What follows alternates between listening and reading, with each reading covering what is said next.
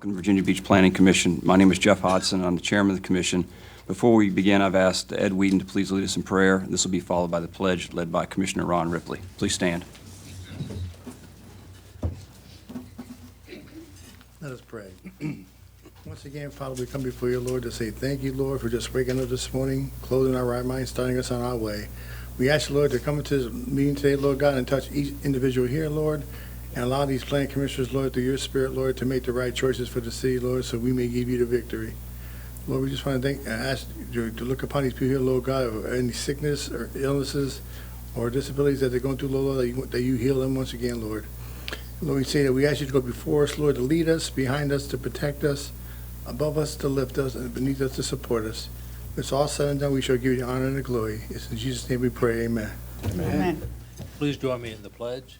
Pledge allegiance to the flag of the United States of America and to the republic for which it stands, one nation, under God, indivisible, with liberty and justice for all. Thank you, Mr. Whedon, for the prayer, and Mr. Ripley for the pledge. Next, I've asked Commissioner David Weiner to please introduce the members. Thank you, Mr. Hodson. Sitting on the far side is Bill McCulley. Bill is our city attorney. Sitting next to Bill is Jack Wall. Jack is a civil engineer, and he represents the Rose Hall District. Sitting next to Jack is Dr. Karen Beersley Kwanzi. She is a professor of literature and cultural studies, and she represents the Princess Anne District. Next to Dr. Karen is Don Horsley. Don is a farmer, and he is at large. Next is Ron Ripley. Ron is in real estate management, and he is at large. Next to Ron is Jan Ruzinski. Jan is the secretary of the Planning Commission. She's in property management, and she represents the Centerville District. Next is Jeff Hodson. Jeff is the chairman of the Planning Commission. He is in real estate management, and he represents the Beach District. Next is Bob Thornton. Bob is in commercial real estate. He is the vice chairman of the Planning Commission, and he represents the Lynn Haven District. Next is Dee Oliver. Dee is a funeral director, and she is at large. Next is Mike Inman. Mike is an attorney, and he is also at large. My name is David Weiner. I'm in commercial sales, and I represent the Kempsville District. Sitting next to me is Dave Redmond. He is in commercial real estate, and he represents the Bayside District. And next is Barry Frankenfield, who is the Director of Planning. And Mr. Frankenfield, would you introduce your staff, please? Thank you very much. He's just coming up in highlighter yellow today. In case you have any questions on this meeting, he can highlight them for you. All right, so on the planning bench over here, we have Stephen White, Kevin Kemp, Carolyn Smith, Jimmy McNamara. In the back row, we have intern for the summer, Emily Bazemore. If I could, I'd just like to point out that Karen Lasley is noticeably absent today. She is retiring in the next week. In her absence, Kevin Kemp will take over as zoning administrator, and Carolyn Smith will take over as chief of current planning. So if you have any questions on zoning or current planning, to them, not to me. No, I'm just kidding. So they were doing a great job, and we're looking forward to them, in the meantime, standing in and following through with Karen's legacy. Thanks, David, and thanks, Barry. Mr. Whedon has asked that if you did come and are planning to speak either for or opposition, if you have not signed up, please see him as soon as you can. The next order of business is the explanation of the rules we use to govern this meeting. I've asked Jan Ruzinski to please explain those. Thank you, Chairman Hodgson. The Virginia Beach Planning Commission takes pride in being fair and courteous to all parties in attendance. It is important that all involved understand how the Commission normally conducts its meetings. It's equally important that everyone treat each other and the members of this Commission with respect and civility. The Commission requests that if you have a cell phone to please silence it or turn it off at this time. This is an abbreviated explanation of the rules. A complete set of the rules can be found in the front of the Planning Commission agenda for today. Following is order of business for this public hearing. Withdrawals and deferrals. The chairman will ask if there's any item on the agenda that needs to be withdrawn or deferred. Consideration of these requests will be made first. Consent agenda. The second order of business is the consideration of the consent agenda, which are those items in which the Planning Commission believes are unopposed and have favorable staff recommendation. Regular agenda. The Commission will then proceed with the remaining items on the agenda. Please note that actions taken by the Commission today are in the form of a recommendation to the Virginia Beach City Council and that final approval or disapproval of any item is made by City Council. The Commission thanks you for your attendance. We hope that your experience here today leaves you feeling that you've been heard and treated fairly. Thank you very much. Thanks, Jan. As Barry said, we were trying to hoping to get Karen in here today. This is would have been her last meeting with the Planning Commission, and she has put in, I believe, 30 years of service to the city of Virginia Beach. And we've really appreciated working with her, or at least I have, over the last 5 years, and I speak for everybody up here. She's been fantastic. Wish she'd been here to say, so we could say thank you to her, but we wish her the best in her retirement. The next order of business is those items to be withdrawn or deferred. If you have an item to be either withdrawn or deferred, if you'd please come forward. It's been brought to my attention that agenda item D3 is being deferred. Is there any objection to this item being deferred? And I believe that is the only item being deferred. Do I have a motion on the deferred item? Mr. Chairman, I would move that item D3 be deferred indefinitely. Motion made by Vice Chairman Thornton. Mr. Whedon, as there's I'll second seconded by Jan Brzezinski. Mr. Whedon, we're ready to vote.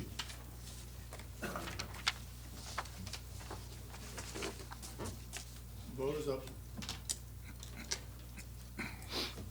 The vote is 11-0. The Commission has deferred item D3 indefinitely.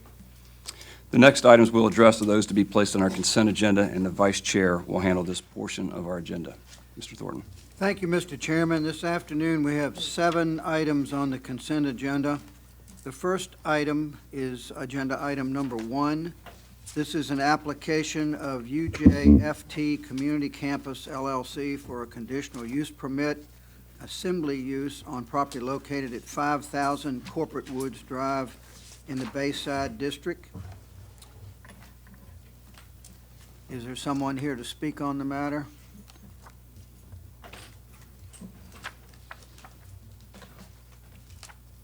Good afternoon. Please state your name for the record.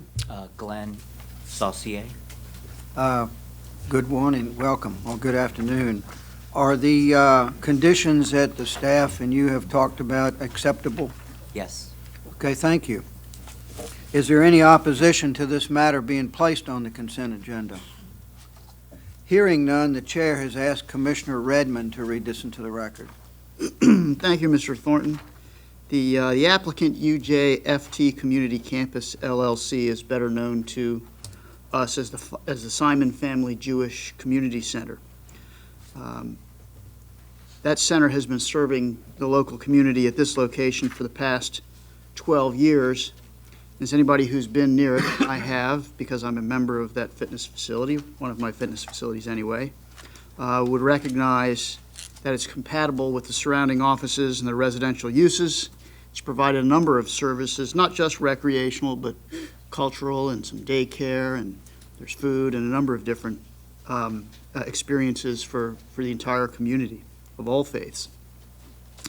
The applicant proposes, the gist of this application for the conditional use permit is to add 2 storage buildings at the rear of the site. The buildings will be installed over top of 2 existing tennis courts, which are out of sight from the right-of-way.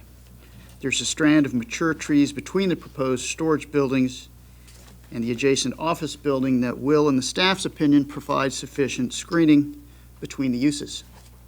Given the location and the size of the storage buildings, staff does not anticipate any adverse impacts on the adjacent properties. The staff has therefore recommended that it be approved, and concurring in the staff's opinion, we place it on the consent agenda. Thank you, Mr. Thornton. Thank you. The next item is item number 2. This is an application of Tony Mitchell for a conditional use permit for family daycare home on property located at 4441 Crow Wing Drive in the Princess Anne District. Is there someone here to speak on this matter?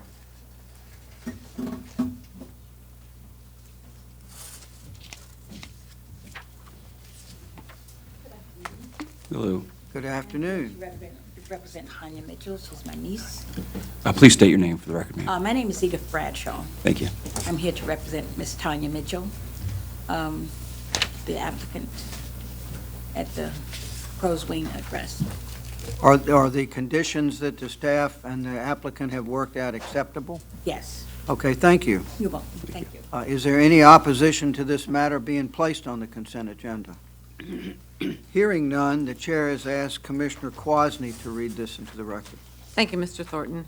This is a request for conditional use permit in the Princess Anne District for a family daycare center for up to 12 children within a single-family dwelling located on approximately 11,000 square foot parcel on a cul-de-sac in the Hillcrest Farms subdivision. The property has a large backyard for the children to play. Drop-off and pickup is going to be staggered on a staggered schedule, and there's ample parking in the existing driveway. The hours of operation will be from 6 to 6, Monday through Friday. It's consistent with the comprehensive plans designations for the suburban area, and because of this, staff deems the request appropriate, and the Planning Commission places it on the consent agenda. Thank you. The next item is item number 5. This is an application of Walmart number 1688 for a conditional use permit for bulk storage yard on property located at 657 Phoenix. It's in the Beach District. Is there a representative here to speak on this matter? Is there any opposition to this matter being placed on the consent agenda? Hearing none, the chairman has asked Commissioner Inman to read this into the record. Thank you, Mr. Thornton. This Walmart is the one located in the Lynn Haven area. It's been there for many years. It's a large Walmart facility. It's in the B2 Community Business District. This is a request for a use permit for the bulk storage yard for seasonal outdoor storage of lawn and garden care merchandise.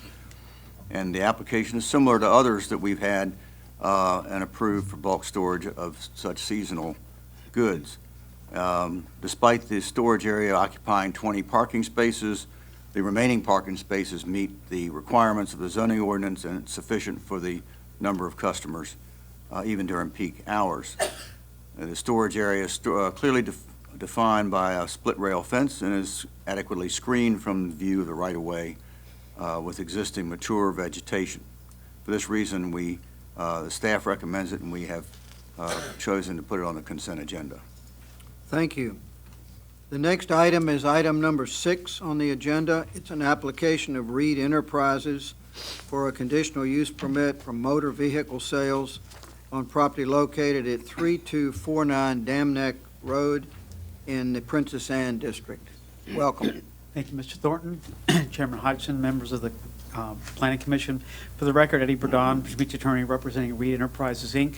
I want to thank Carolyn Smith for her work on this application. All 3 conditions as recommended by the staff in their write-up are acceptable to the client. We greatly appreciate the Commission putting us on the consent agenda. Thank you. Thank you. Any opposition to this matter being placed on the consent agenda? Hearing none, the chairman has asked Commissioner Oliver to read this into the record. Thank you, Commissioner Thornton. This is a request for a conditional use permit located at 3249 Dam Neck Road.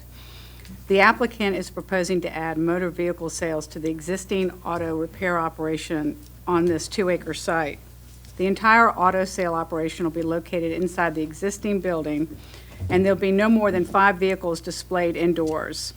And most of the sales generated will be through internet marketing. There'll be no outdoor display proposed, as all vehicles will be within the showroom. No changes to the building are proposed with this request, and the hours of operation are going to coincide with the existing car repair hours. The staff is recommending this application for approval, and therefore the Planning Commission has put it on the consent agenda. Thank you. The next item on the consent agenda is item number 7. This is an application of Christian Brothers Automotive Corporation for a conditional use permit for automotive repair garage on property located at the corner of Holland and Warwick in the Rose Hall District. Is there an applicant or representative to speak for this matter? Afternoon, Commissioners. My name is Jonathan Wakefield. I'm the New Store Development Director for Christian Brothers Automotive, Houston, Texas. Thank you, sir. Are the conditions that the staff and you have worked out acceptable? Yes, sir, absolutely. Thank you. Sir, thanks. Any opposition to this matter being placed on the consent agenda? Hearing none, the chair has asked Commissioner Wall to read this into the record. Thank you, Mr. Thornton. This is conditional use permit for an automobile repair garage on Holland Road.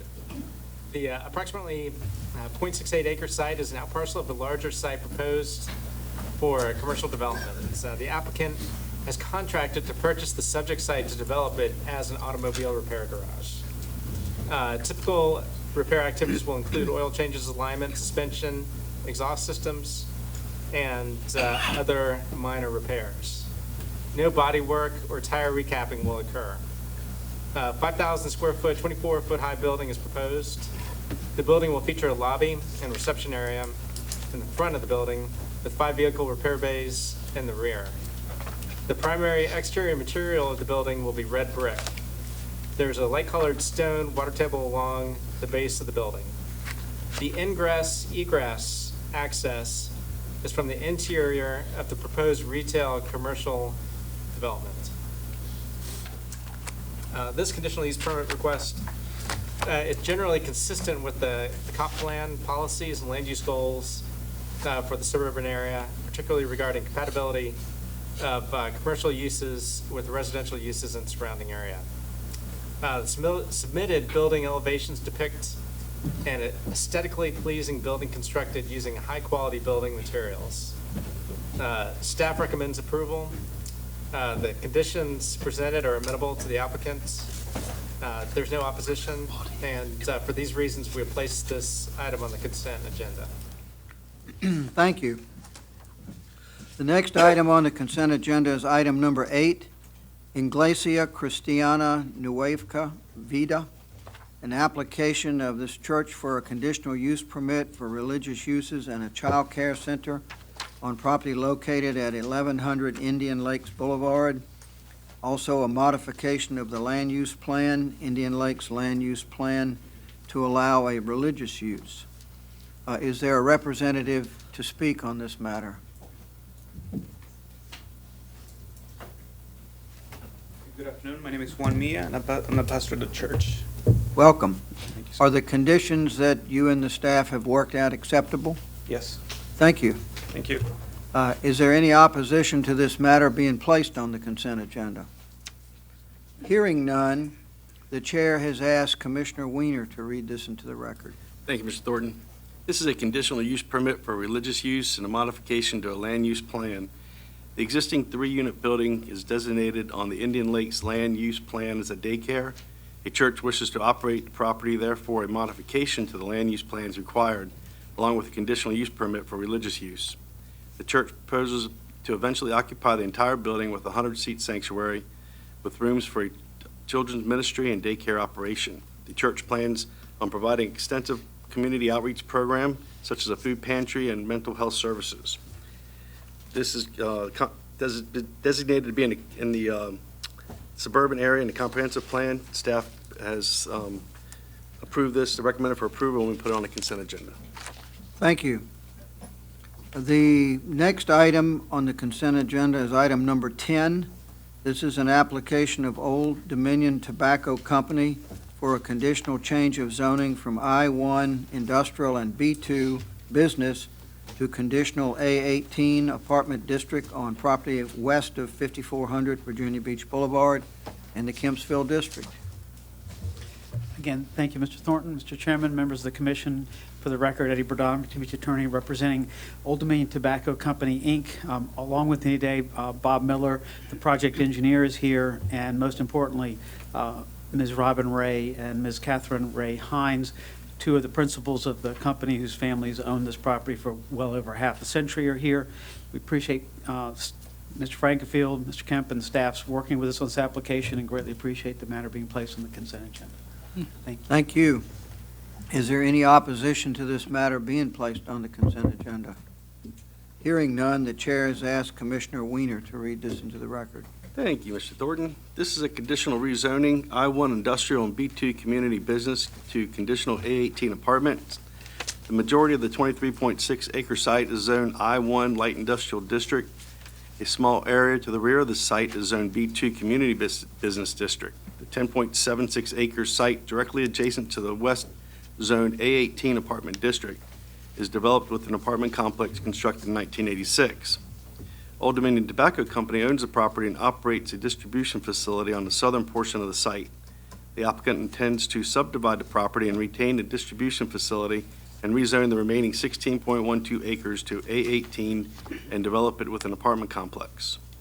The request of the conditional zoning, change of zoning to conditional A18 apartment district will allow the site to be developed with a 282-unit apartment complex with density of 17.49 units per acre. This is designated to be in the suburban area. Staff has recommended approval, and we put it on the consent agenda. Thank you. Mr. Chairman, that was the last item on the consent agenda. I would like to move to approve consent agenda items number 1, 2, 5, 6, 7, 8, and 10. Motion made by Vice Chairman Thornton. Is there a second? Second. Second by Commissioner Horsley. Mr. Whedon, we're ready to vote. Vote is open. Vote 11-0. The commission has approved items 1, 2, 5, 6, 7, 8, 10 for consent. I'd like to thank all the applicants who had a matter on the consent agenda for attending today's hearing. These items will now be scheduled for hearing on the City Council agenda. We'll now address the remaining matters on our agenda. But before we begin, it looks like we may have a number of speakers today, so I would ask that you please adhere to the 3-minute time limit. When you see the yellow light start to flash, that means you kind of need to start wrapping up your comments, and when the red light comes on, that means the end of your 3 minutes. So I appreciate everybody working with us on that. Jan, if you'd please call the first item. Okay, the first item is agenda item number 3, Estella Argulabera Lane, an application for a conditional use permit for family home daycare on property located at 1425 Glenwood Links Lane, District 1, Centerville. Can you please state your name for the record? Yes, my name is Estella Guraberi. May I speak closer to the mic, please? My name is Estella Guraberi. Thank you. Okay, and can you explain a little bit about your application and what you're looking for? I'm looking for getting the license with social service and the zoning. I've been doing daycare for 25 years. I've been living in my house for 14 years, and I've been doing daycare in my house for 14 years. Okay. Are there any questions for Ms. Aguaberry? Am I close? Aguaberry? Guraberi. I was close. Any questions? Thank you, ma'am. Okay, we have one speaker in opposition, and that is Stephen Clifford.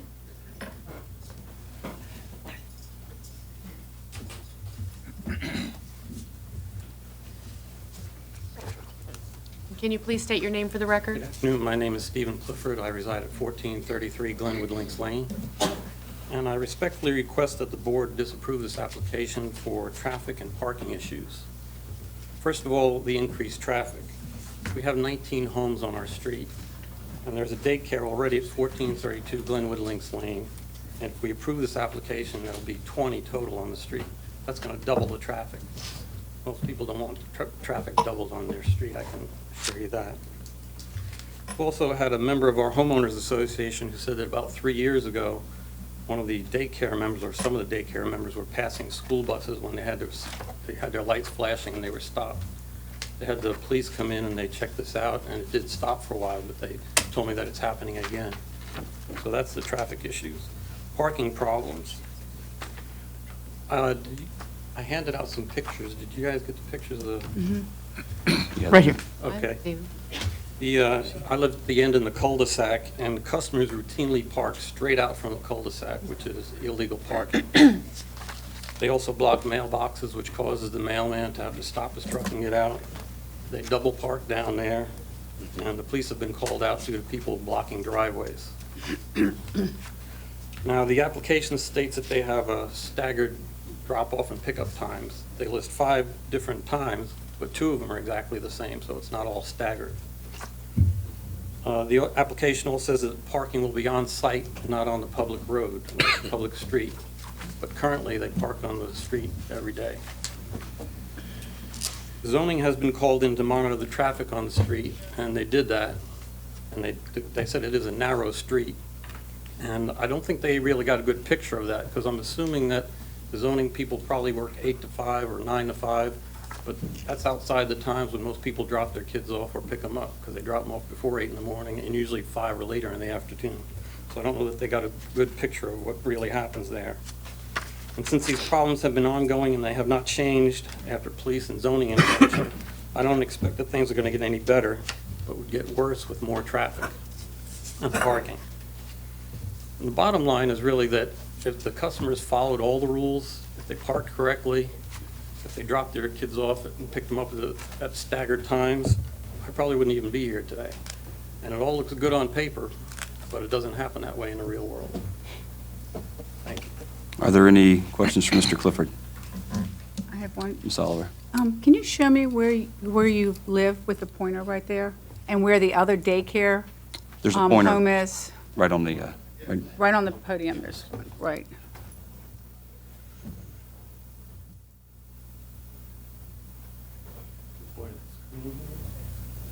Does it not work? our battery's dead again. There we go. Okay, I live right here, Uh-huh. and there's a daycare here, and this is the other one. So most of the problems happen right in here. Okay. Thank you. Anybody else have any questions for Mr. Clifford? Thank you, sir. Okay, our next speaker in opposition is Jason Becker. Afternoon, Commissioners. If you'll please state your name for the record. Jason Becker. I'm a homeowner at 1436 Glenwood Links Lane, 3 houses down from the daycare provider in question here, and I'm opposing this conditional use permit. So let me start by saying thank you to the Commission for letting us speak on this important subject, and Mr. McNamara for putting together the package. There's a lot of information involved here. Taken individually, this request would pose a medium-level burden on the houses in the area as indicated by the traffic impact statement, an increase of 10 daily trips up to 36 daily trips. But this increase is actually in addition to the other day, the April 2013 conditional use permit that was provided to 1432 Glenwood Links Lane that was previously pointed out, that increased the child limit to 12. So although the daily trips impact is not listed on that package, which I have here from 2013, they didn't go to the detail that Mr. McNamara has now. 12 children presents a significant burden for traffic and parking in the area. At least one police report has been filed for a disturbance due to parking issues in that cul-de-sac. I'm the house at the very end next to Mr. Clifford, very back of the cul-de-sac there. After traffic parking is a significant issue, the background summary states that there's 4 driveway parking spots as well as street parking, but again, the recommended condition correctly indicates that there shall be no street parking for customers or employees. The daycare provider plus 1 employee would use up 2 of those spots, limiting available parking. There's already an active daycare serving at least 8 children with at least 1 employee and has been for at least the last few years. Parking has been an issue in the past involving disturbances with the neighbor across the street resulting in police involvement. This continued with a bit of a tit for tat with the neighbors, doing burnouts in the cul-de-sac just to kind of show their displeasure. And then coincidentally, the daycare provider's son is a firefighter, and then a fire truck came into the cul-de-sac and started blaring its sirens and lights and everything for a little while. It was like a bit of a tit for tat on their displeasure. It was embarrassing, it was a disturbance, and it's kind of creating a problem. And this all stemmed from parking from the daycare. This is a small cul-de-sac that really can't safely support this much traffic. There's no sidewalks down either side of the street either. I'm not sure if that's illustrated in any of the photographs, but there are a lot of small children, including my 2 toddlers. I have 2 teenagers and 2 toddlers in my home, and if you're going to go for a walk in the evenings, it typically presents a challenge. It's not just the increase in traffic and parking, though, but the reactions of the customers when they're asked not to block a driveway or a mailbox. They're extremely rude, dismissive, and sometimes angry. The daycare providers, instead of being apologetic for the burden and inconvenience that they are to their neighbors, they feel that their business is being impacted and their business is being affected. I took a snapshot of the pickup times in the afternoon, showing the number of children, the times that they're coming, and where they're parking. There was 1 out of 5 cars that parked in the driveway. The rest were all parked in the street, one of which was parked illegally facing the wrong direction on the wrong side of the street there. I'm out of time, but I also have photographs showing from my house the traffic from the daycare provider on the left, just a quick snapshot, as well as all the pickups from yesterday afternoon. You can pass those around if you'd like. You can. Thank you, Commissioner. This first batch, sir, is from my house for the primarily daycare on my left, and these are all the pickups from. You need to get, you need to speak in front of the mic when you answer like that. So the first group of photographs, the smaller group there is predominantly traffic from the daycare on the left of my house. They have a 12-child limit. I just took a few photographs to show some of the violations where they park in front of the mailbox. There's a mailman that had to pull into my driveway to deliver mail. There's additionally parking in front of the driveway you can't back out. My neighbor was unable to back out for her medical appointment one day and had to cancel that appointment. This has been a recurring issue. And then the second batch of larger photographs were just the pickups from purely yesterday afternoon. I had those developed at Walgreens today. And just showing the pickups, people, they pick up their child and then drive around the cul-de-sac because they're not pulling into the driveway. So it's additional traffic through that cul-de-sac as well. Any questions for Mr. Becker? I have a question.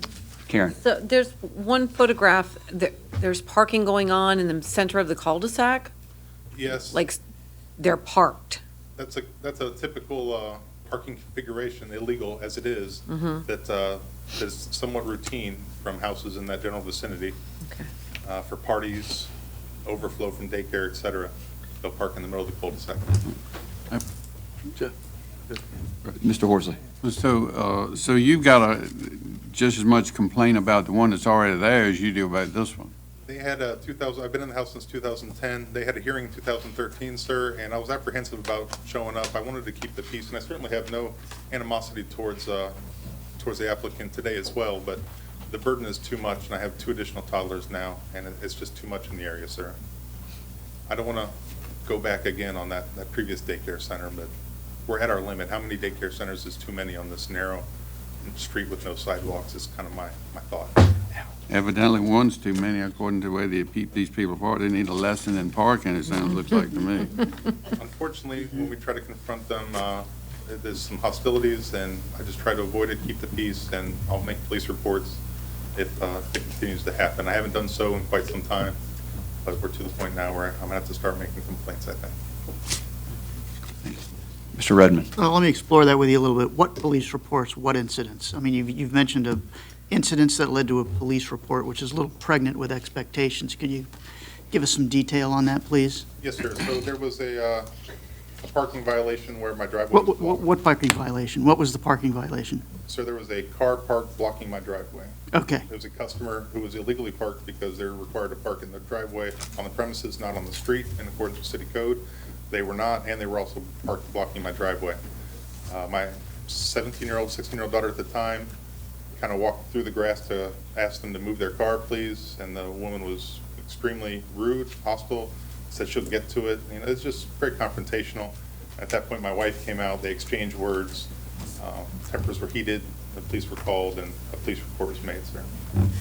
That was for the police report for that particular daycare, and the daycare in question also had a parking incident where police were called as well. So you called the police, is what you're telling me? Sir? That you called the police based on someone blocking your driveway? I did not, sir. I believe there was a heated argument, and the daycare provider may have called the police at that point, sir. The daycare provider called the police? I believe so, but I can't say for certain. I did not. Okay, thank you. Mr. Weiner? The picture of the cars parked in the cul-de-sac in the middle, that doesn't look like those cars are going to the existing daycare now, not the one, the application in front of us. No, sir, so that's from my house in the rear of the cul-de-sac looking down the street. So that parking in the rear, it could be either one. I'm not particularly sure, but So if that's it's in the middle in case, between both. That's 5 or 6 lots, 4 lots away from walking to the daycare. It's a long walk. Oh, no, sir, it's right there. R10 there illustrated. Parked right in the middle of that cul-de-sac. Any other questions for Mr. Becker? I've got. Mr. Wall? How long would you say that those cars are actually there? Because it's pickup drop-off.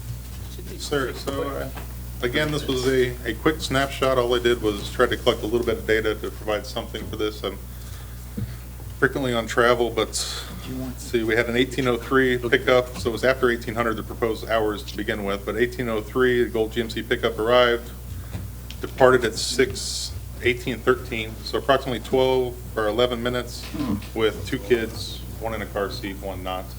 Different matter. So roughly 12 minutes, but that can go anywhere to 20, 30 minutes, depending how much discussion. The first picture was 4:12. They were already there, standing in the street. The pictures of the children standing in the street with the mothers, they were there for at least a good 20, 25 minutes. I didn't catch their arrival time. Sir. Mr. Thornton? Are these pictures you're showing us are related to this lady's daycare operation? Yes, sir. Not the other ones that are open on that street? Yes, sir. The larger group second group of photos there is all the arrivals, pickups of her daycare. Of this application? I believe so, sir. Okay, how do the other daycare centers in that cul-de-sac deal with their traffic? Are they? Not well, sir. Not well. No, sir. So it really is a problem in the cul-de-sac with the daycare centers. Both of them, yes, sir. I don't want to use the word universally, but it's creating a traffic issue. Yes, sir. All of it. Yes, sir. Okay, thank you. Anybody else? Thank you, sir. Thank you, sir. Okay, Ms. Aguilera, would you like to come forward and have any rebuttal comments? As they didn't say anything that it was true, but I don't know the name of both of those sirs. They're not neighborly because they didn't come to my house and knock on the door and said, how many kids you gonna babysit? I only gonna babysit 5 kids to my daycare, okay? They're having issues when the other lady they're doing daycare. I'm friend with her, okay? The issue with the police that he was talking about, his wife hit one of my friend's parent. That's what he was talking about. I'm not coming here to throw dirt in them or nothing like that, but it's not fair that all the issues that they had with my friend, they're throwing on top of me. I only asked permission for 8 kids, but 3 of those kids are my grandkids. That one day they live with me and the next day they sleep with the father's house, okay? Only 5 kids. Why didn't come and knock on my door and say, listen, how many kids are you gonna do daycare for? They never did. They never show up. They just show up in here. But I'm kind of upset that they're putting all my friend from the 12 kids that he's talking about, that they're throwing on top of me. My parents, like you said, they go in front of my house and they pick the kids in front of my house. They didn't go in front of my friend that she do daycare and pick the kids because it's a long walk for little kids. The older kid that I got is 3 years old. You think that a parent gonna park all the way what they live by and go to my house to pick the kids? I don't think it's fair. I will get my blame for stuff that it will be true. But if it's not true, please don't put them on top of me. That's the only thing I have to say. Ms. Oliver? How many children do you have in your daycare now? 5. So you are operational now? Yes. I've been doing daycare for 15 years that I'm living in the house. And you now want to have 8 children, is that correct? No. You've been running a daycare now for... The only reason that I'm doing all this, is because social service changed for 4 kids. And you're gonna have your grandkids with you. Then I asked for 8 to stay with my grandkids. Not because I wanna bring somebody else to my house, no. It's just I wanna keep with my grandkids. Yeah, I can But- provide a little more clarity on this. Family daycare home, by right, you used to be able to have 5 children, not exceeding 7 with relatives that recently changed to 4 children. So because of that, to get relicensed with social services, she needs a use permit for that additional child. That's the only reason I'm doing it. I'm not doing it for get 12 kids or nothing like that. It's the same, come pick the kids, and they go home and cook and deal with the kids.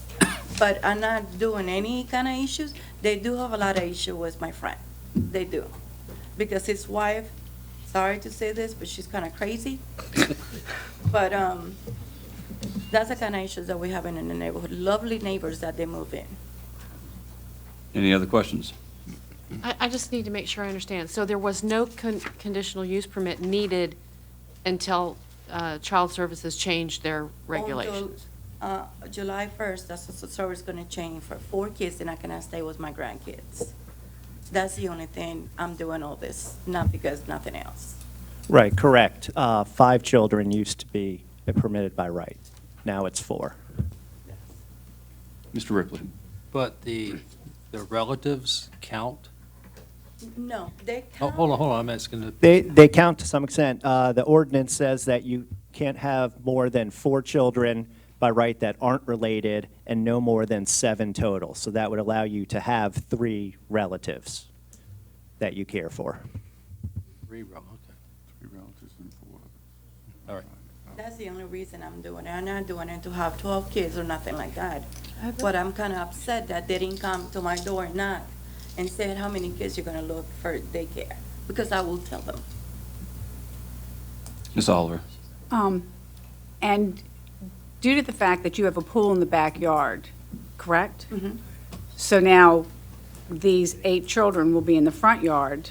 Well, my older grandkids, he's going to be 9. He go to school all day long. But the kids play in the front of the house. I remove the toys back, and I put it back in the pool in the backyard, because social service told me that I cannot use the pool because it's a really big pool. Then I got a private lock in my door that only adults can touch it. If they get in top of a chair or something, they cannot open my door at all. And you, again, tell me one more time, you have 5 children there right now? I got 5 And so, children. and we want to go to 8. So now we're going to have 8 children in the front yard To be playing. involved with my grandkids. Right. That is family member. Thank you. And they always play there, means they play there with all the neighbors' kids. Okay.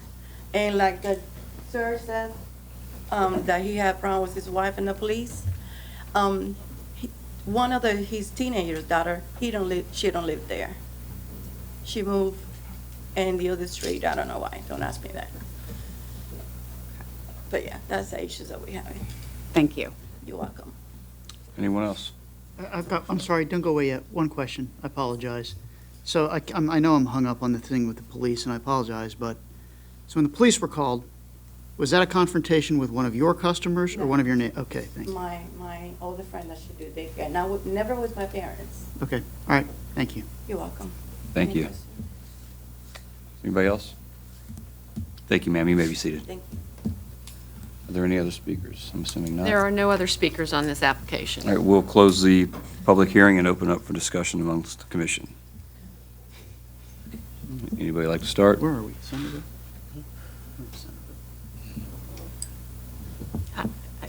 I will, I guess, because this is my district. Ms. Rosinski. I'm sort of perplexed on this whole thing.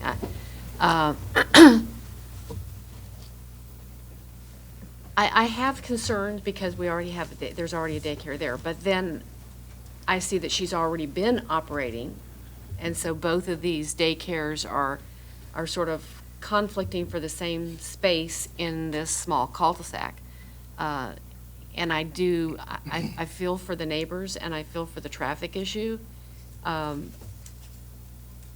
I'm not sure that I feel like that we need to put all of that burden on her, since that's not all coming from her.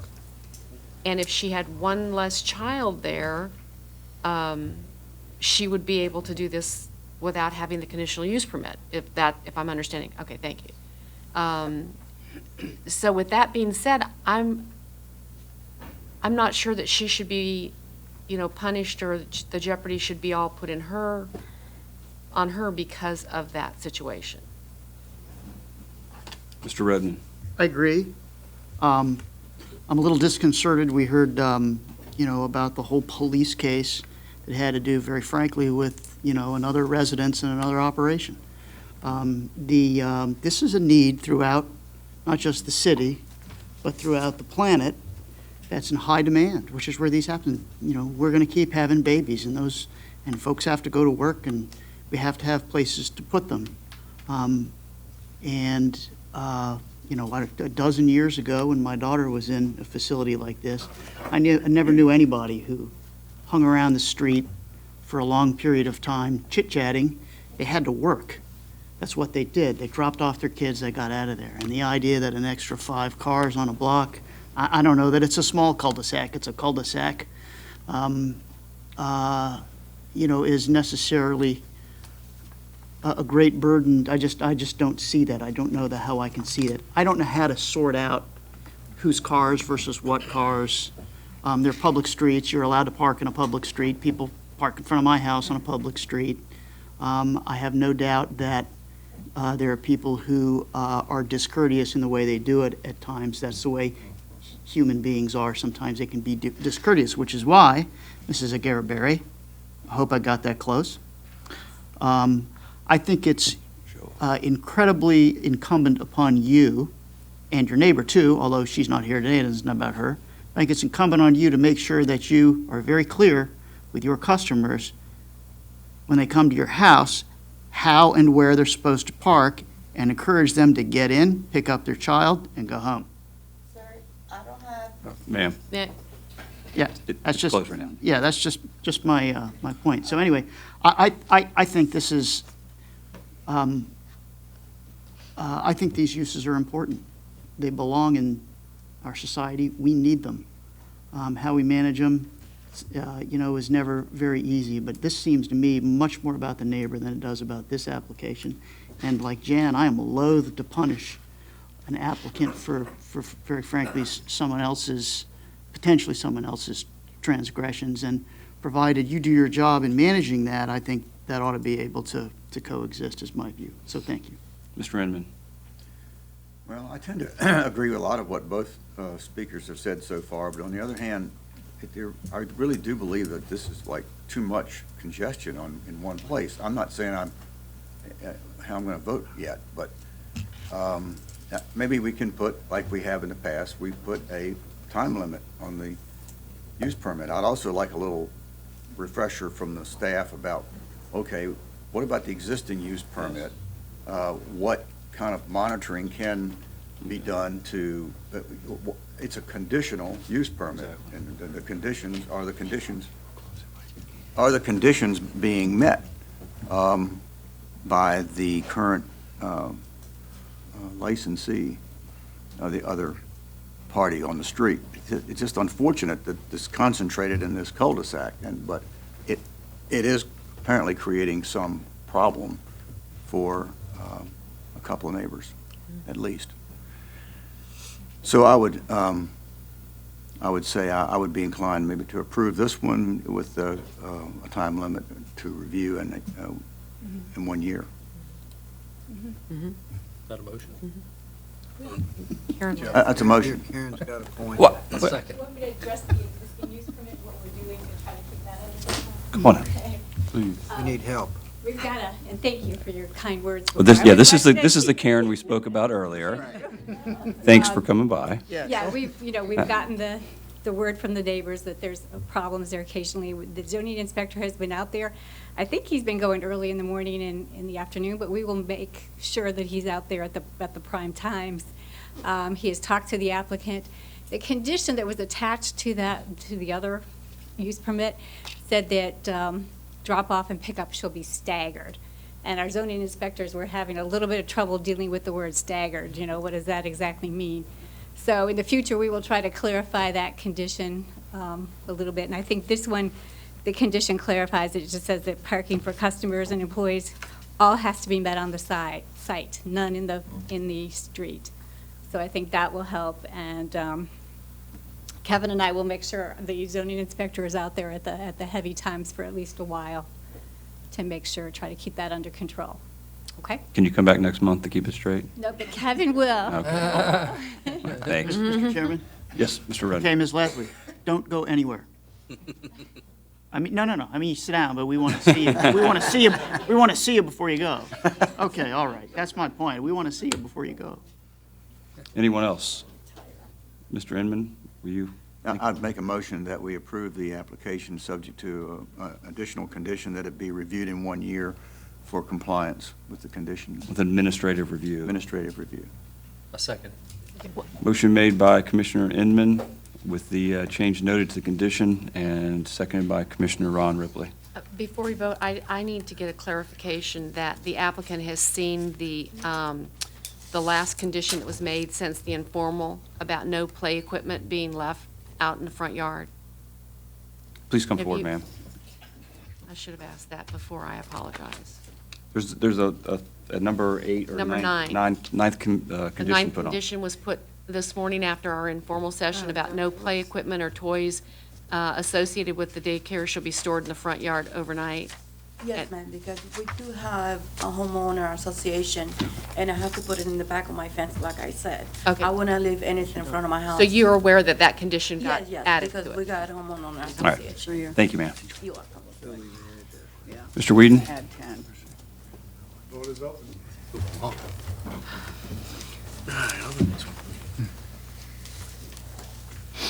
right, vote on 11-0, the commission has approved the application of Southern Agudera Lane for approval with the administrative approval after 1 year. Would you please call the next agenda item? No, let's get Ms. Lasley up here for a second. Oh. I'd like to see Ms. Lasley. Ms. Lasley? No, too bad. No, no, no. I'm going to miss you. I've known you for 10 years, and you've always been helpful. In addition to being smart, highly professional, and capable, and all those things that everybody else does, you've always been personally kind to me, and you've been excellent with us. And I want you to know I appreciate that. Thank you, I appreciate Yep. that. Have a great Thank you. retirement. And especially Don Horsley, who was on the planning commission when I started 30 years ago. He gets the last word. Congratulations. Most of us couldn't vote, but, you know. Thank you all. Congratulations, Yeah. and enjoy your retirement. Thanks, I would Karen. just like to echo, Karen beat me to it, but she came to work here when I first came on the planning commission in 1986, and we've had a long working relationship, and Dave said, very professional, one of the fairest people that I've ever seen in this situation. She can sit there and not get flustered and just work things out. And the ag community honored her back in March because she has really been a true friend to the industry of agriculture and the rural way of life in the southern end of the city. So we really will miss you, but I think you've been doing a good job breaking some of these other youngsters I was in. going to say, Carolyn and Kevin are going to take you to new heights. I Right. feel real good about leaving things in their hands, so thank you all. Thanks, Karen. Okay, the next item is agenda item number 4, Waller Enterprises LLC, an application for a subdivision variance to section 4.4B and D of the subdivision regulation on property 221 75th Street, District 5, Lynn Haven. Is there a representative for that application here? And if you could please state your name for the record. David Waller, Waller Enterprises. Okay, and can you explain your application, please? I'm requesting subdivision variance for that lot, 221 75th, to build 2 single-family homes. The lot complies to all regulations as far as I know. Site plan pans out with all the setbacks. There was an issue from the civil engineer in reference to a sidewalk affecting possibly the neighbor's house to the south, but we're correcting that. But still fits into all the setbacks and variances. Setbacks. Okay, thank you. Any questions for Mr. Waller? I have one. Mr. Rosinski? What's the reasoning for positioning those 2 houses facing that direction as opposed to facing the easement? So that each lot would have access, would be on the state park. Okay. The rear is the state park, so we wanted both houses to be able to have views of the state park. Okay, thank you. Any questions for Mr. Waller? I've got one. Have you done a study to show what this would look like if they both faced south as opposed No, to sir. facing east? That was never in the plan, so we didn't proceed All with right. that. It, just some of the comments on our van trip, it seems non-intuitive to have them face the way you've got them face, because there's one that's kind of crammed in between the other street and your southernmost property. But I think that was part of our conversation, was why they couldn't face out into that right-of-way or road. That would be, it would be affected by the driveway, the same as this is, just, that's why we have that easement to get to the rear lot. It would still be affected the same way. Thank you. Any other questions? Thank you, sir. Okay, we have 3 speakers. The first one, Mike Murphy.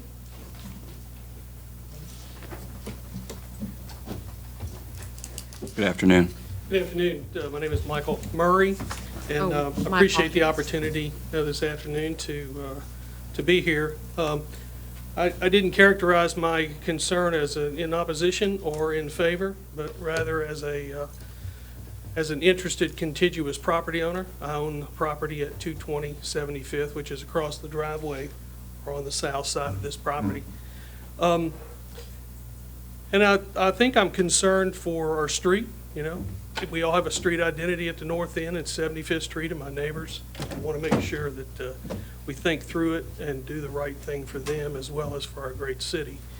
And it's for those reasons that I have a couple questions or a few questions to talk about the proposal as we know it today. One of my chief concerns is the runoff.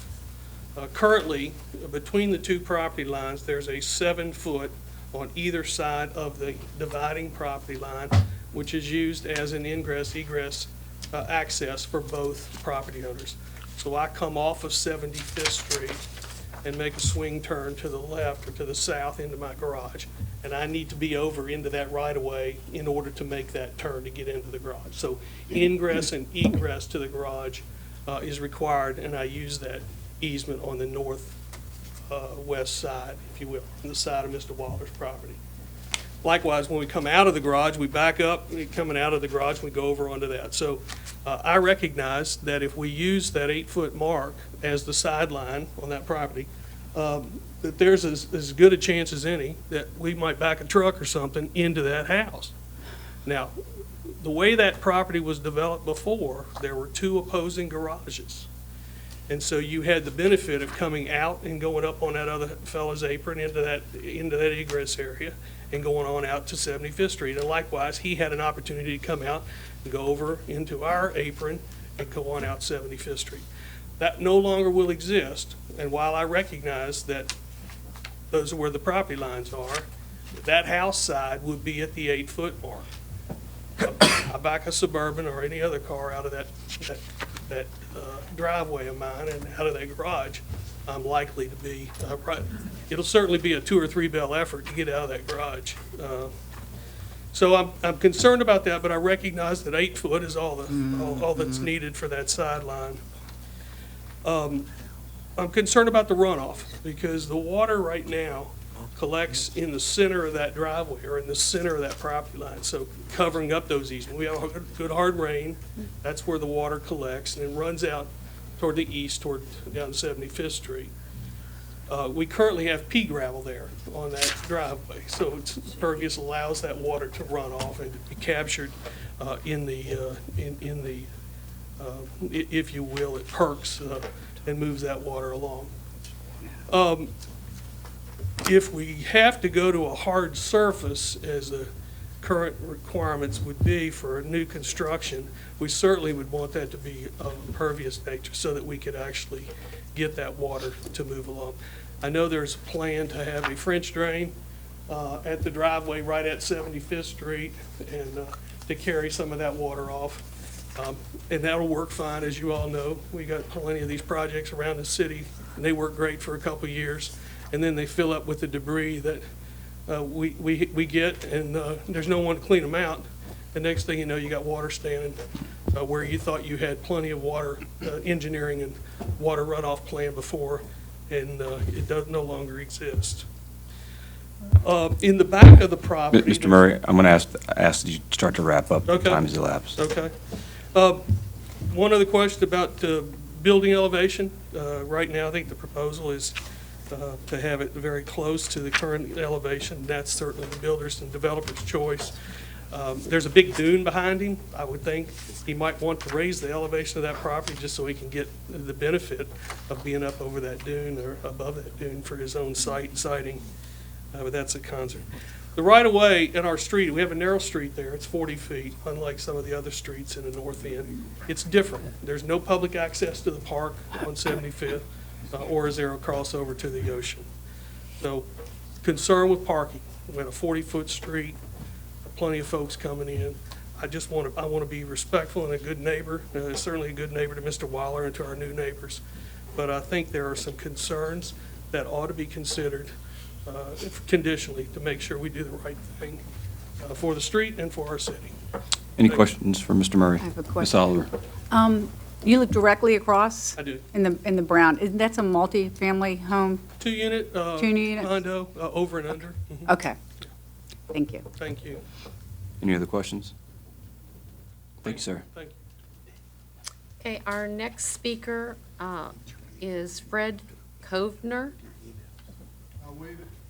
Okay. And our last speaker is Elizabeth Kovner.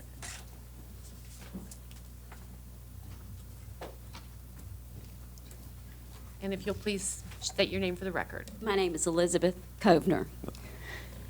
I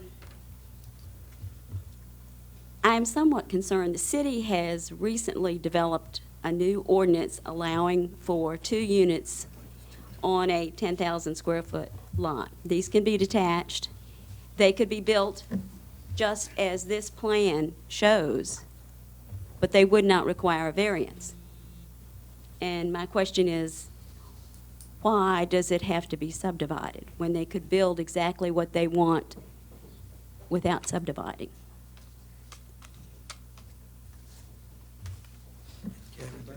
Mr. Kemp? Yeah, just to provide clarity, she is correct in that with the north end overlay.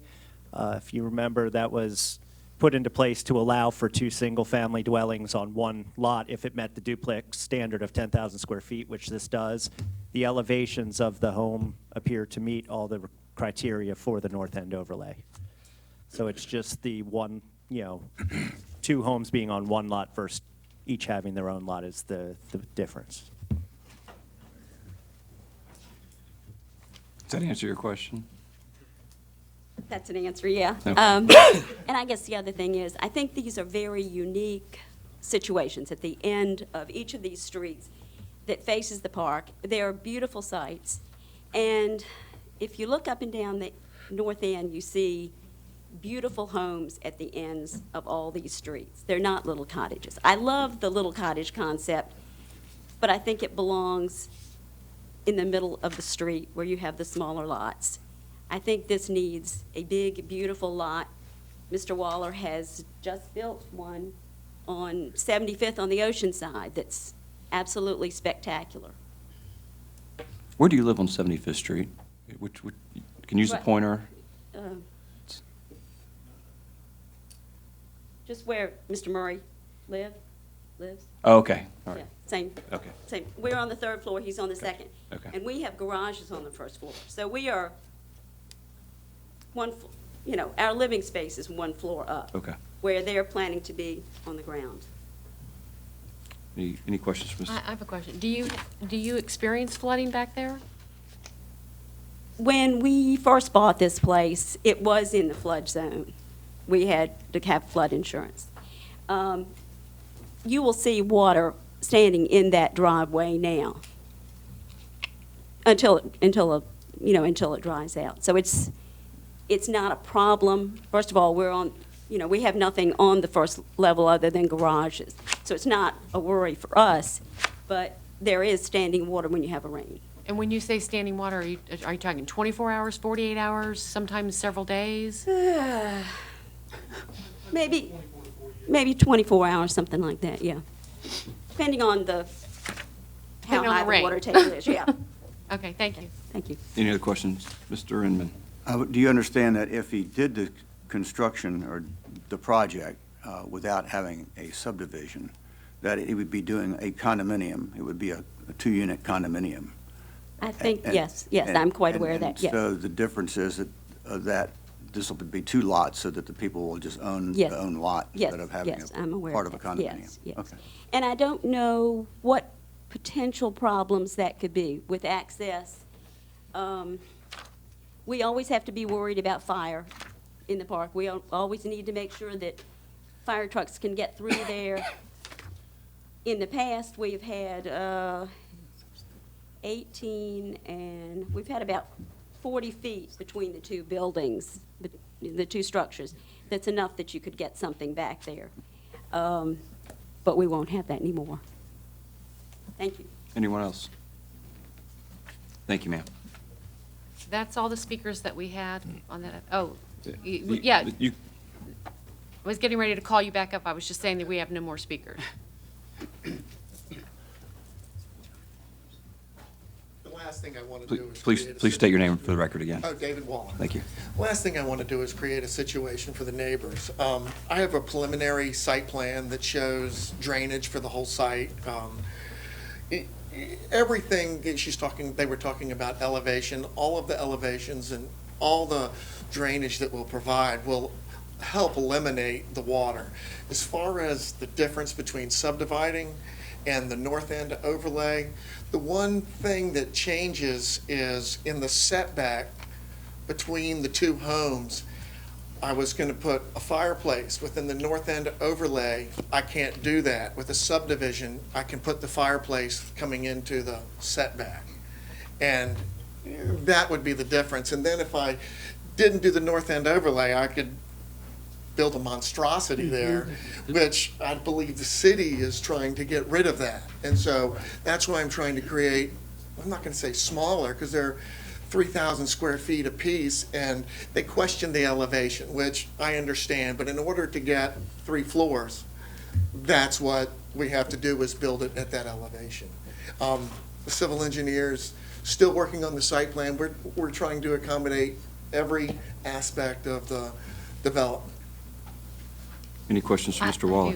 Mr. Rosinski. Have you given consideration to the issue they had with the backing up out of their driveway? Well, I said that in my first session. The sidewalks, in our view, was the issue, and so we're changing the direction of which the sidewalk comes off the house to give them more room.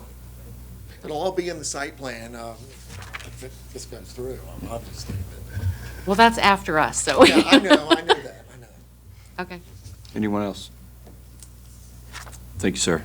Thank you. And that's our last speaker, so we're going to close the public hearing and open up for discussion. Anyone like to start out? I'll start. Mr. Inman. I think this is an appropriate request. I think it accomplishes a goal that we want to see happening, and as demonstrated by the fact that we changed the ordinance last year or so to allow for the 2 units. I think this does it in a practical way. I understand why he'd want both units to back up to the state park, because anybody would probably prefer that. So why not give them both the opportunity to back up to the state park if it can be done that way?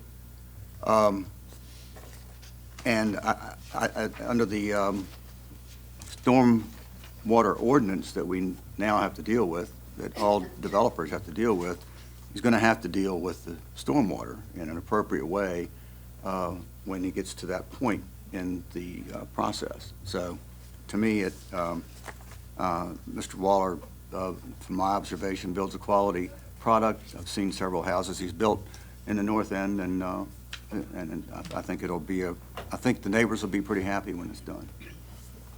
Anyone else?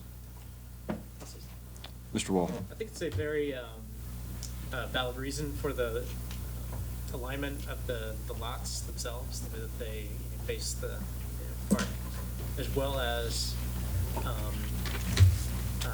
just look at the elevation views. I know that the other homeowners had some concerns about the quality and the cottage feel of those homes, but just looking at these with the curved roof, I mean, it looks like it's going to be a quality product that's going to go into that, potentially into that location. Anybody else? Anyway, Mr. Redmond. Mr. Chairman, I move approval of the application. Motion made by Commissioner Redmond, seconded by Commissioner Inman. Mr. Whedon?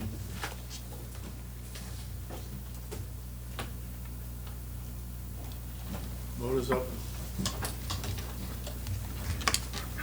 By a vote of 11-0, the commission has approved the application of Wall Enterprises LLC.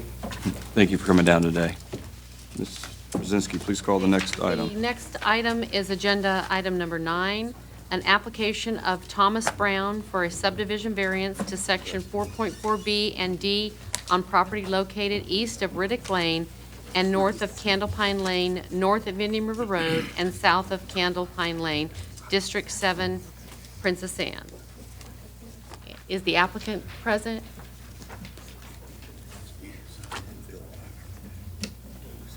Good afternoon. Good afternoon. Good afternoon. Please state your name for the record. Thomas Brown. I'm the owner of Lot K as it exists now, K and K2. And Mr. Wayne Champany, he'll want to speak after me, he's the owner of Lot J. Really what we'd like, really what we'd like to do is take two long, skinny, sort of unattractive lots and make them a much more buildable lot and much more attractive, which I think when the neighbors, we seem to be at odds now, but when they look at it, it's actually going to be much better for all of them.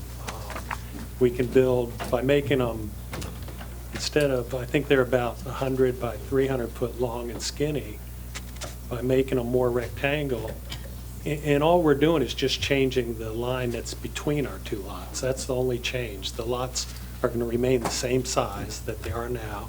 We're just changing the line between them. But by making them more normally shaped, we can build much nicer homes. And one of the neighbors' complaints is we would be taking away the country feel of it. But all three of the three neighbors that I believe are complaining are the ones that live on Candlepine directly across. And their view is directly along to that, across to that long skinny lot. But if we leave it as it is, and he builds at the front of it, basically his side yard and his backyard is going to border that lane where he'll probably want to put up a privacy fence. And so as it exists now, they're going to be looking at the side of a house and a privacy fence, where if we make the lots like we're proposing, we actually can set that, because the lots then will be 200 feet deep instead of 100 foot deep. We can set the houses a good 70 feet back from the road, which will give more of a country feel instead of the house being right up on their road, and eliminate a lot of the fence that they would view. So I think when they're talking about losing their country view, it looks like our plan is actually going to be better in that respect. I remember in the meeting y'all had, an issue was when we change it to the lots we propose, the K1 lot, you were talking about access. Staff wanted us to draw in that easement just in case there were any legal issues that would not allow us to access Candlepine with that back lot. But everything we see legally, because Mr. Campany, his long lot that is on Candlepine was part of that original subdivision where his information shows he has access to Candlepine. So we still have access to Candlepine with one lot, and that's our proposal, is to have still just access to it with the one lot, which is K1, and then J1 would access Riddick, and then I own the other lot, which is K2, would come out on Indian River. Actually, when I first went to him, I proposed, let's widen that road and put a nice court at the end and have all three lots come onto the street that's nice and wide. And to me, it sounded great, but but they like their country feel, and I understand that. They prefer just the small lane. But what we propose now is J1 would go out to Riddick, K1 would access Candlepine, which we believe we have legal access now to do that. And Travis Fox is here. He's a neighbor that is active in the community and a surveyor, which he's very familiar with, deciding, looking over deeds and everything, who has access. And I don't want to speak for him, but his opinion is we definitely have access with one lot to Candlepine. So what we'd like to do is make two great lots, which, if there's any real estate people here, I think will improve the value of the neighborhood and improve. They had spoke about we might diminish their property values, But I propose this will increase their property values. But make the two lots like that, which we can build very nice houses on, set back 70 feet.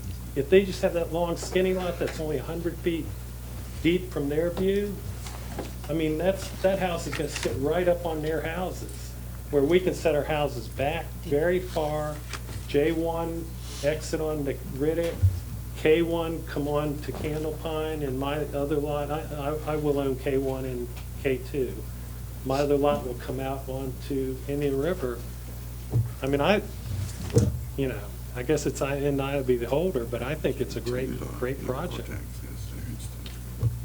Any questions for Mr. Brown? I do. Have you done enough title search to determine on Candle Pine Lane, does existing J1 that runs all the way along there have legal, that right, J?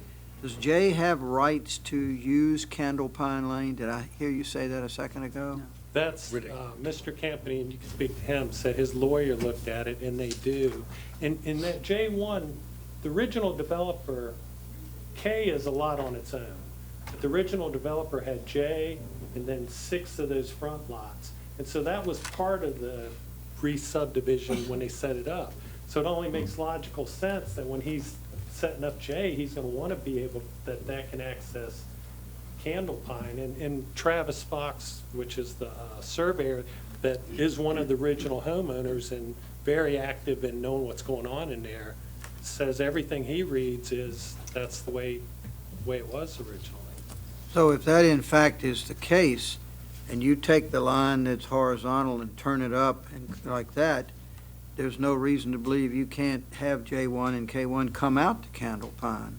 Well, since originally only one had access to Candle Pine, I mean, I would love it if we could do both of them, because I think that, for me, anything in real estate, I'm involved in real estate, anything that makes it look more normal instead of a hodgepodge, a bunch of different little sections, increases your value, makes the neighborhood look better, makes it look better for the city, that I think it would be great if both of those could come out, or even if my third one there could come out. But the neighbors want to stick to the subdivision covenants that only that J1 had access, that only one lot had access. So we said, okay, well, let's do K1 has access. And their concern is traffic on Candle Pine for their children. So I can understand that. If you have 3 more driving down Candle Pine, that's a lot more dangerous situation. So we propose to keep it the same as it is now. Just one of those comes out onto Candle Pine, and we can live with that. One being K1. K1.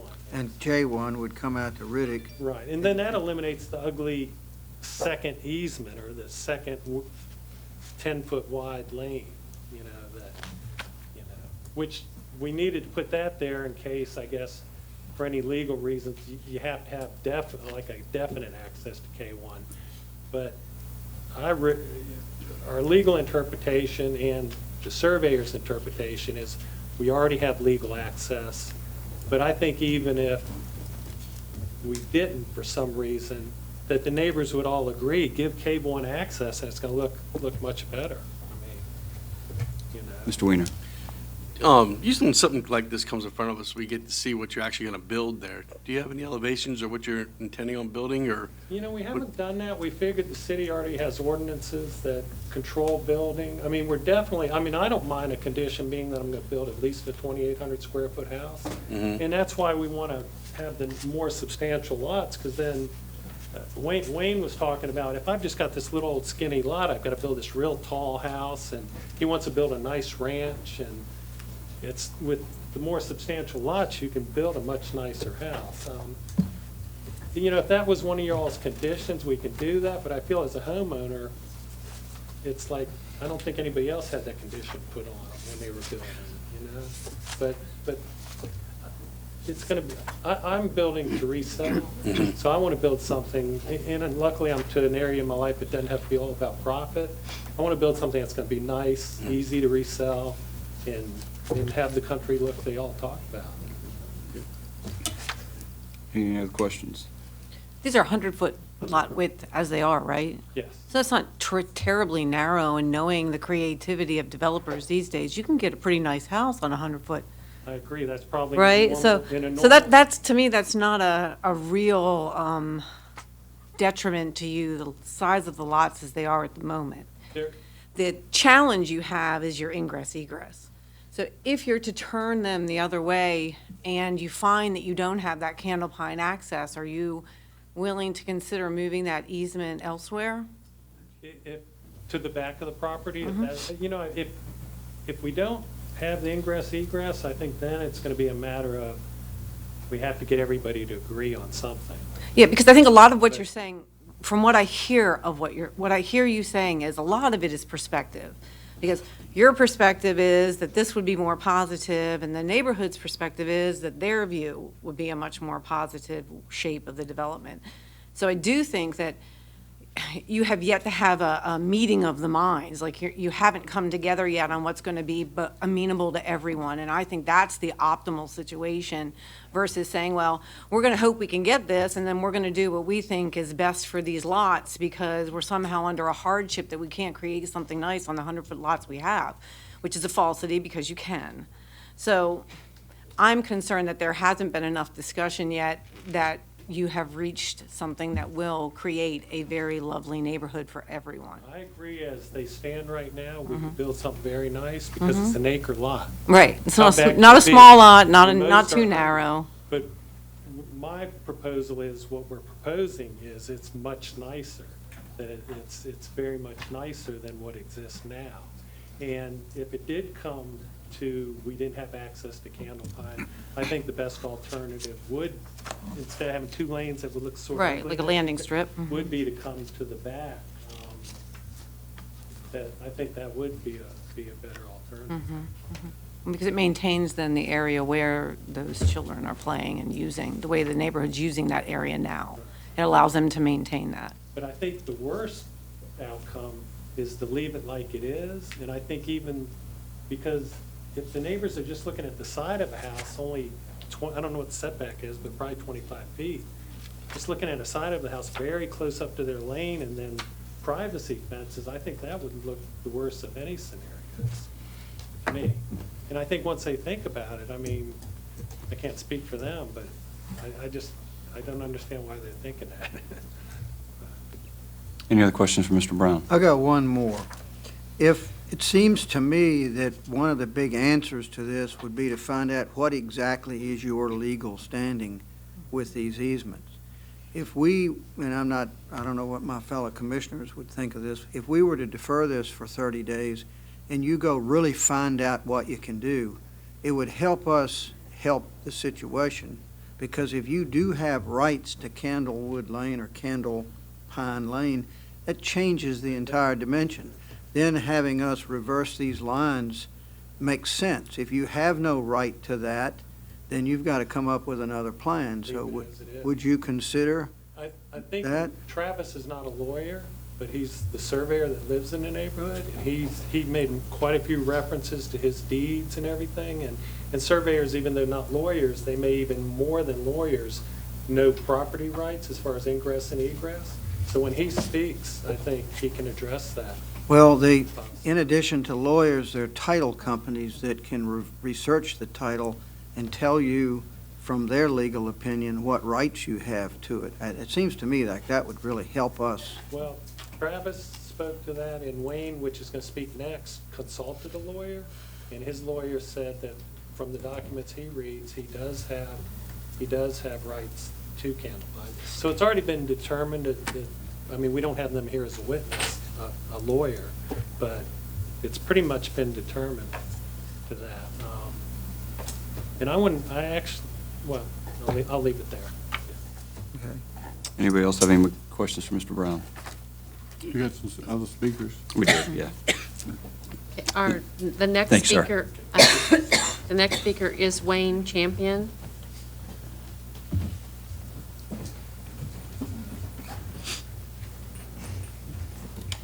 Good afternoon. Good afternoon. I'm Wayne Champney. I'm here talking on behalf of myself and my wife. We're both longtime residents of Virginia Beach. I've lived here for over 40 years. My wife's been here for over 25 years. And this will be our third home ownership experience in this area. We've owned this property now for 5 years. We bought it long before any of these other pieces were developed, and we watched it happen. We've always had the intention of building a house on it. That was our plan from day one. Eventually, we want to get to that point. We understand all the property owners' declarations and covenants. We've also abided by them, and we're not asking to deviate from any of the covenants that are in place. We're currently very limited by the shape of the easements of the property lines as they exist. I know 100 feet sounds like a lot, but we actually went to Stafford and Sons, and I don't know if you know who Stafford and Sons are, but they have some very nice homes in Matthews Green right now that we actually walked inside of, and we fell in love with one that they had there. It was a ranch. I believe it's about 3,000, maybe a little over 3,000 square feet of living area, which is pretty good size for a ranch. But we had Mr. Stafford come out himself and look at our property, and he said he couldn't build his house on our property because of the easements that are already in place. Again, I know 100 feet sounds like a lot, but when you take in consideration the easements that we have to abide by and build within, we only end up with about a 50-foot wide strip that we can put that house in. And we need approximately, I think, if I remember correctly, it was 60 feet minimum to build his ranch. Now, true, we could put a two-story house there, but we don't want to put a two-story house there. I personally am not crazy about a two-story house. I like to take care of my own home, and it's going to be taller. You know, I think if we're trying to maintain a country feel, like I've heard some people talk about, that a ranch-style house is going to be more of a country feel than a two-story house is going to be there. So that's what we'd like to do. The proposed property line would certainly afford us a much better home building option. As you can see, we would be J1, so it would allow us to put our house further back, away from Candle Pine Lane, which would give more room between us and the existing homes.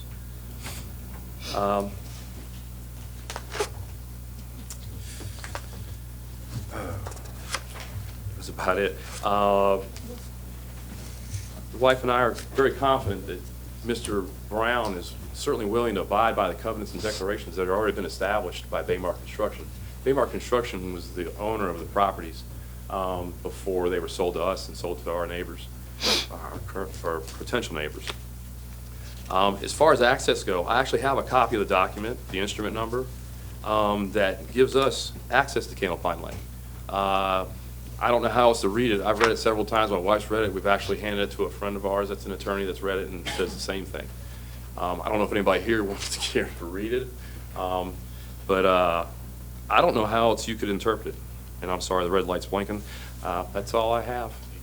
Thank you for your time. Any questions for Mr. Champion? Mr. Horsley. So you want to build your house on J1, and you want your ingress egress to be on Riddick. Is that right? We would like our main ingress and egress to be on Riddick. I'm not really crazy about giving up access to Candle Pine altogether. And in the interest of also, one of the other neighbors' concerns was that our house would be facing their house, that we would be able to look in their front window. Well, they can look in yours too. Right, exactly. But given that idea, I've talked to other people, in the neighborhood. I've talked to everybody in the neighborhood several times. And after talking with them, we've kind of agreed that I don't think we want our house facing his house either, that we would prefer that our house actually faces Riddick, so that the side of our home would be facing Candle Pine, and if that's what they would like to see. All right, so you still want your main access to be on Riddick, and then K1 would be off of Candle Pine. Exactly. How about the K2?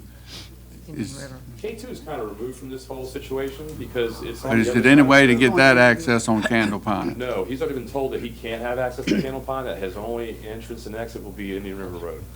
So that other property that he has will not have any traffic up and down Candle Pine.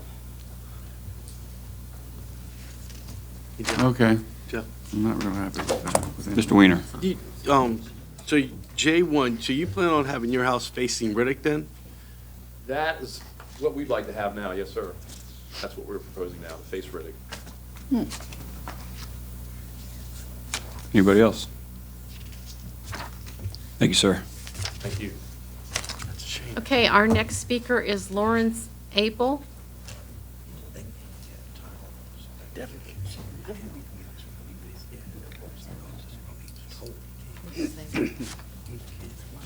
Good afternoon. State your name for the record. Good afternoon. My name is Lawrence Appel. I am a resident in the neighboring West Neck neighborhood, and I'm just here on behalf of neighbors who cannot be present. Looking at the, if I could use the pointer. I'm representing neighbors right here. These are West Neck properties. And I come with only concern over not so much the way the request to change the property lines go, but more along the lines of the drainage issues that we might all face with the development of these homes. And I'm not familiar with codes and regulations. I'm just here to state our concerns over the need perhaps to raise the grade of these properties, and if so, if there are private roadways, and I'm of the assumption that the Pine Road, Candle Pine Road is a private road. I don't know what drainage is there, if there's any runoff plan, or is there anything that would address the drainage issues for the building of these properties? Thank you. Any questions for Mr. Appel? So, maybe just make a statement. Our phase is the land use phase, the next phase of site planning and all that. They really can't build this unless they take care of the drainage. There are state drainage laws, there are regulations, there are rules. And so while we hear what you say about drainage issues, the reality is this can't be done as long as those drainage issues aren't resolved. And I think the planning director can attest to that. That's correct. So they go through a site plan review, and they have to meet all the current drainage requirements, and they can't drain onto anyone else's property. Okay. Thank you. Thanks, sir. Okay, our first speaker in opposition is David Schultz.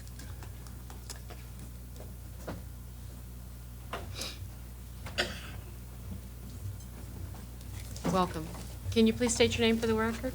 David Schultz. And what, your opposition? I am in opposition, correct. I live at the lot that would be right across from, I live in this lot right here. And I just want to say thanks to Mr. McNamara. He helped me clear up a lot of the issues and concerns that I had on the email, and then the acknowledgement from Mrs. Quasi through the email as well. I've also had good conversations in the front yard with Wayne, who is looking at J1, I think, on the next slide. So the main thing I want to open up with is that these keep changing. So every time we get a proposal or a drawing, it's changing, and just now we've seen a couple of changes, big changes to what the proposal was that we even saw in the email. So overall, I'm confused about what they want to do with these lots. And the other big thing is that, you know, we've invested over $500,000 in the lot that we have, and it's a long, skinny lot. We've got a beautiful home on it. The side loading garage is only 17 foot longer or wider than the lots that they currently have. So the idea that you can't do something nice in a long, skinny lot isn't really, we don't really understand that. And the other thing is perspectives. I think you hit the nail on the head with that one, is that the perspective is that they would like, you know, that you would like to see the vision of the area to look a certain way. And I respect that. I can see that. And my wife and I, we had options to do that all over Virginia Beach. There's plenty of beautiful places to build in Virginia Beach where we could have done just that. But we chose that lot and developed that lot with the builder because of that private road. And so that private road was the point that we looked to build there. So we got the private road. Our kids are on that road. All the children that live on that road are all middle school age or under. And they basically use that space to play. It's open, it's safe, and we like it. So we don't really we understand his perspective, but we don't really have the empathy or it doesn't really resonate with us. So overall, at this stage, we have other issues. The next stage with drainage, I have standing water between K1 and my lot. There's constant standing water that would be a problem if we did build a road there. We had more drainage issues and different runoffs and things that we can talk about in later stages. But right now, the site plan, we oppose a site plan just because we don't want it to change. We built there because we like it that way. We like the private road. We don't think that they can't build something that they want based off the land that they have, and they bought the land that way as it is now. So it isn't like they they didn't know that they weren't going to be able to build what they wanted when they bought the land. So that's really all I had to say. Appreciate your time. Any questions? Ms. I Oliver? have one.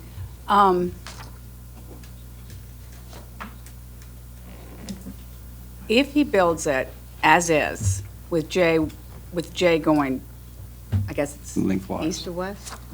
Whatever. Yeah. And he mentioned looking at the side of the house and the fence. Now, what is your perspective on that versus this? Definitely aesthetically, you're looking at trying to create more of a quaint environment with some landscaping and things like that, which we've talked about. I mean, it is the main concern though is just having that private road. And then if he has, I'm not sure if they do have access. Am I answering your question? If they have access to Well, I that guess road? I probably didn't make myself very clear, so let me try it again. If he leaves the lots as is, you will be looking on your private road, the side of that property, with probably a privacy fence and some trees, basically his side yard and his backyard. And that is more preferable to you because of the lane you have as private versus him changing the property line down the middle. Certainly. Okay. Mr. Redmond? Is that the issue? I don't get the lot thing at all. I don't understand what about having two long skinny lots is more desirable than. From their perspective, they want. Hold on, let me finish. I mean, I just looking at the plan, two closer to square, more regular lots, in my lifetime is typically afforded the opportunity to come up with a lot more sensible and better looking product. If you're, and you can say 100 feet's enough, 117 feet, I think what you said is enough, but I mean, we're just looking at the configuration of the lots. That plan that I'm looking at seems to me to afford the opportunity to have a lot more sensible and more attractive product. What is the attraction to the long skinny lot thing? I don't see it. Excepting, I'm not asking about access and where the road's private, whether it's up on the back or it's on the, I just don't see that. Help me. You don't see the attractiveness of a long, skinny lot? No, I don't. You probably wouldn't buy one. No, I wouldn't. No, I mean, when I look at these two things, but that's essentially what you just said is you prefer the two longer skinny lots as opposed to that graphic that's got J1 and K1 next to it. I mean, I think that plan right there affords whomever develops it the ability to be more creative and to come up with a better product. Absolutely. And that's where I'm going with this, is ultimately, don't you think you get a better product with that than if you certainly have fewer constraints in terms of your site planning? I'm Right? going to jump in here because I think that, Well, hold on, I'm asking him a question. I know, but I want to actually answer your question because I think we're asking him, both of them, a matter of taste. So Mr. Brown or I'm not exactly sure how to say his name. I don't want to say Champion, I think it's Compion. It is Champion? Champagny, okay. I think that their perspective is equally valid as Mr. Schultz's perspective. It's a matter of, if you're coming at it from a developer standpoint, you might offer up that a rectangular or square lot is a much more desirable lot because you can also do a rancher on it that you might not be able to do on a more narrow lot. Absolutely true, and a valid point. Is it equally true that you can do a very nice 3-story home on a 100-foot wide lot? Absolutely true. Is that their issue? I don't get that sense. I get the sense that they want to take that idea of what is more pleasurable to you or me or Tom, Dick, or Harry off the table and put on the table the issue of keeping that a private road, having two lots that are already in existence and are very buildable and were what was bought, have access to a roadway already. And don't have to change drainage configurations, don't have to change ingress, egress, don't have to impinge upon the property owners who are already there. So I think, David, whether or not, and I think Mr. Schultz, you said this, it's all fine and dandy, whatever shape lot you like. This is true, but this is what we have, and this is what is working. And it's still working for the neighborhood. It's not working for the person who would like to reconfigure the lots. So I asked you a question. Could you answer it now that I've got hers? Yeah, I think perspectives, if you're a developer, you want a square lot. we didn't move there because of a square lot or a rectangular lot. We went to Stephen Alexander, a great builder in the local area, and we said, what can you do with this lot? He said, I can build a night. We have a beautiful home on that lot. It's a very nice side-loading garage. It's got everything we want. It's 135 feet wide. Their lots are 119, 175, 117 feet wide. So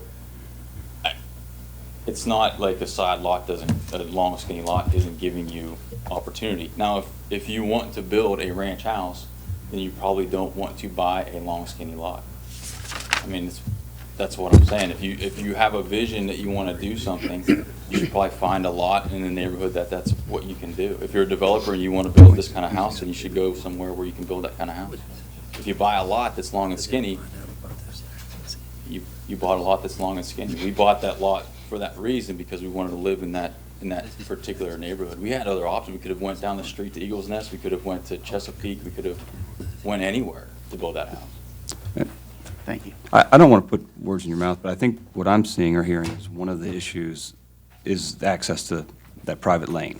I think that's one of the biggest issues. So as was mentioned earlier, and I'm not sure who brought it up, maybe Dr. Kwasny, if that access was moved to the back, so you had this configuration and that access to those properties was put on the other side, would that be more appealing to you? Here, sir, as we get into hypotheticals and different drawings and things, and that's where we're honestly, I get confused. I mean, I'm not a brilliant person, but we keep seeing different drawings and like. Well, I'll make this one real simple. You don't have to answer this, but if that access was just moved straight back to the back line of the property where there was no access off of your private lane, would that? I don't have a dog in the fight at that point, right? I mean, it's. Well, that was kind of my point. And what I was trying to ask you, I'm trying to ask you about lots as opposed separate to that. It sounds like you get a big problem with the access on that road, which I get. But he's offered, or at least it sounded like he was amenable to putting the access, I keep doing this with my hands, what I mean is on that plan, is moving it to the backside of those properties. Does that make a difference? Yeah, I mean, it really takes away all of our concerns. Okay. All right, I've got a Mr. question Thornton. for you. If it's proven that these two parcels, as you see them there, J1 and K1, do have legal rights to that lane, which configuration would you prefer to see across the street from you? That's a great question. So. Two long skinny lots, both facing Riddick, or if it is proven through title work and lawyers' work that that parcel has legal rights to Candle, I don't know, keep calling it Candle Pine Lane, which way would you and your neighbors like to see houses in there?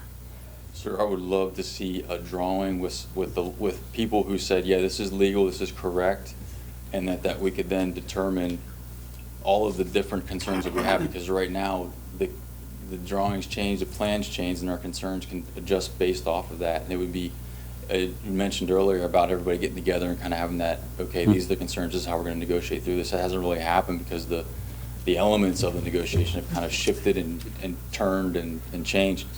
Love to do that. Love to see the plan where the facts are on the table, that maybe an option or two or three options is available, and that we can say, yeah, I think of all stakeholders concerned, this would be the best option right here. That really hasn't played out. Okay, thank you. Anyone else? Thank you, Mr. Schultz. Okay, our next speaker in opposition is Sean Quigley.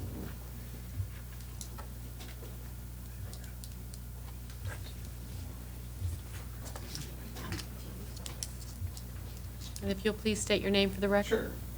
Sean Quigley, and I live on Candle Pine Lane, 2 houses down from Dave Schultz. So I sent everybody an email explaining my concerns. I didn't know if anybody had any further questions on that at all. Okay. I think Dave Schultz summarized our concerns. We're in total agreement. The legality of using Candle Pine Lane, talking to Jimmy and the city attorney said that they would not make a ruling on it. So I think the access to Candle Pine Lane is off the table at this point until we get a couple lawyers to figure it out civilly. I've contacted my title insurance company. They indicate that access is not available for the other lots. So please keep that off the table until that's all been decided by the lawyers in the matter. None of the lots are landlocked in their current configuration. We're on a long, skinny lot too, and we have a beautiful home and a beautiful street in front of us that kids can play on every day. I don't want to see that go away. I don't want any more houses accessing that road. Drainage issues, the swells really work good where we are right now. The current lots in their current configuration, it runs parallel, and so everything seems to work fine. I don't want to see that happen. I know that's the next phase of a building, but we're concerned about the drainage issues. The other thing, when we bought in there, there was some ordinance about a non-subdividing neighborhood, and that's what we were presented with when we bought. So we were understanding those long, skinny lots right across from us would stay in place, and that's the way we would like to see it, unless I think it was agenda item number one, where the builder had the site plans all set up and the elevations and stuff like that. I think we really need to see that before we can make a decision on, what people call normal or what's agreeable upon for the whole neighborhood. Let's see. I think that's, the 20-foot easement that's being proposed on the current proposal. I agree that it would look horrible if it's parallel to Candle Pine Lane. So that's my biggest concern. If they move that somewhere else, think about EMT, delivery drivers, parties. What's going to happen if there's two parallel lines? They're not going to know where to go down, which road to use. So, and I think that's it for right now. Were there any questions? Any questions for Mr. Quigley? I'll ask one. To me, and it seems like the recurring theme is access to this lane. Yeah. I personally don't think it's whether they're long, skinny lots or these type lots. I could be wrong. I'm not trying to put words in your mouth. And the other issue I'm hearing is that you're not seeing what is proposed to be built on those two lots. Right. So with Tom Brown, we don't know. It's not like Terry Peterson home or something like that where understand. We and don't know the quality. Mr. Thornton, you kind of mentioned at the beginning of this, if this was deferred, to allow these groups to get together for 30 days, show them some actual elevations of what is looking to go on this piece of property, maybe moving the access to the back of the property, which we talked about, so that your lane would never get accessed. I mean, I'm gonna let everybody speak that's here today, took time. If I don't want to cut the other speakers that came down to speak, but if you would, can we have him come up for just 1 second, Mr. Brown? Sure. Stay there, please. We originally, and everything's in the eye of the beholder. I understand that, we thought we had a great plan at the beginning. But Mr. Schultz had said there have been a number of plans. Mhm. That's where we were going in and trying to work with different ones and do this. But when you have 7 different people that want 7 different things, it got to the point that we felt we just needed to come here and do what people thought was reasonable. But their main concern seems to be access to Candle Pine. And I hate to defer something I think can be decided now. Right. We don't mind a condition saying if we don't prove or have legal access to Candle Pine, we'll make the access at the back of the properties. Because their main concern was access, even when you asked. That's what I was getting That it wasn't so much, because if we build as it is now, they're going to be looking at a privacy fence, and I'm thinking they don't want to be looking out at a privacy fence right on the other side of that lane. That the main thing is access. But on the other side of this, if you put that access on the back side of the property, they're going to be looking at privacy fences in the backyards. I don't think that's a good plan either, but I'm saying, that. All right. You know, Let me go ahead, Mr. Quigley. I'm sorry. I Jimmy. wanted to see if we could. But as far as elevations, to be honest, I don't like the way their houses look. They're all right in a line. They're all right in a row. I mean, that's where, they're all right in a row. They're all right up on the road. They all look like basically a contract, not a builder's houses that he built them all the same with little variations. Our houses are going to look substantially better. I don't think I ever like to dictate Well. to them. In your eyes, they'll look better. But I don't think I have a right to say, well, you should build this or you should build that, which they're asking for elevations. I'm sorry, this didn't go the way I was hoping it was going to go. So, Jimmy's got an observation. Mr. Mayor. Jimmy. If I could, real quick, as far as regards to the access, there's been a lot of questions in regards to this throughout this process. And the way that condition number 2 is written, it reads that legal ingress, egress for parcel J1 and K1 shall be maintained at all time through ingress, egress easements no less than 20 feet in width. Said easements shall be depicted and recorded at the time of the final plat. That being said, it doesn't specifically address where those easements are currently or where they're proposed currently. As long as those easements are depicted at the time of final plat and that they're maintained, that was our main concern, that there's access to the site. How that site is accessed, whether it be via Candlepine Lane or an ingress egress on the southern property line, has no standing with us as long as there is access. Okay. Mr. Redmond, I think you were. Well, no, I mean, I think what Mr. Brown is saying, I don't mean to cut you off, is that he's willing to address this access issue and get it behind us. I think there's probably some value in taking him up on that. I mean, that gentleman just said, if you address it, then his concern goes away. So we might be well served by addressing that and making that concern go away. But we've got 2 other speakers. Yeah, okay. And I think that we need to Yeah, give them we're the going to. opportunity. Like I said, that didn't go quite how I thought it was going to go. Any questions for Mr. Quigley? No, we're just trying to make it where, it kind of feels like it's still in the country and not a normal Eagles Nest neighborhood. I could move, a mile up the road and been in a typical neighborhood, so. I moved to acre lot so I could have some privacy, and that's all I'm looking for. Thank you, sir. Thank you. I have one question, Mr. Quigley. Yes, sir. Would you rather him develop it like it is, or if he chooses to put his access right beside yours, and dedicate an easement across for those 2 lots? No, with the parallel road? Mhm. No, that would look like, I don't know what, I mean. Okay.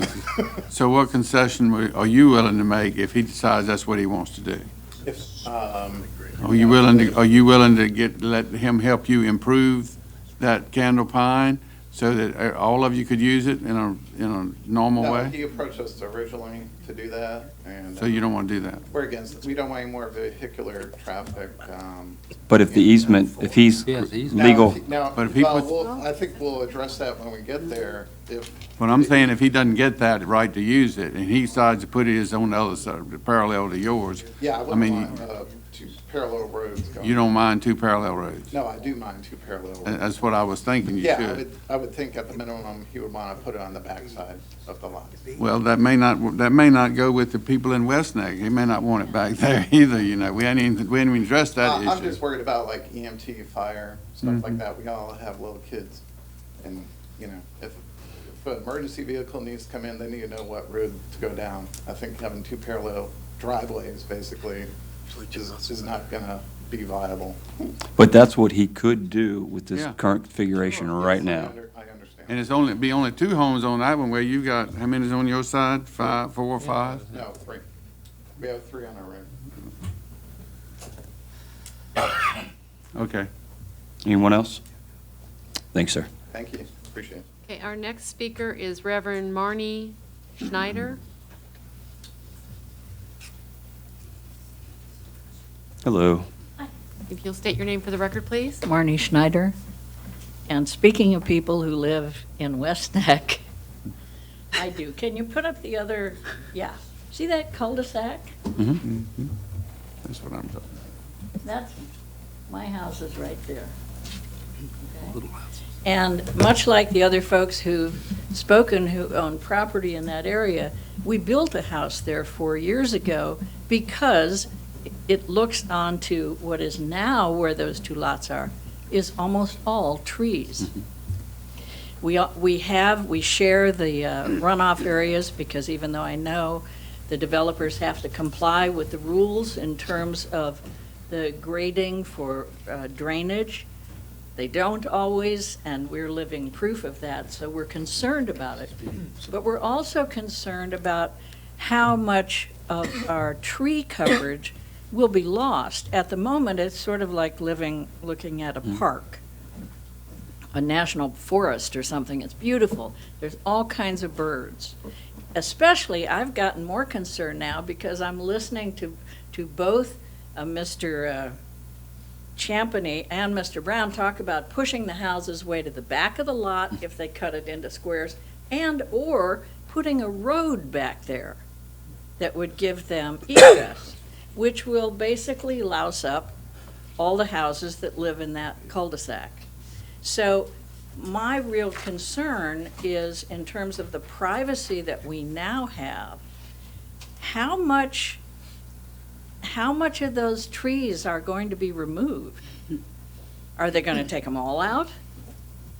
We have maybe 2.5 feet of trees at the back of our property line, but I don't know how far the easement is behind that, especially if they put in a road back there. So that's what everybody in the cul-de-sac is concerned with. We moved there because it looked like a wonderful private place with lots of trees, and now they're going to develop the lots one way or another. But how much of that look will be maintained, or are we going to be looking into somebody else's houses or somebody's driveway? So that's all.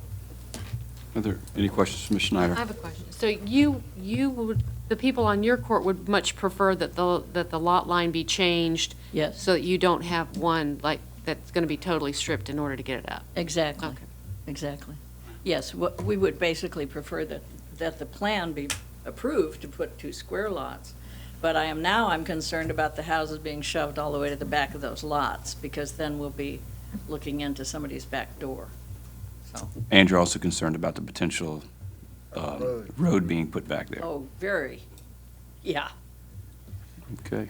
Thank you. Thank you. Thank you. This is a no-win situation. The next speaker in opposition is Reginald Wallace.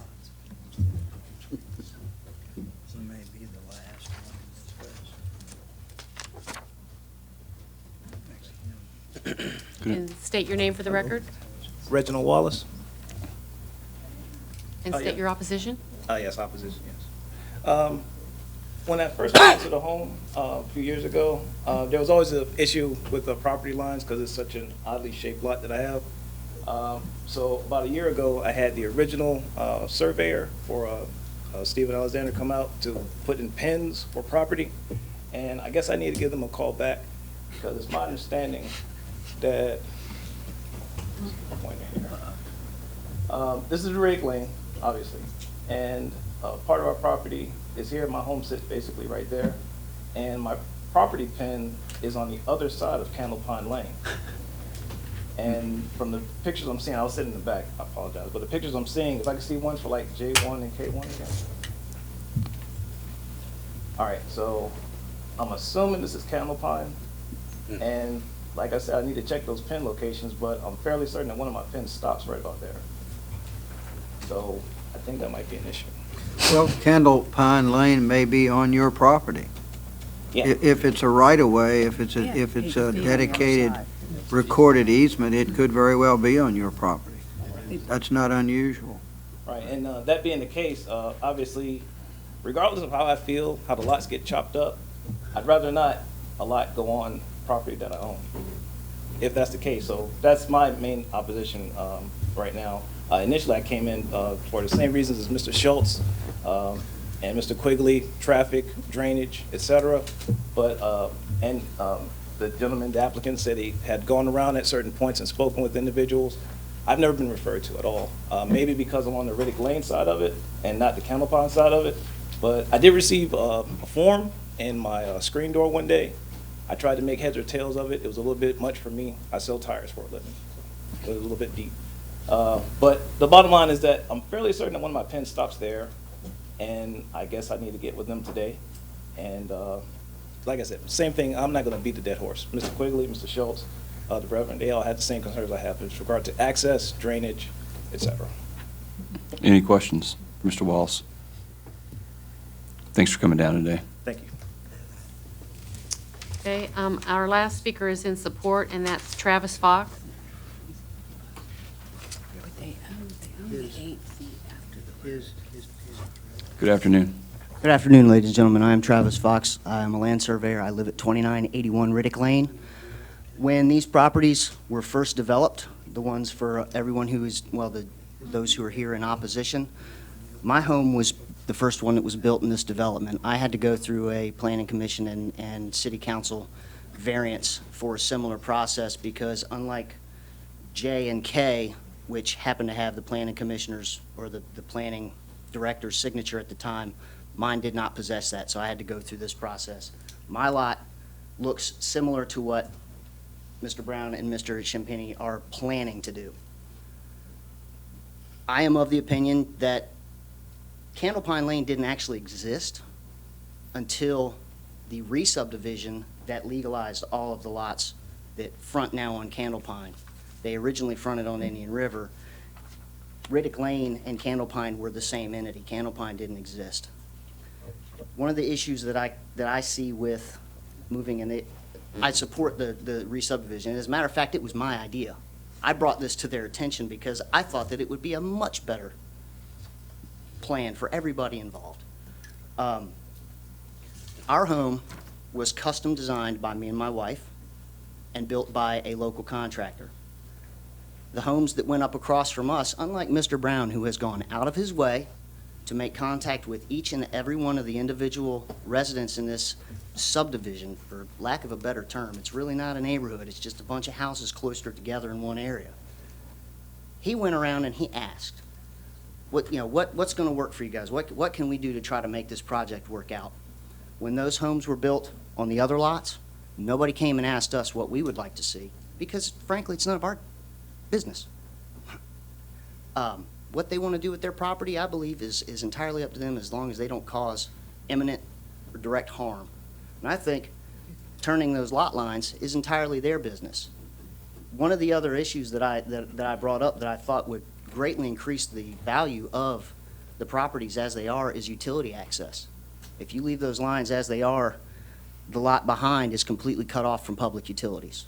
If you turn the lot line like they're providing for now, they immediately have access to, by public easement, city water and sewer. At present, they don't. So I think one access off of Candle Pine, one access off of Riddick. The issue I see with the further accesses off of Riddick is it's a gravel lane beyond Candle Pine. It's all gravel. There's very limited access. It's very narrow. There's a fence on one side. There's a ditch on the other.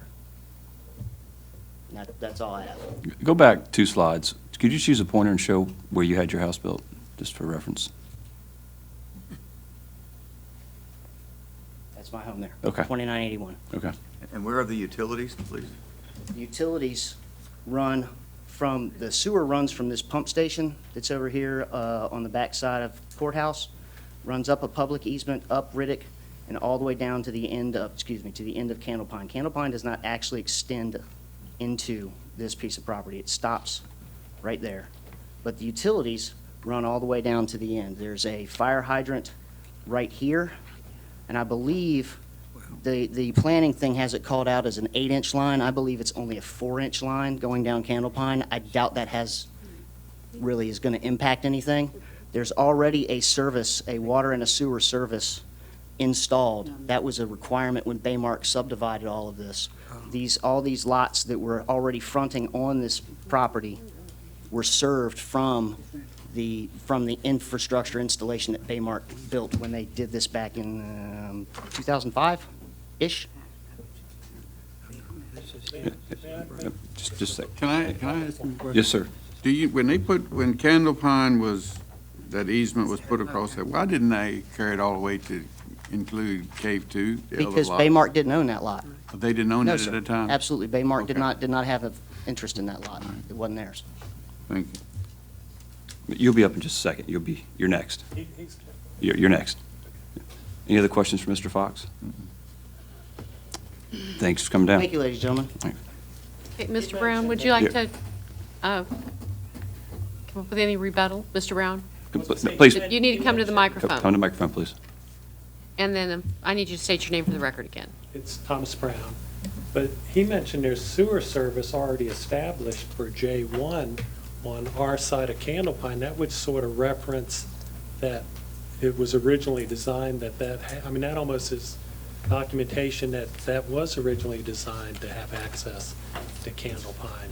And another point he made was that Riddick Road, Candlepine didn't exist. It used to all be called Riddick, where it was all Riddick. And all the documents says Wayne Champney has access to Riddick, like it's right in the legal documents. So I think that eliminates that we do have access to Candlepine for one property. And that seems to solve all the disagreement to me. Do you have any more comments about any of the concerns? The neighbors from the court behind were talking about, they were concerned about taking trees and everything away. But if it's the same as the neighbors on the other side of Candlepine, if we build on that skinny lot, the house is only going to set back 25 feet. But if we get the division, the lot's going to be 200 feet deep, that if we're 60 feet from the court behind before the house starts and 60 feet or 70 feet from Candlepine, it makes everybody's country view much better of seeing trees and everything instead of our houses being built so close to that court and being built so close to Candlepine. If we build as it exists now, my skinny lot at the back will be built very close to that court and eliminate their country view. And Wayne will have to build very close to Candlepine, eliminating their view. I'm sort of baffled why there's disagreement. Before you go, any questions for Mr. Brown? I have one. Ms. You Aller. don't have a definite survey on the egress. We submitted one that should be. No, but I mean, your surveys aren't done as far as K1 actually having access. There's no title search. It's sort of, am I understanding it correctly? It's sort of you think maybe, possibly, it's sort of what I'm hearing. We're assuming that if J1 had access and we divide Right, I understand. that we still can have one access. Right. Just one access. But you're assuming, so I guess I'm asking, is there any way to know this? Well, if we don't have legal access, we're not going to be able to build. I mean, they can bring legal suit if they want, we're not going to be able to build. I mean, we're going to have to get it approved. This is just. I think it would be easier, I guess is what I'm saying, is if we knew where your legal access is on Riddick and on Candlepine. My impression is you all say it's a good project, and then we submit plans and a site plan and documentation that we have access to Candlepine. And if anybody objects that when we submit the plans, then I didn't think you all make the legal determination here. We don't. I really We don't. We don't. I really I'm think just asking if you. 95%, we definitely have it. But what we would like to do is get your all's approval and then go to all the neighbors and say, look, this is, we need to work something out. We don't think you want to look at the side of a privacy fence, and this is what we want to do. But we have to have a starting point. I mean, we can't have it 7 different neighbors that tell us they want 7 different things. I understand that. I was just asking if you knew for a fact I'd say today. 98%. Okay, thank you. That's not- That's all the answer I need. Thank you. Excuse me. I've got a question. Excuse me, Mr. Brown. I'm sorry. If, and I keep harping on this, if you found out for sure that J1 has direct connectivity to that Candle Lane, and you can That's get, why I wanted to ask when Travis was up here, because he says because he's a surveyor, he knows where the utilities are. If they put, maybe we could ask him, did they actually put, he mentioned they had actually put a connection on that side. If they put a connection on that side, the developer did, that's almost like evidence that he meant for there to be access. well, the easement is either on the property line or it's off. If it's off, you probably don't have access to it. If it's on the property line, you do. If you in fact do, and it goes back far enough, both of those lots, as you propose to subdivide them, will have access to that easement. The utility easement is on the property. Okay, Candle Pine itself is not on the property line. It sits about 8 feet. okay, well, that answers one of the big questions we've been trying to figure out.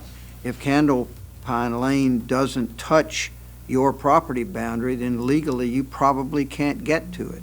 And that's why the staff has suggested that on your property, you put in your own lane. That's, as we've said, it's going to be strange looking. It's got a little strip of grass down through it, and it may create some issues with traffic and PIA. There, it would be there. And that's a small, not much more than a driveway. So, Even though the original developer set it up that they would have access, just because there's a little strip, maybe not. well, and it's got, to me, you've got a legal problem. You've got to prove what you can do with it. And maybe we can, back to what Dave said earlier, if we agree to this, you've got to figure out a way to develop it. You're either going to go on that road with a strip, on the back without a strip, on this road without a strip. We don't know how you're going to do it. You've got to come up with a way to do it that's beyond our purview. Right, and that's where I think once it's sort of established that the lots are a good idea, that when they are considering looking at a privacy fence just right on the edge of Candle Pine, or whatever wants to be put there, because that'd be, our ability, that everybody would agree, just give one access to Candle Pine, and it'd be a better project for everybody, the neighborhood and everybody. Okay, thank you. Anybody else have any questions? That was it for speakers. We will close the public hearing and open up for discussion. Mr. Inman.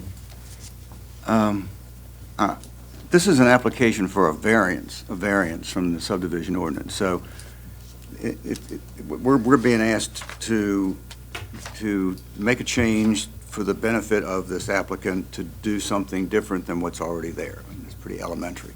Now we are presented with various interest groups that have legitimate interests and concerns about how it's going to come out if this, probably this, assuming that. How can we possibly make a decision on land use if we don't know any more than we do? And I think we're entitled, unlike what the applicant may think, that to know more about the legal status of the property before we make a decision. So I would be in favor of deferral until they can get us more information about access to Candle Pond Lane, the rights of access to that, by this property, and present other options for access, both in this configuration, the way it currently is, and the configuration they would like. Anyone else? I concur. Somebody like to make a motion? Can we ask staff about that? I mean, is that the proper way to go about doing it? We can. See over there, wanted to say something. Oh, what's the question first? Is this the proper way to go about doing this? Is it going to a deferral to find out legally who has access to Candle Pine Lane? If we were, that's the big thing we need, is a legal determination from someone that says that they have access, or title search that Right. proves they have access. That would certainly be helpful. Right, okay, just want to make sure.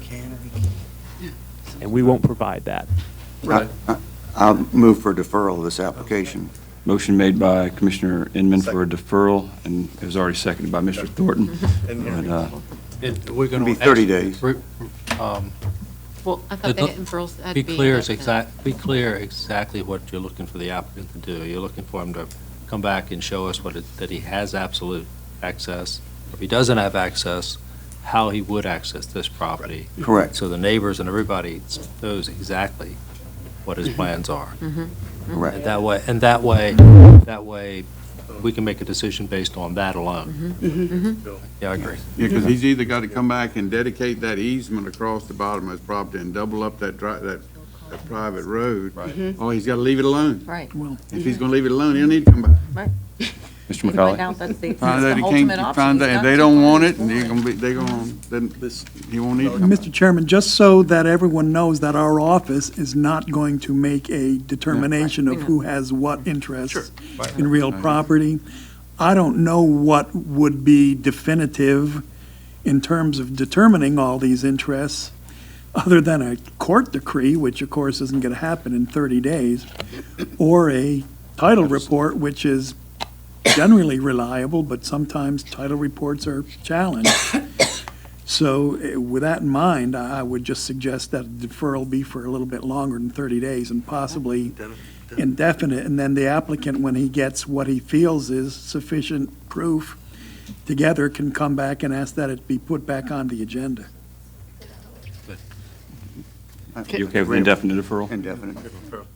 Mr. Redmond? I'd like to ask a question of the staff, and maybe that's Mr. McNamara, maybe that's Barry. Okay. Why was this not an issue for you? I mean, I don't share the view that it necessarily needs to be an issue for us, because the reason he's not making a determination, or the city's not going to make a determination, is it's a private legal matter, and that's between private parties. So anyway. So the big issue for us is. I mean, I just went through and read the reasons for your recommending approval, and so I'm just hoping you'll address that. So the big thing for us is actual access to the property, and as long as there's legal access to the property, that would be our main concern. And with the way that the condition number 2 is written, it provides that legal access, a minimum 20-foot width, ingress, egress, access to that property through an easement. Now, that leaves open for the interpretation that it could possibly be Candlepine Lane at one point in time. But we did not want to make that legal determination, nor can we make that legal determination. So, okay. So the nature of your approval recommendation was based absent that consideration? Absent of where it's located, as long as there is. As long as there's access. As long as there is access. And everything else, okay. I mean, listen, I'm okay. I don't know that a deferral gets us, I mean, we're not, sit around and wait on court cases to make land use decisions. And I don't really know that a deferral gets us much further in terms of the decisions that we make, whether it's approval or denial or anything else. It kind of seems like punting, because this is hard. It's a hard application. And how they work that out, title report, shake hands, go to court, whatever, doesn't change the land use implications that we'll have to make. Now, we can punt, but let's be clear that that's punting. I mean, I don't know that changes. I mean, it seems, I just went back, I would hope everybody would have read the recommendation. Recommendation says what it says, and I don't think you make the land use decision based on whether or not they have do or don't, or 98% versus 100% coming off Candlepine Lane or not. So anyway, that's my view. We're going to make the same decision sooner or later. Dave, I think if it were me, I think I would, if I were the applicant, I would consider where I could legally get access and show it on the plat. And we've heard some concerns here from the neighbors, both the adjoining neighborhood, which I don't see I don't see the relationship that much, but approximately where he's going to site the houses would be, I think, of benefit to people to understand that too. And yeah, that's a different issue. I mean, I think there's a couple things that's been talked about here today that might mitigate some people's concerns if you were to address them. And I think a deferral might give him time to think about that and come back. And maybe it'll be easier app to deal with. Okay, fair enough. Yeah, I would hope that he would get with the neighbors again, give it another shot, and hopefully provide some elevations next time he comes forward. But Dave, I see your point completely, that the way it's written by Mr. McNamara, it covers all the bases, whether it's using that ingress egress or one that he puts on his own property. So I know there was a motion made by Mr. Inman for an indefinite deferral and seconded by Mr. Thornton. I guess we'll go ahead and vote on that first.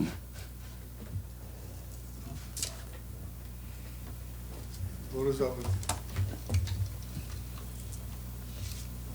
By a vote of 11-0, the commission has deferred the application of. As to what you want. What we're asking is that you try to find, in the best possible way you can, your legal access to that property, whether it's through a title search, other legal methods that Mr. Inman, you're an attorney. Can you think of another way other than a title search that he could? What I'm worried about is we can get a lawyer to tell us. Sir, please just come to the microphone again real quick. What I'm worried about, we could go, if he's illegal, we wouldn't go to you. But we could go to two lawyers, and they say, yes, we have legal access, and bring you all the documentation and have a survey drawn, and come in, and then they all of a sudden come with two of their lawyers that say we don't, that I'm thinking what you want me to do is leave here, go get a legal determination that we have access, but I'm thinking we're not going to be any farther along than we are. I would also like to see you put some elevations on those properties in the way that you would like to have them divided and share that with the surrounding neighborhood so that they can see the placement of them. Or, and I'm sure, we typically like to see something as to what you're being built, what's going to be built on the site. So for me, it would be the legal determination along with, being neighborly and trying to work with your neighbors one more time, show them what you're building, where you're. Architect's going to charge us $5,000 to do that when we don't even know we have approval, and the house would change completely if we don't get approval. I'm thinking that's going a little too far. But The biggest thing, the number one thing we're asking is just a legal interpretation as to your access to this property. The other things would be a nice. Well, you've already made your ruling, but I think if you can give me 15 seconds. I think the best way would have been to know we have the 20-foot easement, and then we get with the neighbors and just ask them, do we want two 20-foot lanes or two private lanes, or do we just want to have one lane? And that would seem to solve it, and we'd work it out without a legal battle. I'm just afraid if we come back with a legal determination, it still could be a legal battle down the road because they could go get another legal determination. Mr. Brown, I think there's a 95.8% chance that you're going to get an answer fairly quickly as to this easement access and the legal aspect of it. I'd be surprised if there was a lot of controversy, but there could be, but I think it would help us a lot if we know that. Thank you. Thank you. Mr. Chairman, I want to say something different about. I'm responding to Mr. Horsley's comment about Karen Lashley and the fact that he had interaction with her since 1986, and I sat here thinking about the fact I've had interaction with her since 1986 too, except not as a planning commissioner, but I want to compliment her as a real estate attorney in the area. She's been extremely professional, extremely responsive, and very accommodating for 30 years, and thank you very much. Okay, the next item on the consent agenda, or no, we're not, I'm sorry, the consent agenda, I'm backtracking, folks, sorry about that. We did that a few hours ago. Yeah, a few hours ago. Okay, is agenda item D1, an application for Traditional Concepts LLC for a modification of conditions to a conditional use permit, religious use, approved by City Council on December 8th, 1998, and a conditional change of zoning from R15 residential to conditional R10 residential district on property located at 4125 Indian River Road, District 7, Princess Anne. There's the representative for this application. Jan, thank you very much. I appreciate the fraudulent slip about the consent agenda. Eddie Berdamers, beach attorney, and it's my privilege to represent the applicant on this case, and Mr. Wayne Crosby, one of the principals of the applicant, is here, as well as Victory Baptist Church, Pastor Les Smith, who is also here, along with Rodney Flores, the project engineer on this proposed subdivision.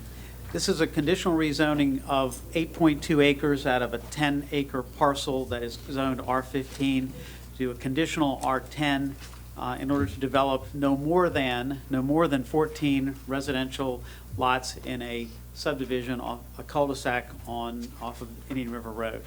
Victory Baptist Church, Pastor Smith's congregation, which has owned this property for more than 20 years, will retain 1.8 acres with the existing sanctuary and church building, along with a reconfigured and somewhat enlarged parking lot, as well as the church's parsonage, which will be located on one of the residential lots, lot number 13 on the conceptual plan that's been proffered.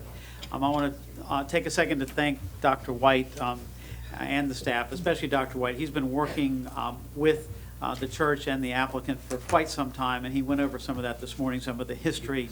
We were going to provide the right-of-way at a reduced price to the city in terms of rezoning the property before it was determined that that right-of-way was not going to be necessary any longer, which, I think that's a wise decision, but that's a decision that's been made. So this is a proposed rezoning for 14 potential lots on a cul-de-sac.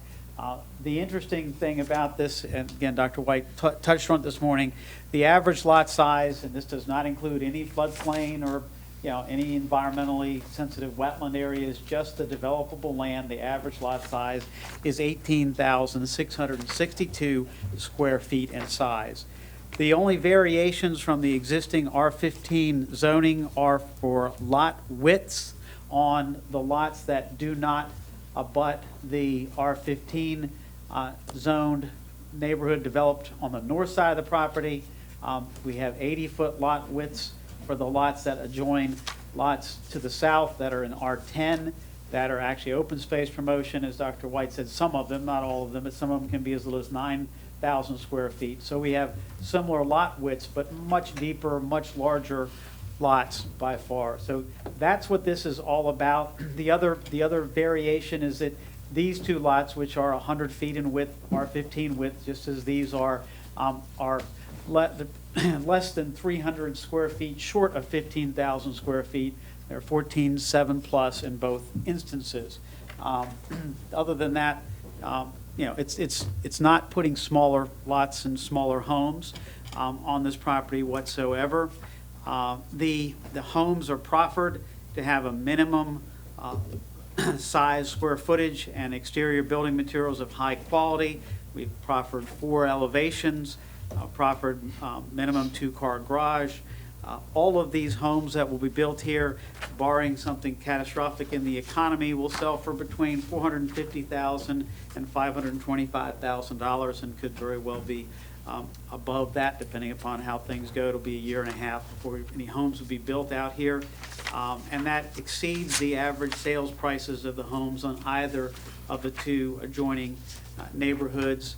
I don't think that frankly, that Pastor Smith and the church and the developer could have done more to try to make certain that we bridged the gap between these 9,000 to 10,000 square foot lots to the south and the 15,000 square foot lots to the north than what's occurred here. There have been meetings that have taken place with the residents on the north side, and I'm certainly not going to speak for the folks, but I know there's been a big issue with regard to drainage. And the church, which was there before any of these developments occurred, when the developer of the properties to the north side, I believe it was Pace Construction, came in to develop this property, there was an agreement, as I understand it, reached that the church permitted, and I'm sure there was an easement, and I'm sure it was probably paid for, but an easement was granted to allow this development to utilize a BMP on the church's property, which also serves as a BMP for the church as well.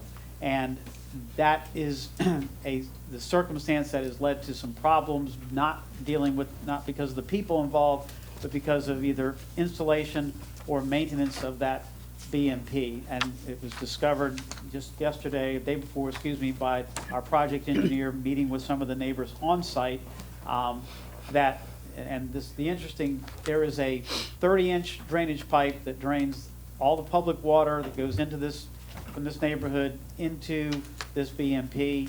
And it's designed with, once the elevation of the water is to a certain level, there's an outflow here an outfall where the water is supposed to go into a drainage pipe once the elevation is reached, and out into the lowlands, the wetlands, the swamp, if you will, to the west. Well, the outfall in the pipe, there is a cave-in, it's disconnected, so the water, when it reaches the design elevation, the water can't leave. It just spills over, backs up, overflows the banks, and backs up in the pipe. And that's why they've had problems. And apparently folks with Public Works have been out, filled in the sinkhole, but didn't really address the problem, maybe didn't realize what the problem was. I am advised that Public Works they've been out there today. They are working on resolving that problem. It's going to take some work. My client was nice enough in the meeting to say, hey, we'll replace the pipe, but we're not going to be out here for probably 18 months, and that needs to be addressed immediately. And I'm confident that it will be addressed. But when we develop this piece of properties, just to make this very, very clear, we have to meet the current stormwater drainage regulations and requirements that went into effect July 1 of last year, and very few developments have had to meet those criteria. Most of the development that's occurred over the course of the last year plus has been grandfathered developments under the old regs. This is not grandfathered under the old regs. So, the regulatory bar, the regulatory hurdle is far greater with this development than it has been with any of the surrounding developments. This BMP has some capacity in it when it's functioning correctly, but certainly not the capacity required to get approval for these lots. There are a menu of options that will be looked at. There'll be a drainage study done that we'll have to pay for, cost tens of thousands of dollars, and some of the things that may occur, we may wind up with, as you saw in the presentation Barbara Duke made this morning, we may have some rain gardens or bioretention beds on the front of the lots. That's one option, and it may be a menu of a lot of them. We can do a standard BMP across all these lots on the south side, because these are extremely deep lots, and that's some form of BMP over here is certainly possible, I'd say even likely. We can provide Filterra system structural BMPs to serve the church property, or even a small BMP behind the church, because the church now has the right to drain into here. That would free up additional capacity in the BMP. Any or all or a combination of those, as well as the potential that we would lose a lot, is also a possibility. All those things will be gone through. That's why it'll be 18 months before anybody's building any houses out here in getting those approvals, as well as the dam inundation approval, which is a real new deal. But again, everybody out here is in the same boat, but they're grandfathered, so we'll have to go through that process as well, which will mean that the potential that the elevation of the finished floor of the homes may be a little bit higher than has been required in the past. But I don't know that to be the case. But that is another process that these folks will have to go through that other people have not had to endure or go through. So one thing is a certainty, is that the development of this property isn't going to cause any stormwater to be placed upon the adjacent property owners in any way, shape, manner, or form. And at the very least, the situation that they've been enduring for some time, don't know how long, will be rectified. That's not our responsibility. And hopefully it won't be put upon us to do that, because then they'll be waiting 18 months or so for that to happen. So I think we've got a great application. I think we've done everything we can do to try to fit in. Pastor Smith has gotten along with the neighboring developments as they've developed around him, and I think the staff's got it right on with the recommendation. I hope you all will take that position as well and approve our request. Any questions for Mr. Badon? Thanks. Okay, our first speaker is Ron Villanueva.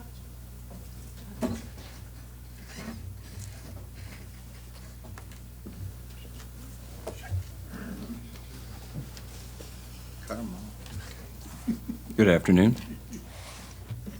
Chairman, Commissioners, brings back memories. First, I wanted to thank you guys for helping to make Virginia Beach one of the greatest cities. Not only have I witnessed, the engaging questions that you're asking and in the fair and balanced manner that you're doing, but our cities owes a lot to our planning commission and our staff, and I'd like to thank Karen as well. I served 8 years on city council, and not as long as Don. I was a pup 30 years ago. Yeah, you were a little so- pup. But wanted to thank you guys. This application originally was heard in I believe, April and deferred. I was in session during that time. As you know, I represent the 21st House District that encompasses Virginia Beach and Chesapeake. I also serve as the chairman of transportation and have been your champion with regards to stormwater, drainage, and recurrent flooding. So I'm here today as Ron Villanueva, a member of our Hillcrest Meadows neighborhood. I'm one of the 8 original members of the 16-lot neighborhood that is adjacent to the proposed development. It's been a great neighborhood. We've had great neighbors. You can't ask for more when you have the pastor and the church praying for a politician every day. And we need it. And I appreciate Pastor Les. The developer is also quality, and I've known Mr. Redon, as you know, during my stint on council. I'm here today to bring to the attention to the planning commissioners, Mr. Chairman, some of the things to take into consideration. Now, Mr. Redon, my good friend, talked about council making a determination on the right-of-way easement for the Southeastern Expressway. As chairman of transportation in the House, it's still on our rolls. There's been no formal resolution with regards to what the city of Virginia Beach and Chesapeake plan to do with that easement and all the acreage that the city has acquired with regards to that. Should this development go forward, this would be the first development that would impact the determination on what to do with that easement, just because the easement of the right-of-way backs into this development. Now, I have today with me several of the members from the neighborhood that are here. 4 of our neighbors are on deployment, could not be here. We have a neighborhood that consists of military men and women, a postman, a realtor, a nurse, defense contractors, and yours truly. And again, we have had no problems with our neighbor, and he's been a gracious neighbor. Our concerns are going to be a couple things. You're going to hear some pre-existing conditions that will impact not only our neighborhood, but the new neighborhood, and will require the city's attention and the developer's attention. I've talked to the developer's attorney, Mr. Burdon. He's indicated that Public Works has been out there this morning. I have yet to talk to Public Works staff with regards to the solution. And what the neighbors will tell you is you have a BMP that is shared by our neighborhood and the church. It's maintained by the neighborhood and the church. And our neighbors are going to tell you that there's been severe flooding, and there's regular occurrence of that, recurrent. We've had the city come out regularly to address the stormwater outfalls, and just this Monday, the developer, along with the neighbors, saw that the outfall pipes aren't connected to the BMP. That's going to require some attention. So, having been in your position before, and there's precedent, I'm asking for a couple of reasonable things. One is an indefinite deferral on this application until we can figure out what the city solution would be, because regardless if you approve this or not, the problem's still going to remain, and someone's going to have to pay for it and fix it. So, having said that, I appreciate your time and effort, Mr. Chairman and Commissioners. Thank you. David?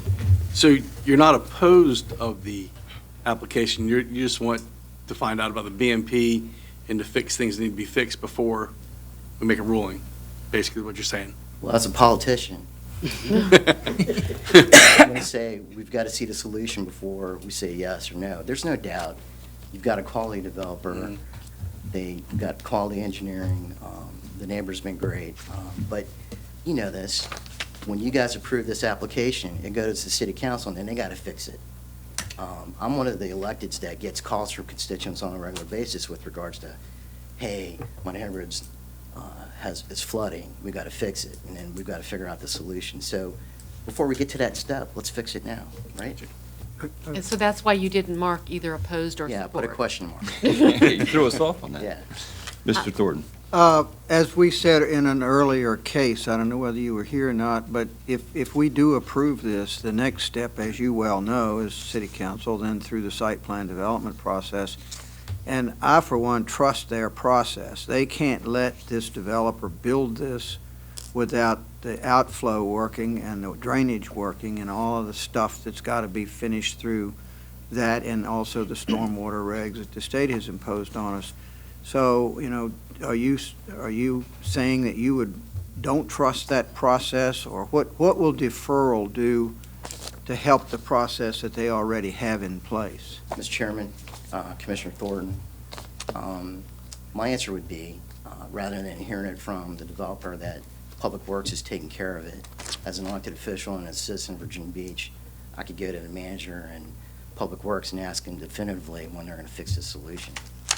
And the solution's been recurring. My neighbors will show you pictures that aren't fabricated, that are reoccurring, that it happens all the time. Matter of fact, the recent rainstorm, we had some flooding. So, Mr. Thornton, I would say, an indefinite referral, just like you did to this previous application, rather than, trying to approve something that you think is good, have all the answers before you approve it and before it gets to city council, because if it gets to city council, you can be rest assured that I'll be talking to some of the council members. Mr. Ripley? Ron, did you say that the solution you think would be the outfall is not connected to the BMP? Well, I'm not an engineer. Did it look like that? There's two problems. One is the existing BMP. If it's a shared BMP and you have the 13 new homes that are there, you might have to increase capacity on that BMP.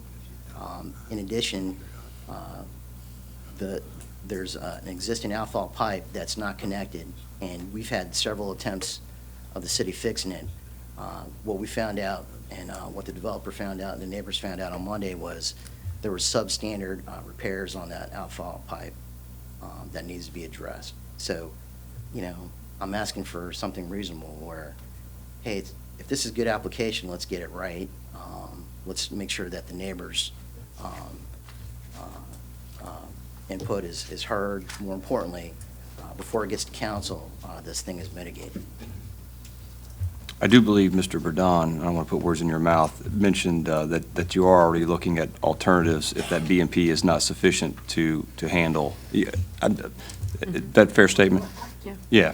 So you're looking, I think you mentioned some of the extremely large lots in the backyard, or some of the newer eco gardens like we kind of talked about this morning in our meeting. So hopefully he's looking at some of those issues, I hope. Mr. Chairman, Commissioners, as you know, you guys have heard hundreds of applications. From the citizen standpoint, if there's an approval and the developer says they're going to do it, and the city says they're going to do it, a lot of times the citizens need assurance that it's going to happen. Again, as a citizen, I'd go talk to Public Works with regards to the solution of the problem that I've heard. Fair enough. Anybody else? I had one question. Dr. Quasny. Given that that's been the focus for the last few minutes, the Southeastern Parkway and Greenbelt mention feels a little like a red herring for me at the moment, because I'm not exactly sure what your position was in regard to that in this application. Well, I'm a proponent of the Southeastern Expressway Byway. Have long been. Mm-hmm. While I'm on council, we champion it, because as you know, our city needs a southern exit into Chesapeake. Not only will it help for evacuation purposes, it also gives you a strong economic development corridor between Chesapeake and Virginia Beach. And just want to let you know, just this morning, I talked to the planning director over in Chesapeake. If you commute in that sector of town, we are on Indian River, Elbow Road. When you look at the Elbow Road Centerville connection in Chesapeake on the south end of Stumpy Lake, you will note that there's been 550 new homes that have been approved by the Chesapeake City Council and Planning. for an additional 1,000 more. And note this, there is no transportation solution on that roll to road highway. So 14 homes, 13 homes, you could say it's minimal, but we're just adding to the fact that we haven't had transportation funding to address that road. And with regards to the Southeastern Expressway, it's still viable, but we haven't heard officially. There's been no resolution put forth by City Council, nor has been submitted to our Hampton Roads Transportation Accountability Commission or our VDOT planners. And I know so because, as you know, I'm the chairman of transportation. Any other questions? Thanks, sir. Thank you. Okay, our next speaker in opposition is Byron Salisbury.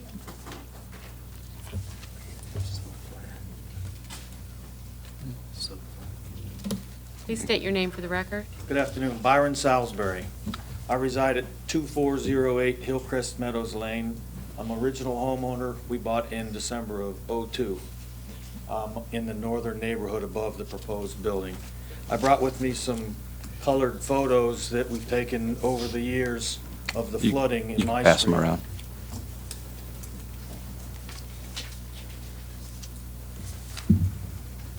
The first one on the top is from my front yard and clearly shows a storm drain completely underwater. This is a reoccurring problem that I personally have called the city on a couple of times, and as a result of my complaining to the city, they've sent crews out with backhoes, and they made a couple of failed attempts to correct this problem. And I'm just major concerned about putting more houses, more concrete, dumping into the same retention pond is just going to add to the problem. Additionally, a concern of mine is one of the reasons I bought this home. It was brand new construction. I've been a resident of Virginia Beach since '92. The Navy brought me here. I retired in '99. I still work for the U.S. Navy, drive to Norfolk every day. And one of the things I really loved about this property was that all the open space, whenever I stand in my backyard, I just see sky and trees. A lot of the trees have gone away because houses have taken their places. And now I'm going to have probably a 2-story house behind me, so whenever I'm in my backyard sharing it with my family and friends, I'm going to have a neighbor in a second story window peering down in my backyard. That's going to be a daily change for me.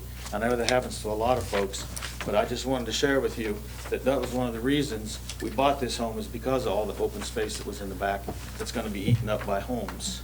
And I understand Mr. Smith, great neighbor, he owns the property, it's his right to develop it if he likes. I just wanted to share with you that from our perspective, there's more issues to it, most than just the water. Now, one of our neighbors, Paul, who's not able to be here today, is there any chance that you could put up that other picture that showed from the satellite of our neighborhood? Yeah, that. I'm this guy right here. I've got this giant oak tree I love. So I have parking lot behind me, which is great. Paul here, he's not able to be here today because he had surgery. He's had his swimming pool liner float on more than one occasion as a result of this retention pond being so flooded and overflowing that the leaching of the water underneath the soil has caused his swimming pool, and my neighbor Bruce, who's here today, has had the same problem. So top of the list, water drainage. Everything else, as Ron presented, and what Bruce will present next. Thank you. Any questions for Mr. Salisbury? I got one. I noticed on these drawings, these photography that you're sending around, that's '09, November of '09. The 09s are from my camera, from my house. The other ones that don't have a date are from a neighbor across the street that wasn't able to make it today because he's on deployment, but his wife was able to provide me an email with a picture. Same time frame? I don't think so. If I look at my vehicle in the driveways and whatnot, I can tell it's a different timeline based on when I owned what truck. Now, how often do you all see this kind of water in this neighborhood? I mean, this was the storm. Minimum, this was, the one that I took was '09, but it reoccurs more often, at least I'm gonna say at least once a year, we have this kind of problem. Sometimes, like that, yes, sir. Sometimes it drains quicker than others. I think it has everything to do with just how much of a problem we're having with the drainage piping. As the earth collapses in around the drainage piping, it clogs it up. And you can go all the way to the other end where it spills out into the swamp, which I've done numerous times. And you can see that the pipe that used to be round is still round, but it's half covered in dirt at the base where the earth has been collapsing and flowing down and reducing the amount of drainage that's possible. Any other questions from Mr. Salisbury? Thank you, sir. Thank you. Our last speaker in opposition is Bruce Malloy.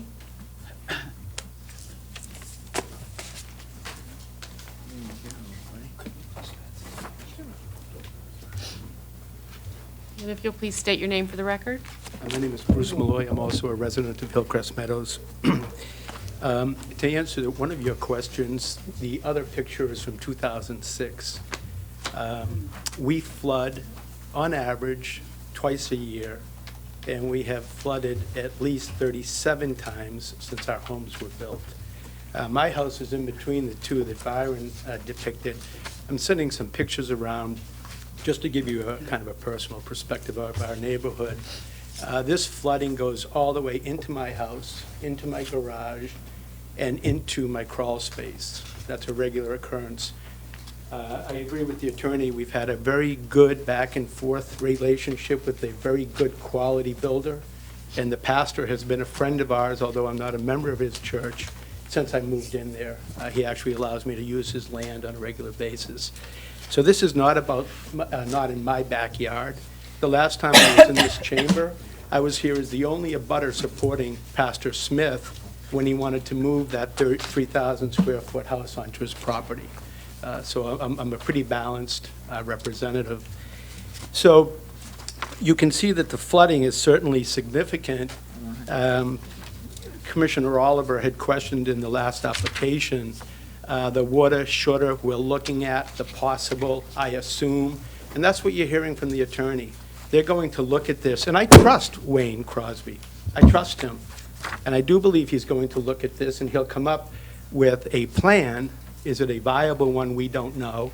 The plan has changed a couple of times from 10 homes to 14.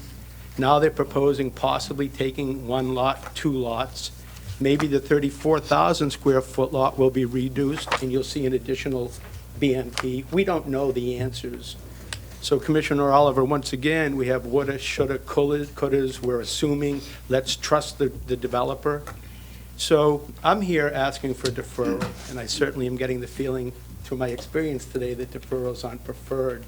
However, in this case, I don't think that you've been given as a commission enough information to truly know what we have to look for on this particular proposal. Nobody's asked the question, what happens when the church closes? Les Smith is 70 years old. He has no known successor. His son is not interested in taking over the church by his own admission.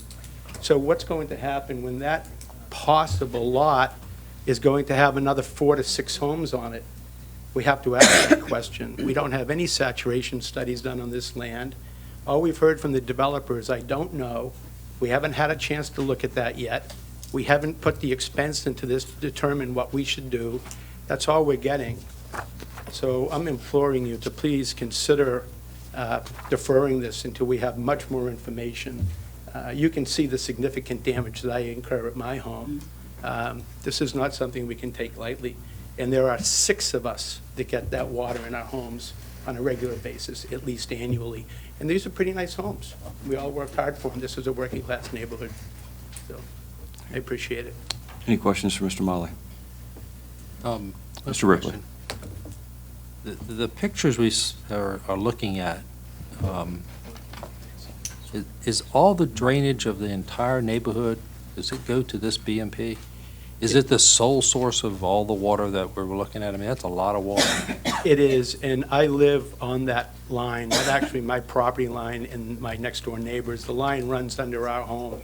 I could have given you multiple pictures. I have pictures, again, Wayne Crosby as a developer has been wonderful. I'm not disputing the pictures. I'm asking you, is that BMP, and do you believe that BMP is the sole source of the drainage for that entire neighborhood? It is.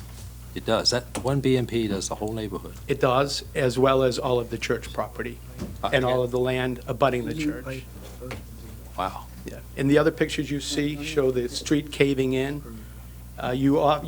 Just recently, you deferred a proposal on the other side of my development due to soil studies. No soil studies have been done on this land yet.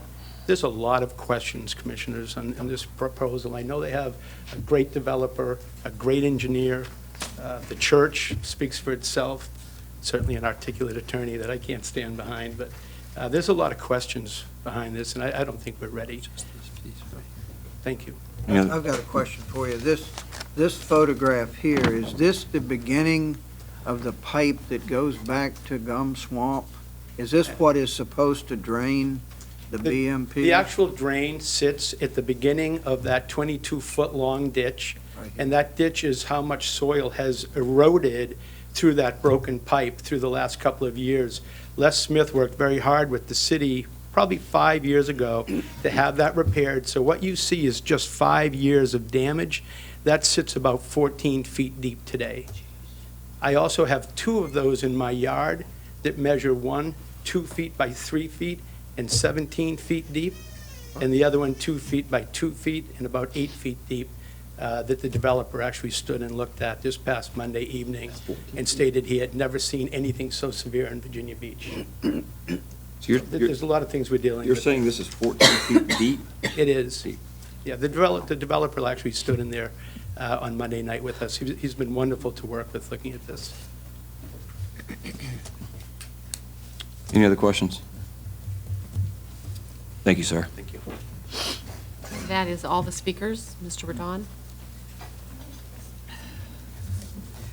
Thank you very much. I want to, first of all, compliment Delegate, former Councilman Villanueva, my friend, and all of the speakers for the way they've handled themselves and comported themselves, and my clients have appreciated, the opportunity to meet with them. And to some extent, I think this is will be a symbiotic and helpful scenario. But and let me say this. Let's deal with the Southeastern Parkway scenario first. Pastor Smith and my clients have tried, and we spent a lot of money on multiple plans that included the right-of-way alignment, and had an application ready to come forward. And it's a city council decision, not planning commission decision, as to the Southeastern Parkway. And we've been told that that section's not going to be built, take it off. That's why we're before you. All right, that's the only reason we're before you with this application. We had another one that would have included that right-of-way. So any suggestion or innuendo or whatever that this shouldn't go forward because that's somehow up in the air because it's still on Delegate Villanueva's radar screen, that's for City Council to decide, not for this group to decide. And we can't sit here in limbo, which way do we go? We have to follow the direction we've been given by city staff and by City Council. If they change their mind and decide they want this right-of-way, we'll have to deal with that, but that is not on the agenda today. As it pertains to the drainage problem, in all frankness, I initially was of the opinion, well, we hear this a lot all the time, but when Rodney Flores was out there on Monday and they took pictures, and it's very clear that there's a serious problem with that outfall pipe, and it's silted over because of dirt going in it and people filling, the city even filling that those holes and going in the pipe. Yeah, they clearly have a problem. The problem is one that has absolutely nothing to do with Pastor Smith or anything to do with this applicant. It has to do with maintaining a public drainage easement, a public drainage structure. And that isn't on us, although we do anything we can do to try to help assist in that being resolved. When their neighborhood was developed, it was done with zoning, and with the same process we're going to have to go through. It's not a question of design, it's a question of the way it's been maintained. The idea currently that some may have, which is fallacious, is that we are going to try to put these 14 houses drainage into that BMP. That cannot possibly happen. That's a non-starter, not going to happen. There may be some additional capacity when it's functioning properly that might handle some of the stormwater, but nowhere near under the current regs, which are much more strenuous, that can possibly be used for the majority of the drainage from this neighborhood. This new neighborhood. It's not going to happen. But every residential rezoning, which you all understand and know, and every one that Councilman Villanueva voted on when he was on city council, all this detailed engineering and all this detailed study, none of that gets done before zoning's put in place. That is a, multiple tens of thousands to $100,000 plus of engineering expense that doesn't happen until the zoning's in place. The zoning doesn't give us the right to go out and build 14 houses on 14 lots. We have to meet all of those criteria, the enhanced ones that are in place today, a much, much higher bar. And that's what will happen in this case. We will not affect negatively their drainage, and we cannot. And Delegate Villanueva understands this very well. The bar's been raised very high, and anybody who's putting in any development applications for approval, subdivision, construction plan approval, site plan approval today, understands that it is a much higher bar, and it takes a whole lot longer to get to the point where something gets approved. So, again, I do also want to say, and I think this is really, I don't want to put words in Ron's mouth, but I'm quite comfortable that City Council isn't going to act on this application until they're assured by their staff that the existing problem, which again, this has nothing to do with that problem, but they're going to want to know that that problem's been resolved before they vote on any application. I certainly believe that to be the case, and that's why we, are very proactive in wanting to see that get addressed as well. But again, it's not a valid reason for this body not to act upon an application for a very reasonable request for rezoning of this piece of property. Again, knowing full well that it'll probably be 14 homes, or we don't know, maybe 13. And there will be additional BMPs, as I mentioned, went through the whole litany of the ones that are available that may be used, but that's to be determined once all this detailed engineering studies have to be done. Again, and that's required a lot more than was required when either neighborhood on either side of this was developed. And when they were developed, none of what they're suggesting my clients need to do, that wasn't done then. It hasn't been done in the past in any situation. So, I actually can think of one, Nemo's Quay. They actually did spend well over $100,000 on a drainage study before they got their rezoning about 3 years ago, and they're still under review by DSC. So. Anyway, that's the only one, and this is a small development that couldn't withstand that cost on a whim. Any questions for Mr. Burdon? I've got one. The BMP that's there now, is there a concrete pipe going out of the back end of that heading toward the gum swamp or whatever? The outfall is here, Mr. Thornton. There's a 30-inch drainage pipe that runs between I think the fellow's name is Bruce, between these two lots and dumps into the BMP. When it reaches its design elevation, it's outfall into a pipe that goes out into the swamp. And that is what is not taking place because the capacity, well, two reasons. It's not connected any longer because of, I believe, cave-in, but I can't, that's my understanding. And there apparently have been some other, cave-ins or breaches of that pipe.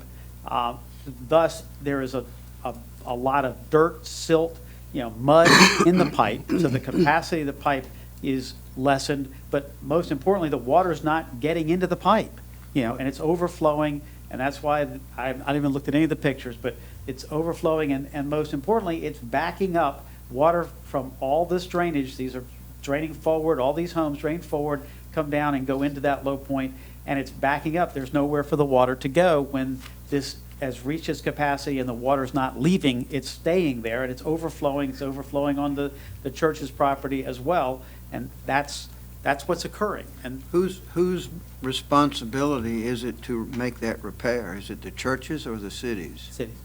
It's been dedicated to It's a public impoundment easement and it's a public drainage easement.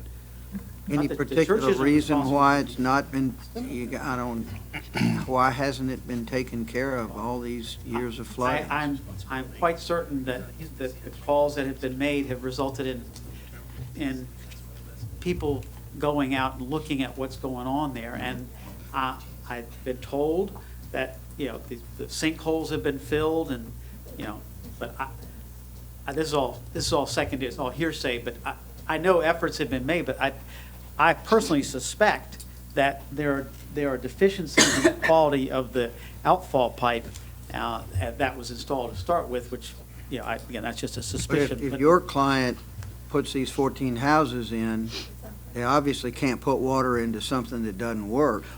And if they put water into their own BMP that heads in the same direction, that still doesn't fix this problem. First of all, make it very clear, it's unlikely that there'll be much utilization of this BMP permitted. Again, but it all depends. I mean, if we create a different BMP for the church, which drains in there now, it's designed for the church and for the houses, then that frees up additional capacity. If that system is working properly, there may be water from some of this development that goes into that BMP. That remains to be seen, but I'm confident as I can possibly be that there will be additional BMPs that we will have to do, and the most likely one is along the back of the lots where we've got extremely deep lots. There's a capacity for a very large BMP, basically about twice the size of this one. And it isn't because of a problem with where the water is going, it's the ability to get the water there. That's where the problem is. This water is not getting there. And we certainly aren't going to be able to put water into a system that's not functioning. The city's not going to allow that to happen. And Mr. Crosby even advised the folks the other night that, if we were out there developing it and we were going to use that in some capacity, but it wouldn't be for the entire development, we would go in there and fix the pipe if we had to replace part of the pipe. But these folks can't wait that long, and I'm fully in agreement with that. But that is nothing to do with this application. I mean, that is the reality. The only thing is that because Pastor Smith was kind enough, and I'm sure that there was some remuneration involved to convey Pace Construction, who developed this cul-de-sac, the drainage easement, and they put it in, or whoever they hired put it in, and it was inspected, but it isn't. No one's arguing. We're not arguing that it's functioning the way it should. It's clearly not. But that is an issue that will have to be resolved. It's going to have to be resolved sooner than when we'll be going through with our information and getting approval for our actual construction plans, which will include other BMPs. I don't want anybody to leave here thinking that we're planning on putting the drainage from this street and these 14 houses into that BMP. That isn't the case. And I do believe that there may have been some thought may have been engendered by some misunderstandings of communication that that's what we were going to be doing. And that's not even feasible, possible, never going to happen. Mr. Ripley. I understand that when you get into this process that you're not going to get anything approved until it meets all the regs and dots the i's, and all the new regs are not only quantity but quality of drainage. I got all that.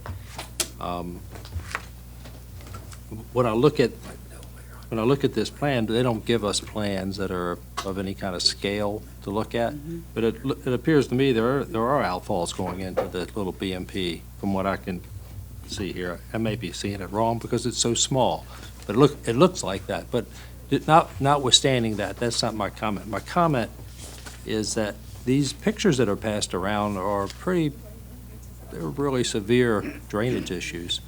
And I don't think Delegate Villanueva is off base to come in and ask that this get fixed before something else get added into the area that might continue to impact their neighborhood. So, and if you're going to go to council and council's not going to approve it, wouldn't it be a good idea to come back with a solution so that you know, and it may take this much time to get the solution, but the neighborhood next door, the citizens next door would be assured that it is going to be done. And that's what he asked. Yeah, I thought it was a very reasonable request. I didn't understand until I saw the pictures, how reasonable it was. With all due respect, Mr. Ripley, I couldn't disagree with you more. We are not the cause of that problem, and we can only help get that problem solved. To suggest that folks have been waiting for a year and a half, have to continue to wait because of a problem that we have no responsibility for or any causative, it's not we didn't create it. We're happy to try to help create it, and I totally concur that, the city must solve this problem. And if we can be of assistance in doing so, we certainly will. But to suggest that we're going to be able to put one bit of asphalt out there until not only that problem is solved, but our drainage plans are completely vetted and approved, it just can't possibly happen. And so we're being held hostage by something that we have nothing to do with. But you could do a preliminary drainage study to show how you're going to handle the water. Yes, you could. You could do a preliminary study. That way, the neighborhood understood that it's not going to invade their system, and that you have a method to resolve it. We're going to create a different set of rules for this applicant to go out and do a drainage study because somebody else's system isn't working the way it's supposed to work. Yeah, I think that's a precedent I sure as heck hope that we as a city don't engender, and I wonder why it would be the case in this particular application. Because of the photographs that we've seen. And I think if we pass this on to council's going to say, what's that planning commission thinking? That's what if I were them, I would say that. I would say that. It has nothing to do with this applicant. When we found the problem, we immediately notified everyone that we know how to notify. And I do not believe in any way, shape, or form that there is any logic behind that position, because we're taking a position now that other people who have drainage problems, if they don't have a former council person or delegate in their neighborhood, are they going to get the same treatment, and everybody's going to be held hostage for problems with maintenance of existing drainage systems? It just so happens that he lives there. That's not the issue. He came in and he presented the issue, and the neighbors brought forth evidence, and that's what we're having to deal with. Just like you're presenting your evidence, they're presenting their evidence. And I think the idea of knowing there's a solution is a pretty good idea. There has to be a solution, but the applicant and the property owner who have no way of making that solution reality, and they didn't create the problem, they aren't the problem, and it is unassailable that nothing is going to get built on this piece of property until that problem is resolved. So we're talking about a deferral for no valid reason that I can conceive of. Because what's a deferral going to do? If it takes the city 6 months to figure out the problem, we're still going to be, a year out of being able to turn the first spade of dirt from our plans. We can't even get our plans started. We're wasting a ton of time on something that we aren't going to be turning dirt for 18 months. So we're sitting here in limbo, waiting for the city to solve a problem that's going to have to be solved. And again, as I said before, I'm quite certain that before council votes on this application, they're going to have heard from their public works people and their other departments as to, the source of this problem, hopefully confirming what we've, discovered to be the problem. But well, I think we're being held hostage by something we have nothing to do with. Eddie, I think they could come and explain the same information to us, so we can make an informed decision. Well, again, it's not appropriate or responsible or reasonable to ask us to go out and spend money to do a drainage study because of a problem with an existing system that's not performing and it's defective for, we think, pretty obvious reasons. That's not reasonable to my client or this applicant at all. People who've come in good faith, have been good neighbors and still are good neighbors. We're being told you're asked by that request to do something that no one else would ever be asked to do under these circumstances. Because you're not approving a subdivision construction plan or a site plan that means we can go out there and start developing. You're not. You're just saying, is this a reasonable land use that we're proposing? And I've heard no one suggest it's not. In fact, I've heard to the contrary. It is a reasonable land use we're proposing. It's not granting us the right to go out and build it or put in any of those lots at this point. So we would not be in favor of a deferral at all. I don't think there's any valid reason to ask. I got that. I got it. Mr. Badon, are there any other questions for Mr. Badon? Let me piggyback on what Ron is saying, just for a second. In the plan that we have to study and look at and make a decision on, there's no BMP on this proposed development except what's there. I can show you 2 or 3 different iterations of different BMPs. All I'm looking at is the one that's in the package. And that, but let me finish.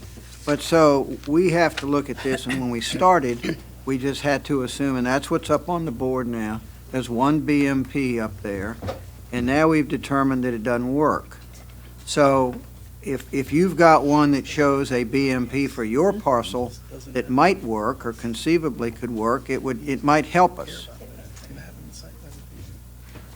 Mm-mm.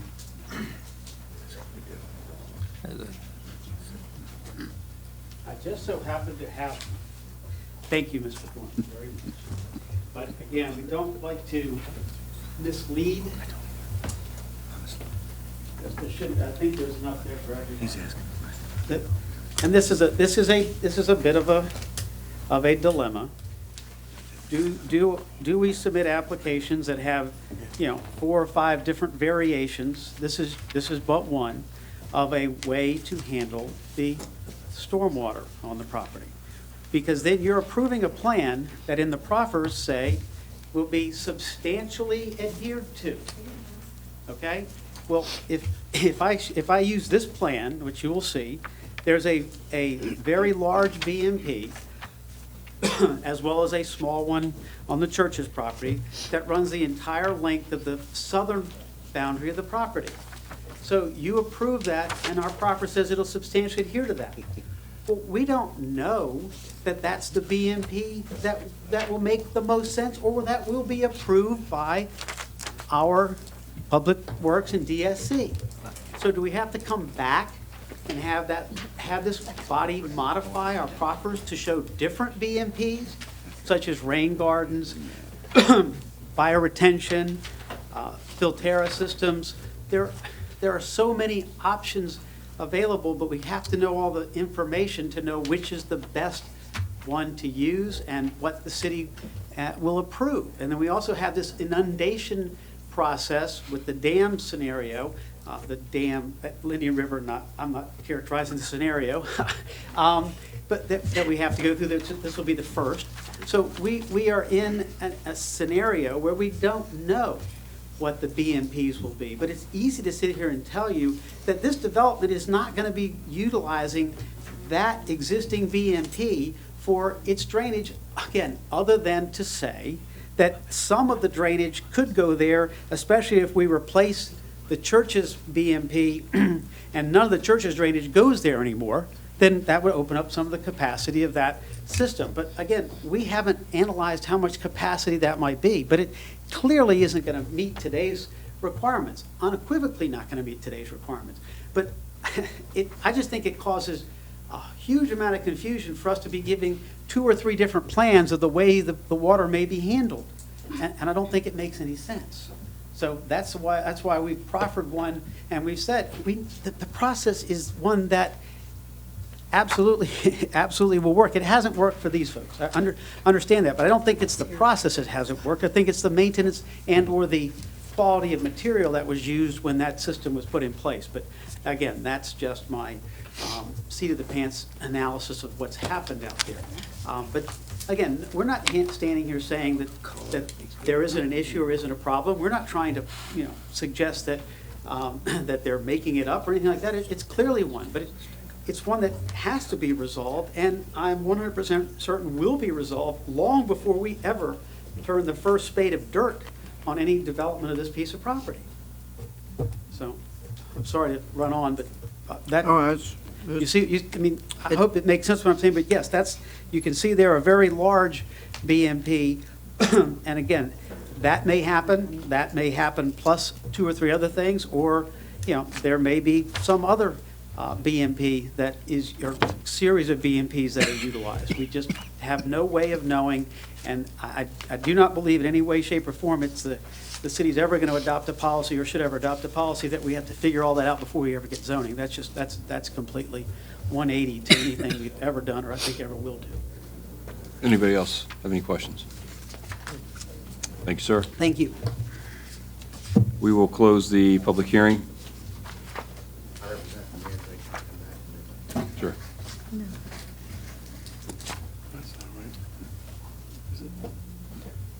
So let's take a deep breath.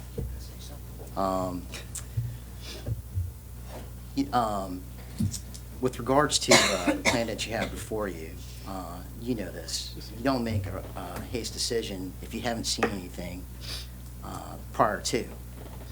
I'm pretty sure that's the first time you've seen of this plan that Mr. Boudon has presented.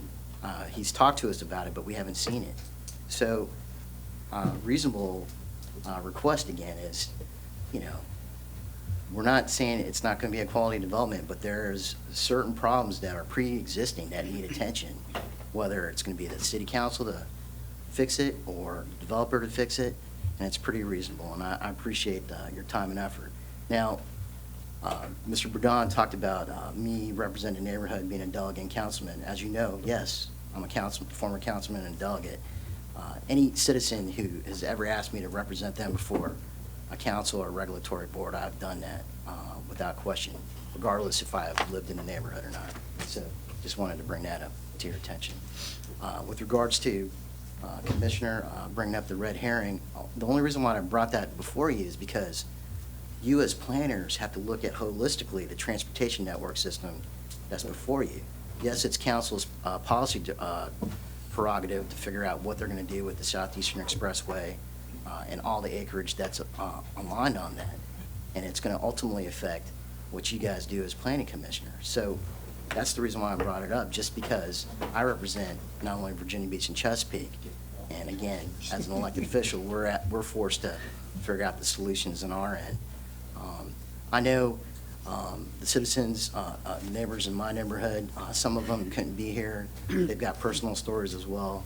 Again, I appreciate your time. Our neighborhood appreciates your time.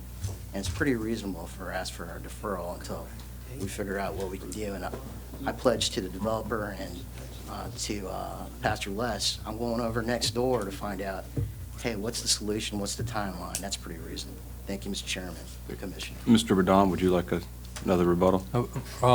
Hey, Ron, Yes. how long do you think it would take to ascertain what Well, I the was solution is? asking on that. You might not get the solution right away, but you might get an answer to what it is. I guess it depends on, what kind of pipe they're putting in, because they've been there twice already to fix this thing. And they filled it, it hasn't solved the problem. Again, I'm not the engineer, Mr. Commissioner. I would say reasonably 60 to 90 days, but, I mean, that's up for you guys to determine. You know this. If you got champions and you got concerned citizens that hit council members and the city manager, they'll find a solution. They'll figure out the timeline for that. And again, this is the first I've heard of the problem. I haven't had time to address it. They've talked to Public Works, and I haven't. Again, it would be, it'd be beneficial for everyone if we could figure out to solve that problem before the neighborhood comes in. Because as you can see, the developer says the 13 new homes won't impact that BMP. Well, again, we haven't seen a plan for an additional BMP or a widening. We've only heard. You've got to vote before you the plan that's before you in the packet. Thank you, Mr. Commissioner. Thank you. I got one question. This has been going on for several years evidently, because the pictures came in here from '06, '09. Why hasn't something been done before now? To answer your question, Commissioner, there has been. It just hasn't, it's been substandard. And, with the developers coming in, seeing the problem, we wouldn't have known that the problem with regards to the pipe outfalls aren't connected to the BMP. You know, we're only existing in our certain time frame, and we're seeing, and we've been reporting this. Trust me, I've talked to the manager about this. You know, and again, we know that there's a problem that exists and needs to be fixed, and it's been addressed, but hasn't been addressed properly. And before you approve this project, let's go fix the problem first. Thank you. Jeff, I got a question. Dave. And don't take this the wrong way, I'm kind of still new at this. Yes. But this isn't the first time something like this has come in front of us, okay? Princess Anne Woods right over here, people came in, same kind of problem, and we approved it, and as far as I know, everything's been worked out. Why should we hold them responsible for something that's not their fault? When it has, because it still has to go in front of site plan review, it still has to do all that, but I mean, they shouldn't have to go and pay for all that and have that plan done because it's not their fault. It has to be planned, it has to go through the process before, then they do the plan. Why should it be different now? Mr. Chairman, Commissioner. I'm just asking because I'm kind of new at this a little bit. You know, my answer to that would be, if it's the city's responsibility, the city needs to find a solution. Let's have the city fix it before you approve a project that will impact the new neighborhood and ours and worsen the problem even more. And it's pretty reasonable. You know, I'm not asking you for a year deferral. I'm asking you, you know, give us some time to figure out the solution. I'm pretty sure we could find a solution, and then the developer could come back and present his new plan to you, and you could vote on the plan that was presented 2 minutes before. But there hasn't been a solution since '09 to fix the problem. How are we supposed to fix it in a couple of months? You know what I mean? I've seen city council and state city engineers, if there's a severe problem, there's funding available, and there's some champions behind it, and more importantly, in partnership with the neighborhood, I think I've seen them move mountains. Okay. All right. Mr. Dave had Mr. Villanueva, I was curious if perhaps you had any extra time to serve as the president of the Thorogood Civic League. I appreciate your advocacy on behalf of your neighborhood and your neighbors. But here's my question. I quibble with a few things about Southeastern Parkway and Greenbelt and stuff like that, but let's not dig too deep. The deferral with regard to this question of the BMP. My question is that the issue?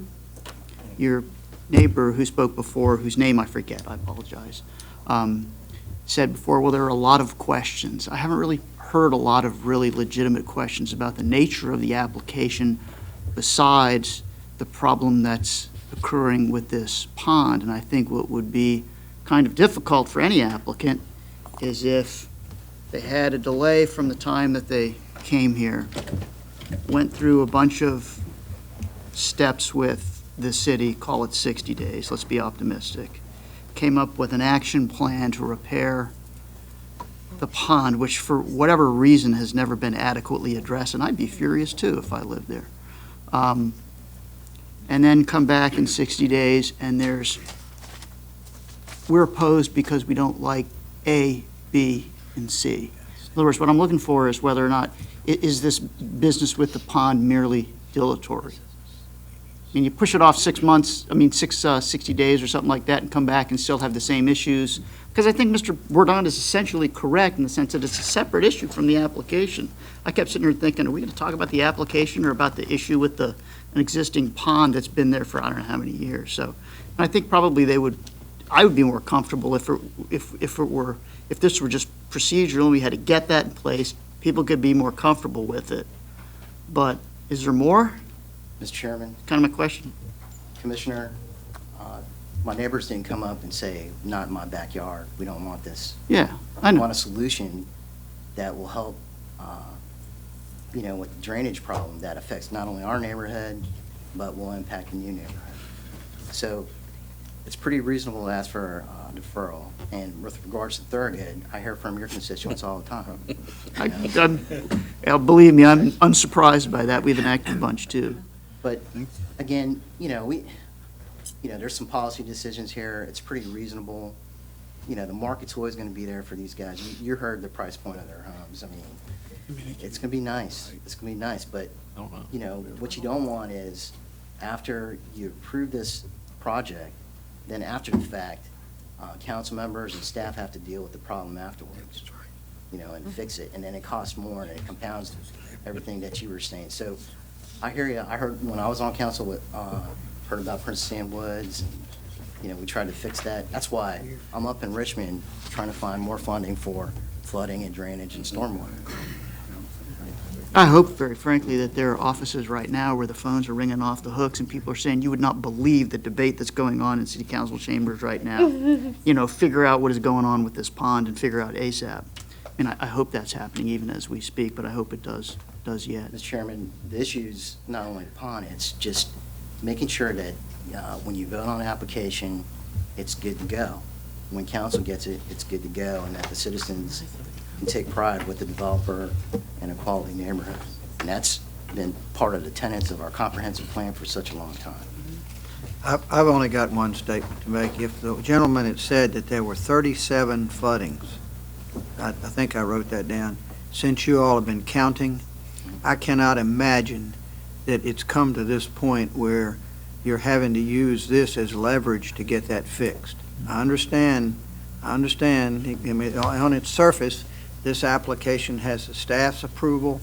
I haven't heard anybody say anything terribly bad about it, but you guys have either not gotten the city's attention, or they're not paying attention to you, or there's a huge drainage problem out there. And I guess we're going to close this down for a minute and start talking amongst ourselves. But I wish you well in getting the city to go fix that pipe, because 37 floodings like these pictures show since 2006 is pretty unacceptable. I mean, it would be in my neighborhood. Mr. Chairman, address this question. Please. For the record, our neighbors have regularly called the city. The city sends folks to clean up the stormwater drains, and they do it on a regular basis. But obviously, that's not the problem. So now we know where the problem is. So we've been an aggressive and engaged neighborhood. City manager knows about this problem. Again, just give me some time to work with the developer in the neighborhood and figure out the solution. That's all I'm asking for. Okay, thank you. Mr. Burdon? First of all, I want to, again, I think the world of Delegate Villanueva, and my comments in response to Mr. Ripley's questions were not directed in any way to be critical of Mr. Villanueva and advocating for his neighbors, and I certainly don't blame him and appreciate what he's had to say. One of the things he just said, however, I think is very important. In addition to the issue that you all have, and I think we beat it up, and I'm sure a lot of people are hearing about it, and who haven't, I'm sure everybody has at this point, but he just said also, as an add-on, what is it that the plan, needs to be one that people don't have questions about. And I would ask each of you, what is it about this plan that anybody has any questions about? I mean, other than if you want to suggest that we show every possible BMP that might be utilized down the road when we go through that process. If I show bioretention beds along the side of the road, I show the BMP in the back, I show a Filterra system under the parking lot, I show a BMP on the church's property, I show an expansion of the existing BMP as a possibility, then what are we doing in terms of the way we proffer these things? Do we put a proffer in there that some or all of the BMPs depicted on the plan will be utilized rather than to substantially adhere to the existing plan or the proffered plan? That's the dilemma here. I mean, we couldn't make it any clearer that this BMP that's on the property isn't going to be the source of the treatment and the retention of stormwater for this development. It was put in by PACE. There's a public impoundment easement. At the outfall is all a public drainage easement. The church didn't use that as its BMP until PACE developed their property. These are fee simple lots. It's not a situation where there's an association that's responsible for maintaining it, at least not that I'm aware of, and I'm pretty sure that's correct.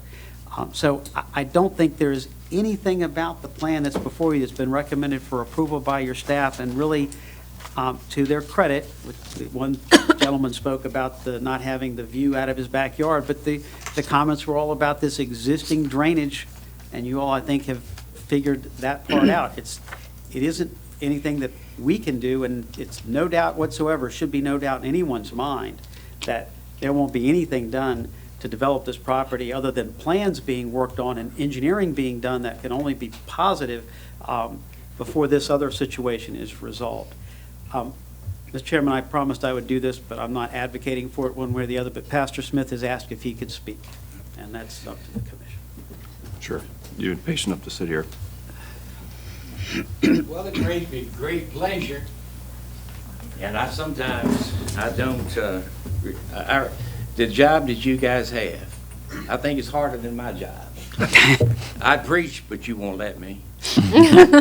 But, you know, I've thought about this. We've been there quite a long time, and the neighbors have been commendable. They really have. And we together have really sought the help of the city. The public works, there are detention ponds all over this city, including the one right here at the courthouse. It's not kept up right. So what do? I mean, the city's got a big responsibility. There's a lot of detention ponds. And this particular one, it's enough water to drain the whole community out there, all the community. It's big enough. It's not working properly because it's not being kept up. We were told that for the first year, the church would be responsible to make all the improvements. Then the city would have a right-of-way to take it from then. Well, for whatever reason, the city's got a lot of work. And it's just too many of them to keep up with all their work. And we've begged them. The community has been down, and we've called hundreds of times, and they'll come out and they'll put a Band-Aid on it. But if that thing is done properly, it will drain not only the church property and the next community, but it'll also drain. Come out and look how big it is. It's 55, 60 feet long and almost that wide. It's almost like, so I think the problem is if the community wants to keep that open property, I mean, I understand that for their, we let them use it anytime they want to, but the church has a right to vote and have houses put in there if that's what we decide to do, and that's what we've decided to do. We certainly don't want to hurt anybody. We're here to help people. I think I've been fair with all of the people there are great. Even the ones that have made the complaint, I don't think they are mean people. They're great people, and we just want to get the solution solved, but we think it's the city's fault and not the church's fault, and certainly not the neighborhood's fault, and they need to come and correct it, but how to get them to do it, we haven't been able to, okay? And so, but to put us off, and we've already been a year and a half trying to, whatever it's been, trying to get this thing, done, and I'm not an architect, I don't know anything about that, but we've got city engineers who will approve everything that is done, and so we've got professional people who can do it right. But when you have a storm, guess what? And the tide comes in, I don't care what you do, there's going to be some flooding sometimes, but our particular property is 100 years for a major flood to come in. That's the insurance plan. 100 years, so we don't have that flood problem that often. Now, the problem is the drain is not taking the water to the swamp. That's what the problem is. Thank you so much for your kindness. Thanks, sir. Thank you. Mr. Burdon, I'm not giving you another chance. All Thank you. right, we're going to close the public hearing and open it up for discussion amongst the commission. Mr. I'd like to ask Mr. Weiner. White a question real quick, if I could. What was the number of houses that they could have done by right without coming here? 12. It was like 10? 12. 12 houses. So now that they're adding 2 more houses, that's why they're here. They're here to add those 2 more houses with the potential of losing one of those houses. Right. So basically what I'm getting at is if they only put the 12 houses on there, then they would still be a drainage problem, would be in the same predicament. But I'm sitting here kind of scratching my head here, listening to both sides, but I gotta say, this is something that's come in front of us before. And we have to think about site plan review. And site plan review doesn't have anything to do with us. We're here for, I'm guessing now, we're here for the application for the houses. And I know there's a drainage problem, yes, but I don't think it has anything to do with this application, for the application. I think it's really good, and I'm going to support it. Anyone else? Mr. Ripley? Yeah, I think we ought to defer it for 60 days and give the neighborhood a chance to find a solution from the city, and that the applicant come back with a plan that generally shows how it would reasonably drain the property. You know, we're looking at even a little larger plan now that's showing outfalls from the property, from the project into the BMP. And, you know, saying it's not connected, but that is a connection. It's not a big connection, but it is a connection. And so I just think that given the severity of the drainage and the problem that's occurring, that the 60 days is not unreasonable. He's looking for a solution. I don't think he's saying it's fixed in 60 days. I doubt the city will fix it in 60 days, but probably can get some answers. And I think everybody kind of put their shoulder behind the wheel and pushed on it, I think, and shoved a little bit. We might get a little further and everybody would be happy. Right now, I don't hear the neighborhood complaining about the development. Certainly seems reasonable to me, but I think given the environmentally sensitive drainage areas of this area of the city and the flatness of it and of the terrain, that's an important component to think through before you come in and ask for the additional lot, or additional 2 lots. And probably, based on the discussion today, of course, they can reconfigure these lots into a little bit smaller, I guess. Maybe they can get another lot in there. You're probably going to lose a lot, be my guess. But I don't know that until they've actually done it. And Mr. Flores certainly can advise his client of that, for sure. So I recommend we do a 60-day deferral, give them an opportunity to come back with a solution, and that they come back with a plan that more reasonably represents what they really want to do here. That's my motion. Anybody have any more comments, Mr. Inman? I'm conflicted about this. I understand what David's saying. Are we really being consistent with the way we've handled these applications in the past? Have we gotten ourselves involved in drainage issues? Haven't we always said, that's not our job? Our job is land use. Is this a proper land use? What comes after is in the conditions. At the end, it says, one of the conditions is, I had it, now I've lost it. That they have to comply with any,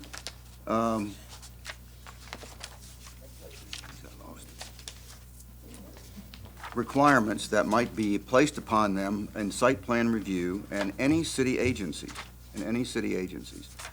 Okay, so now we're asking, if we go with a deferral, we're asking the developer to not know whether or not he's going to get the rezoning or not, but to spend thousands and thousands of dollars on drainage planning, which he may never need. That doesn't seem right. And I don't remember doing that before. And I do know that the city is way behind, from my representation of community associations and such, and that the city's way behind on maintenance of drainage facilities all over the city. I mean, way behind. I'm talking 15, 17 years behind. Maybe this one will be different. Maybe this will be addressed sooner because of the environmentally sensitive area that it's in and severity of the problem. But it does disturb me, as people have asked, why hasn't it been addressed in the past 6 years, or maybe more than 15 years. 8 years? And why shouldn't we approve the rezoning and let them go forward? And I'm sure Mr. Burdon's client would dearly love for the city to take action on the property next door and do the proper maintenance or repair, and then that would alleviate a lot of the expense for his client. But the city may not. His client may want to go forward. He may want to spend the extra money it takes to make it right in the near future, so that he can proceed with this. But I don't think he's going to decide to do that and spend all that money if he hadn't even got a rezoning. He doesn't know he's going to get the property rezoned, and 2 more lots. You get 2 more lots. I mean, If I could say one, Sure. just to, because I feel like there's 2 things. We just passed a policy in the southern water, down in the southern part of the city, exactly on this line, that a preliminary drainage study is done as you come into it, but I think it was done in the rural areas, and that was for the similar kind of reason, is that was done. And if you had another, in many layers that deal with Chesapeake Bay, you provide detailed drainage plans before you actually get to planning. That happens. This one, we've got a neighborhood that's asking, they don't have that layer in front of them, and so they're asking for that time to try to see if they can find a solution. I don't think that's unreasonable. That's what I think. Mr. Horsley. No, I'm just, this is a pretty tough one, but, when I look at it as a land use thing, and I see they could just go there by right, get this stormwater management plan approved and build 12 homes. They don't have to be here today. But they are here because they want to get those 2 more homes, which they may get 1. And I know the one David's talking about over here at the courthouse, and we told that neighborhood that we had confidence that when it was developed, when that neighborhood was developed, that their drainage, they would not put any more stormwater on their property, because we've got faith in the way their site plan review process takes place. And I go back again to this problem that this community has had for, I guess it's going on 10 years now, from '06 to now. And it looks like me that they found an opportunity to jump on this horse that this neighborhood, this next door neighbor's going and get some extra support to get their problem fixed. And that's the smart way to go. If you haven't had it done in all these years, it's time to get it done some kind of way. And I think it's the city's responsibility, and I think somebody's been dragging their feet, and I'm sure, I've got a lot of confidence now that it will be taken care of. When Delegate Villanueva's behind it, and the group that's developing it gets behind it, I'm sure this problem will be taken care of, addressed pretty soon. So realizing the process is taking so long to get this process done now, since last year when this statewide stormwater ordinance change or regulations change, and I mean, it just takes forever, and just delaying these processes, I can't see that we're doing any good, and I think everybody's agreeable to the land use plan that they've submitted, and just get the drainage straight. So I'm gonna have to support the application as it is today, and staff had supported it, and I think they've got confidence in that the staff is gonna get the drainage with site plan review, gonna get all that straightened out and have a good plan. But so far as land use, I've got to go along with it. Don't usually buck fellow councils and commissioners, but I'm gonna have to do it this time because I think it's the right thing to do. Ms. Rosinski. And that's sort of how I've been feeling, to piggyback on that. I really think that we're looking at 2 separate issues. And I really think the only thing that we can make a decision about is the land use. And I think that this is a pretty good land use. I feel for the neighborhood that's backing up and the church that's backing up, and I'm hoping that maybe by them coming here today that, somebody in the planning department and the city staff can talk to the next person in line, and they can push that to get behind. I also know that the city is very behind in their B&P maintenance, but I think this one definitely needs a little timely service that's been long overdue. So I also am going to support the application. Dr. Quasny. So I'm as conflicted as everyone else, but I do think that this is an opportunity. If we move this forward, this is one of those cases where it becomes then an opportunity for something to happen. I feel a little hypocritical when I say that, like I'm teetering on an edge, but I feel pretty convinced that's the case, because, for instance, if we do have outfalls that are going into this BMP, and this BMP is the problem, then this is going to draw attention to something that might have ended up down on a list somewhere, waiting even longer than you've already waited. And so it's a possibility that if the BMP is going to be utilized by the new development is going to have to address an issue that will be their own then, that is already an issue of the current development. And so it then becomes a benefit. Do we need to be consistent in that kind of review of land use? I think so. And so we are then, if we push it forward and we allow for the piggybacking to result in attention that's deserved. And so that's where I finally came to my decision. Anyone else?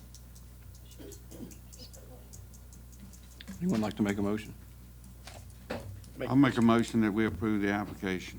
Motion made by Don Horsley to approve the agenda item, seconded by Commissioner David Weiner.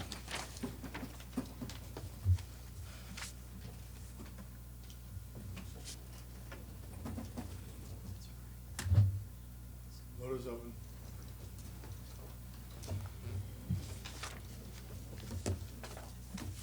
I vote 8-3, the commission has approved the application of conditional concept. Thank you all for your Real quick, I don't know, I know everybody wants to finish this last agenda item, but does anybody need a 5-minute break, or you just got, I'm sorry? No. Not at all. The chairman does. I mean, we'll defer. I think, Pass that cookie. yeah, we're going to take a, You can take a quick yield- 5-minute break. You can yield to Mr. Don't we discuss? Yield.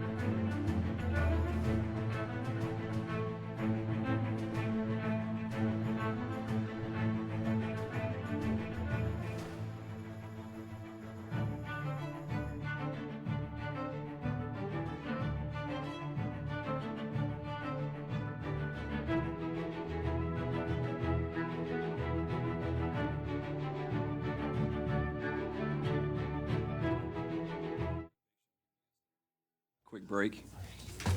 Okay, the last item on the agenda today is D2, an application for Aldi NC LLC for a conditional change of zoning from R15 residential to conditional B2 community business on property located at 929 First Colonial,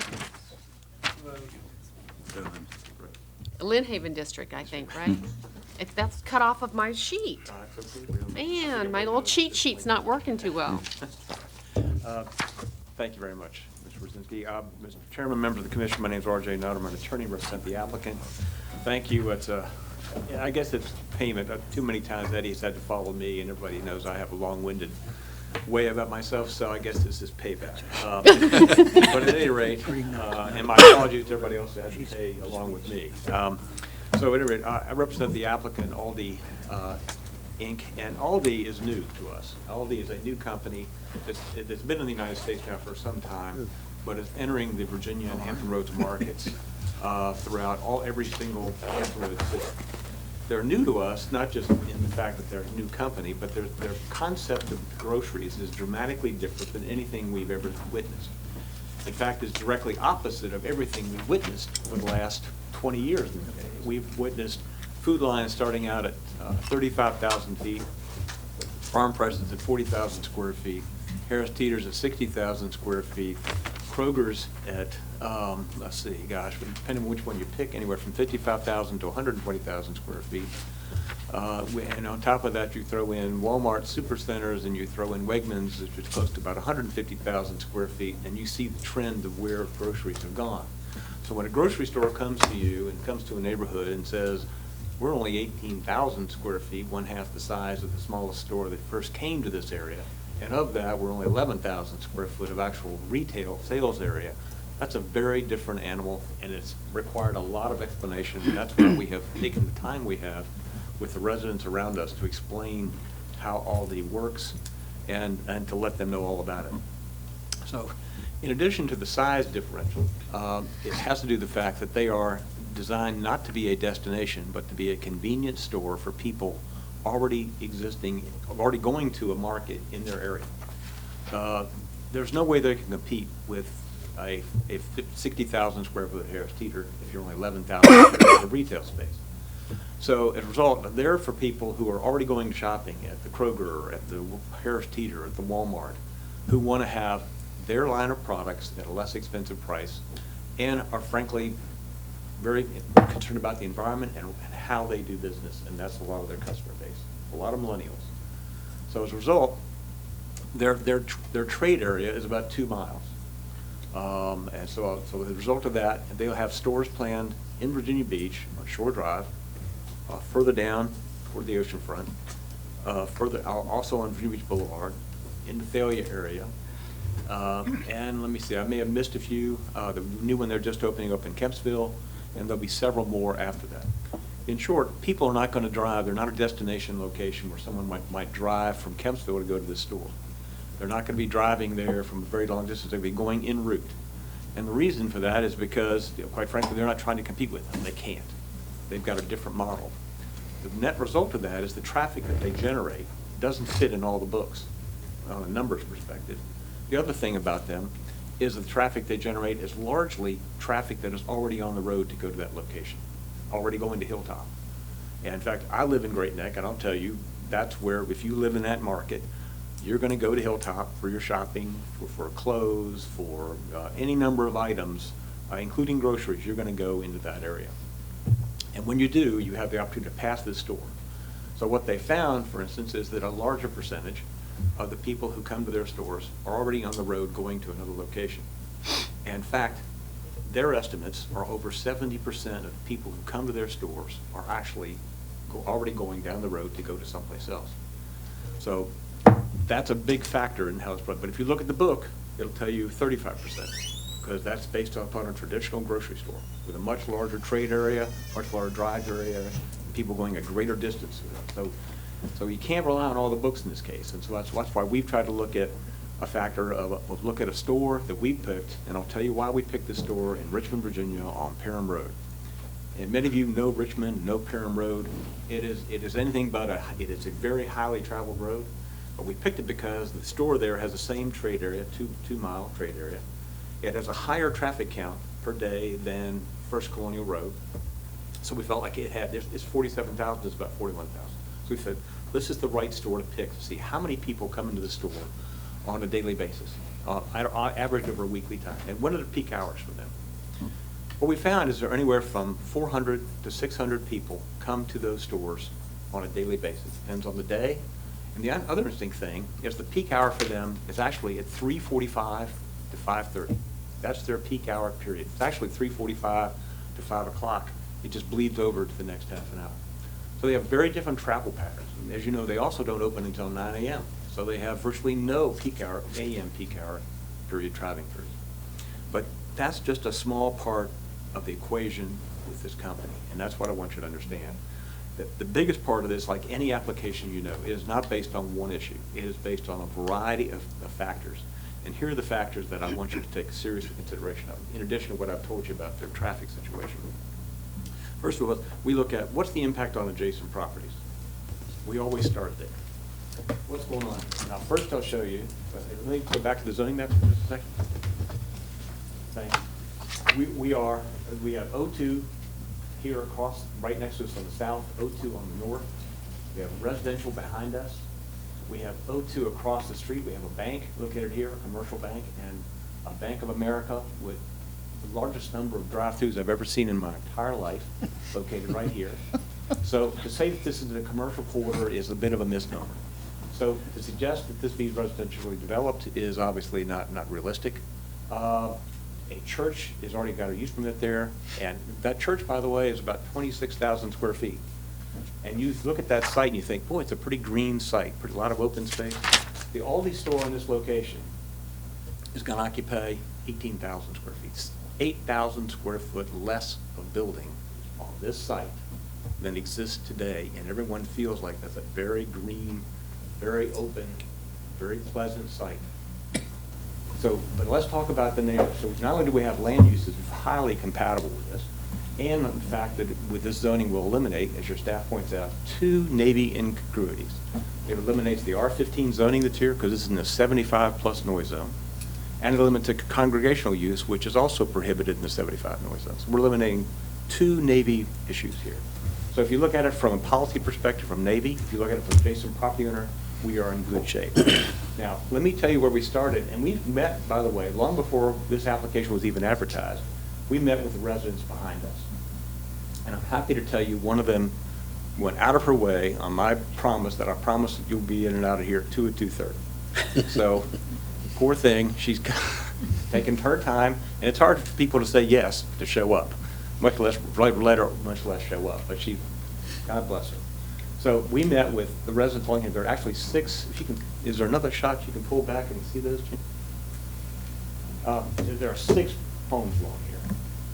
And so our first thought was, you know, we've got to meet with them. We've got to tell them the Audi story. We've got to answer all their questions, do what they've asked us to do.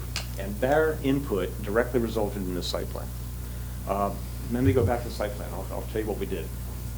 First of all, we met with them, told them the whole story, and we said we are prepared to put a significant buffer in the back. And so this buffer, by the way, its closest point is 130 feet. It's 160 feet at the furthest point. So this is a buffer like no other. Second, they said, well, we got a lot of trouble with kids coming back in here, and we're very concerned about that. Can you put in heavy landscaping along here? So we said yes, and said, we will send you our landscape plan before we submit it to the city, so if you want to revise it, please let us know so we can do that. And we got 2 comments requesting be revised to add landscaping along here. Because what we didn't know is that the school is right up here. And there's a townhouse development right up here. And there's a lot of kids that traverse this area as they're going out to Hilltop in that area. And rather than walk along the right of way, they just go back here where it's all green, it's nice, and that makes perfect sense, except they're in these people's backyards. So they said, can you do something to put in landscaping to stop that? So we did. So all of that was done. We also agreed, of course, as you can see, that there's no roads, there's no drive aisles, there's no nothing behind this store. In fact, the truck access is here on this side next to office. and it's located inside almost inside the building, behind a serious wall and the big bulk of the building. The bay itself is also recessed, and significantly, the trash compactor area is located in that area. All the other facilities they asked about, like where's your loading dock area? Where is your what about the machinery that moves equipment inside the store? Where's that stored? All of that's inside the store. So they said, look, you're going to be one of the quietest uses we've got out there. So if you look at it we stop right there, then we got a situation there. We comply with the land use program here. We're met all the neighbors' concerns. We have a benefit from a Navy perspective. And on a site plan, we've given you a great amount of open space. There's almost, I've forgotten, I think it's a huge amount of buffer here in the front, much more because we agreed to eliminate a out parcel in the front.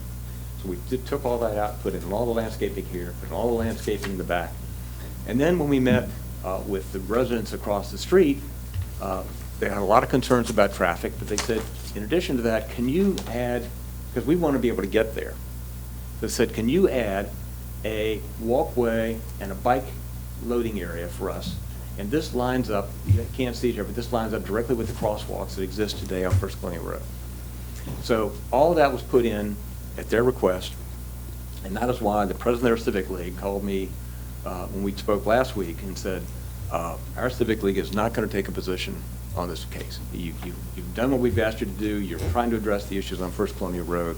So he said, you have some people come and speak because they're concerned about traffic, but our Civic League will not take a position on this case. And that was music to our ears, as you can imagine. So, but that'll give you some indication that we had a meeting with them where there were 40 to 50 people at that meeting. Councilman Wood attended that meeting with us as well. And so, and following that meeting, we said, give us 2 weeks to try to address some of the questions you raised on First Colonial, and we'll get back to you. And we did. We met with, in fact, we got the deputy city manager involved, and we got with Jim Wood's help, I might add, but we got some serious high-level attention placed on this intersection, what can be done to make it better, to help not just us, but more importantly, the people across the street. So they recognize that, I will tell you. And the fact that you don't have hordes of people here today and didn't have them at 12 o'clock any more than you had them at 4:15 is some evidence of the fact that most people understood that we've done everything we can do. So we've got an application for a new company, bringing new jobs and new capital investment into the area. We've got a company that's located at the spot where everybody's fine. Your staff has recommended approval. And the staff recommendation for approval comes with consideration of the fact that traffic engineering weighed in on this application. Because we're making improvements to that light, we're making improvements to that intersection. We've offered to make additional improvements to there in terms of timing, adding a left turn light, which we said if that doesn't help, please don't do it. If work does help, we're willing to pay for it. So you've got an applicant that has more than met the standard by which any application I've seen has come down here to you and asked for your recommendation of approval. And so as you can see, we've also engaged in a large amount of public outreach. I'm sorry to talk so fast. I know you've given me some breath with the little red light. I appreciate that. I know you've been patient today, so we're going to get it. But I did want to get in outreach, compliance with all these programs, and let you know what we've done. So I will stop. We have several speakers in support. I have some engineers, if you'd like some questions. I have two from Kimley Horn on the traffic side, work they've done. I have Josh Walls with Aldi Foods, who's from Richmond, came down today for the hearing.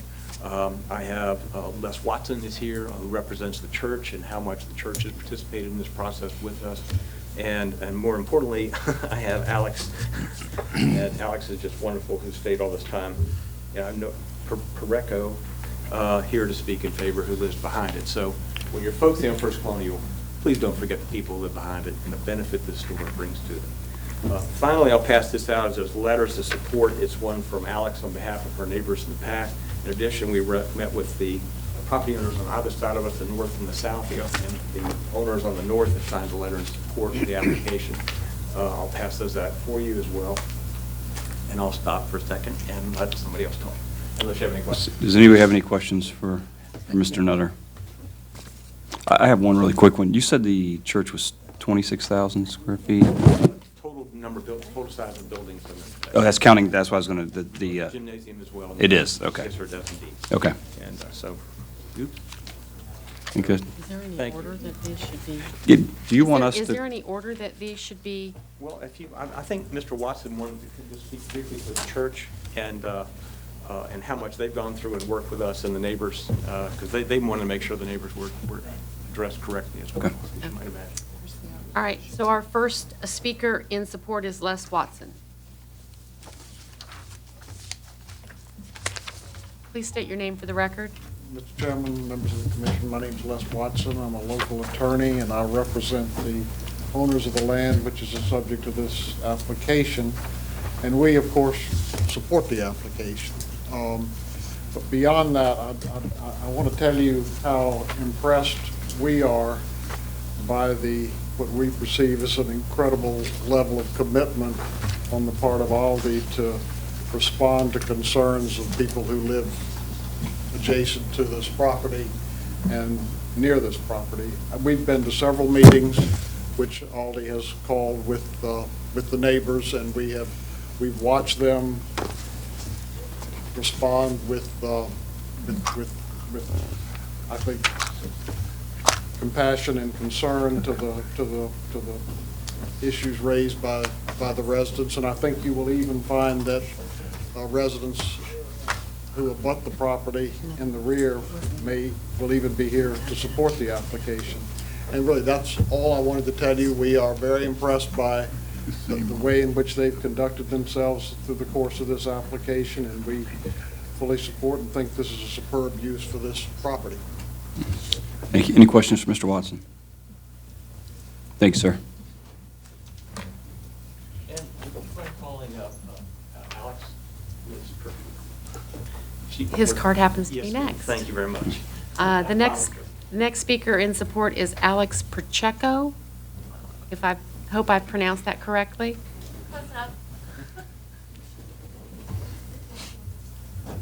Yeah, with a name like Rasinski, I understand the mispronunciation all the time. I told my parents I'm going to marry a Smith. Yeah, if you could just state your name for the record, please. It's Alex Perico. Perico. And I Thank am you. the owner of the property behind, I don't know how to use this pointer, but all these to the right, back on the right. Basically, they told me if I could, they've been very responsive. They had a meeting at the church. Several of my neighbors showed up. We were concerned with lighting. I mean, they addressed every concern. Like, we didn't want lights in our backyard at night. If the store was going to be open later, they told us the lights they use, how they point down, what times they turn on, cut off. The pedestrian traffic, like RJ had mentioned, was a huge concern. But they would literally, we'd email them a response, and within 2 days, they'd say, look at this plan from the landscaper, how does this look? Does this look like it would cut it down? And even so far as going to say, well, we'll use thorny, prickled bushes if it doesn't, stop the pedestrian traffic. So very responsive, and my sister went up to Aldi's and FaceTimed me so I could see what a store looked like, and I think it'll be a great addition to the neighborhood. I'm hoping I'll be able to get over the thorny bushes if need be to go through it, but I'm in full support of it. They've been very cooperative and helpful and eased everyone's concern that was ever brought to their attention, to my knowledge. That's it. Any questions for Ms. Perico? I was wondering whether you were going to use thorny bushes or poison ivy. Whatever works. Thanks for spending your whole afternoon with us. Thank you. Thank you. Interesting to see the process. Okay, the next speaker in support is Mark Boyd.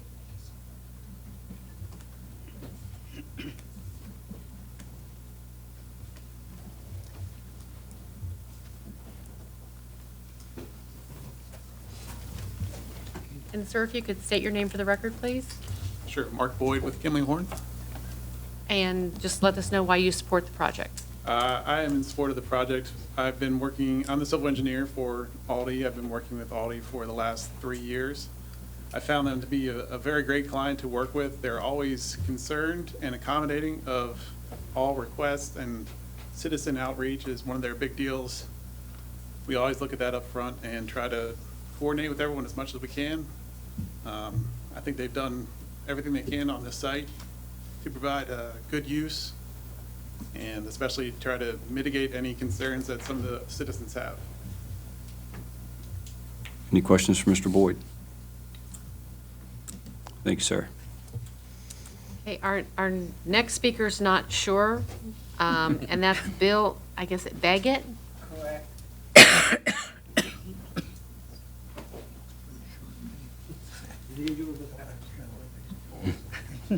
Good. Excuse if I'm a little nervous, it's my first time. That's all right, we're nervous too You'll sometimes. just state your name for the record, please. William Baggett.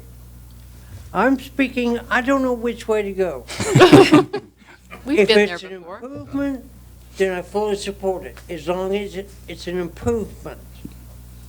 But if it's moving parallel or stepping back, my future, former employers all said the same thing. We'll support you 1,000% as long as you're moving forward. My biggest concern, agreed, is the traffic. For example, any of us who've gone to Virginia Beach General Hospital, travel First Colonial Road, it doesn't matter what time of day or night you go, except maybe 2, 3 in the morning, you're gonna hit traffic. I can't think of how many times I had to watch fire trucks, emergency personnel, rescue, EMS, police, either going from the hospital, answer call, coming back, have to drive down the wrong side of the road just to get to Hilltop. And it's like everything's dumped in the Hilltop. Of course, you hit Hilltop North and everything, and Republic Drive, everything else, it hits a... It's like the other church. They got a problem with water drains, we got a problem with traffic drains. I'm hoping that it doesn't develop into a similar situation of Independence Boulevard and Virginia Beach Boulevard. My other concern, like I say, I can sit in my townhouse and I can listen to the sirens not only tell you what's going by, I can tell you which direction and how bad the traffic is. But again, you factor in weather and everything else. But it's like the Aldi's representatives say, they're small store. Okay, you're already there, you just stop in and out. Similar to a 7-Eleven or grocery store. Stop in for your big gulp, your Slurpee. Not necessarily in that context, but you get the idea. Again, if we could think about it as best as possible and do our best foot forward first, then we won't have to come back and reevaluate 2 or 3 years from now. First Colonial Road is going to have to be expanded. And in order to expand it, you're going to have to take. So why not let's think a little farther down the line and do it once, be done, stand proud, say, look what I did. That'd make everybody happy. I thank you for your time. Yes, it has been a long afternoon. Mr. Inman, I remember you from Hilltop Shell. Oh, my goodness. I spent 20 years here, so, yeah, I've been around. Right? That's right. So thank you, everybody. I hope you all have a nice evening. Are there any questions? Thank you, sir. Okay, our next speaker is Valerie Poretsky. I did that right? Yes, you did. Oh my, thank you so much. Good afternoon, or evening, I should say. I can't believe the patience you people have, because I would have lost it a long time ago. Anyway, my name is Valerie Porowski, and I live at Tottenham Lane, which is, excuse me, it's off of First Colonial, and we are in the townhouses that are at the traffic light that's across from the section that Aldi's wants to move into. So we have a problem with traffic. We have a problem of traffic going in and out of our areas. That's the same place where Bill lives also. And I have written down what I'd like to say, so if you don't mind me reading it, it'd be easier for me. I have been a resident of South Hill Quarter off of First Colonial Road since 1999. I always wondered why there's so much traffic on First Colonial. It took me a while to realize that it is one of only 2 roads that cars coming from the north, from Shore Drive area, can get to shopping areas or the beachfront. They come down Great Neck Road to First Colonial to go to the mini shopping centers in the beachfront, or they stay on Shore Drive and add many miles to their trip. They go by the State Park and Fort Story, then down to Atlantic. So instead, they go down Great Neck to First Colonial, then to their destinations. Going from Tottenham Lane, where I live, and attempting to take a left on First Colonial is a nightmare at times. There's a traffic light at one of the entrances, exits, the other has no light. If I want to take a right, there is a problem. If I can use either egress to take a right. But when I want to take a left onto First Colonial, at the intersection where there is a light, I cannot get onto First Colonial because things are jammed up. Many times the bottleneck starts at the left entrance to the Hilltop Shops off of First Colonial. So sometimes we have traffic going from all the way from the hospital down through First Colonial, all the way down to the Hilltop Shops. Excuse me. Traffic studies have shown that usage on First Colonial Road is more than 140% of recommended usage. It was not built to accommodate this many cars. With the hospital on First Colonial and emergencies using First Colonial, there is no space for cars to get out of the way of these vehicles. And then when they change the lights so they can get through, it takes a while to get the lights back on cycle. Also living on Tottenham Lane, many drivers think they can beat some of the traffic by cutting down my lane to get to the South Hall and First Colonial intersection. Many times they speed down the road and don't bother to stop at the stop sign when they get to South Hall. I've yelled at many of them to slow down and got the finger in response. In reading the planning staff report, I quote, "Plan recommends that priority be given to infill and redevelop proposals that complement healthcare activities. It also states retail use brings high traffic, and the current traffic volume here is way over capacity now. I'm not against Aldi's, but I am against more traffic, which First Colonial Road cannot handle. Of course, therefore, I am greatly against the rezoning of this property at 929 First Colonial Road. Where will the rezoning stop? It may just continue up First Colonial Road towards the hospital, then to Great Neck Road. Please do not change the zoning. We don't need any more grocery stores in the area. We have more than enough. Thank you in advance for anything you can do to alleviate our traffic problems. And thank you for your time for listening to me." Thank you. Any questions from Mr. Porowski? Thank you, ma'am. You're welcome. Okay, our next speaker in opposition is Douglas Murdoch.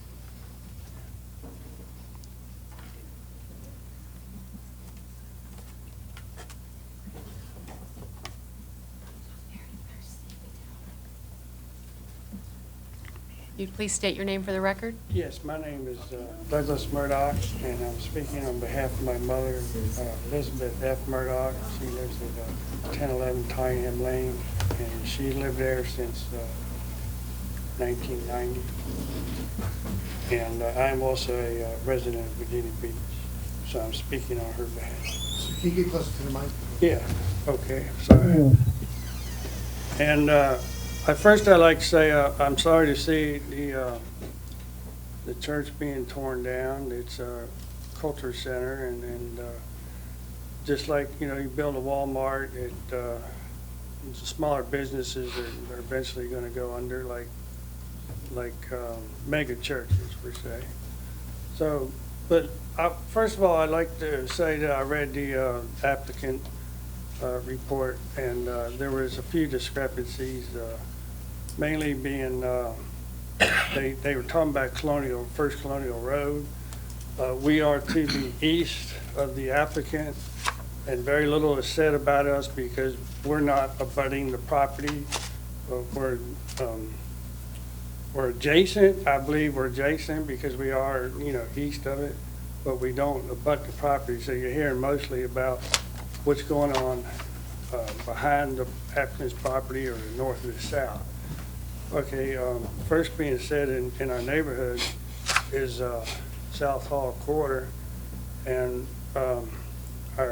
is South Hall Quarter Road where the light is, and on the other side of the road is Tottenham. There's an entranceway in and out of there, but there's no light there. You can't put a light there because it's too close to Westwood traffic light.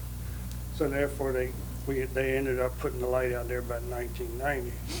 So, so that being said, the lady Valerie here was talking to my neighbor. was talking, when you take a left, yes, at peak times, you can't even get hardly onto the road. You have to really fight to get in there because the blockage is going from Wolfsnare Road all the way down to South Hall Road. And you gotta kind of wait for it to ease out, to loosen up so you can work your way in there. Now, that being said as well, the applicant didn't state there was a major hospital there. He just stated that there were roads there, hospitals there, but, not offices, but not a hospital. And we also have that's a main corridor for the fire and rescue squad. And like I say, the cycle goes out, in and out all the time, and that's just an extra weight there as well.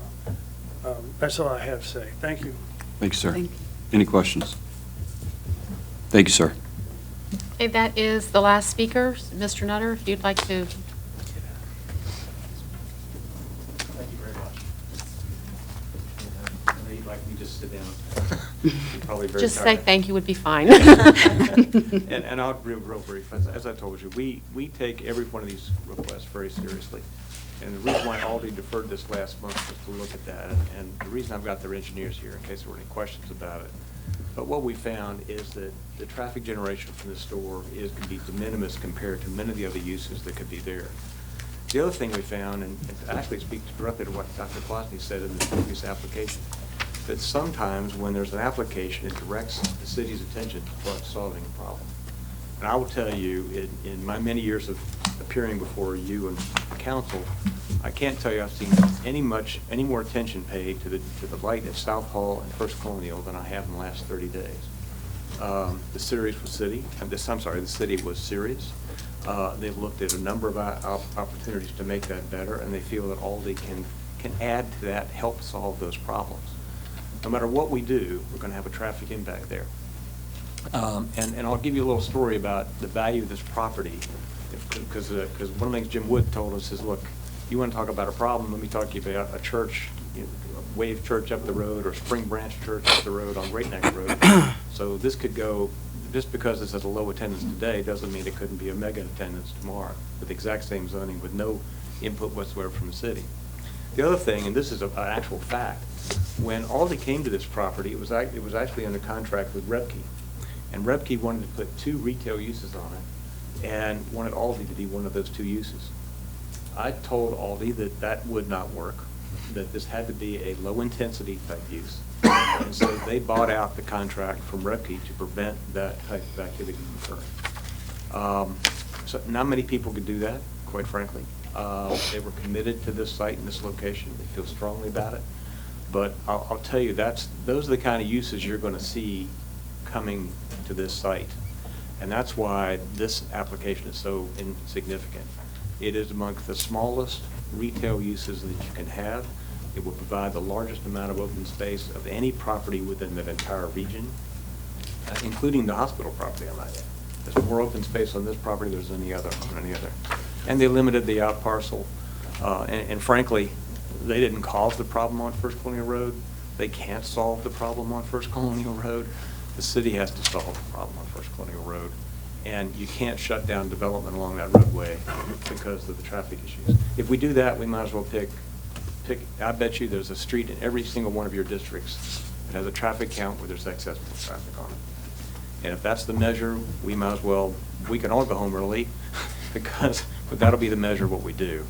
This is an application, comes to you with staff recommendation approval. It's an application that's reached out to the neighbors, has the neighbor support on all sides of it, and reached out to the Civic League across the way to the point where the Civic League agreed to take no position because of the actions already taken, both on their site plan as well as with the city to try to help solve the traffic problem. We can't change the graphics of what's there, but we can help solve it. And that's why the Civic League really voted to take no position, quite frankly. They felt like we'd done all we could and that nobody can do more. So I'm happy and proud to represent them. They've done a great job. I will tell you that because of the high percentage of crossover traffic, there will be some increase in traffic over, by the way, over just what this church is providing. If you put a similar use on it, the traffic would actually go down with this outlet. So if you put an office unit on it, it'd be increased traffic beyond, and that would be destination traffic.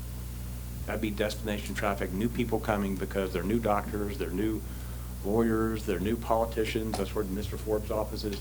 All of that, they'll be coming to that location rather than driving by on the way to their other locations.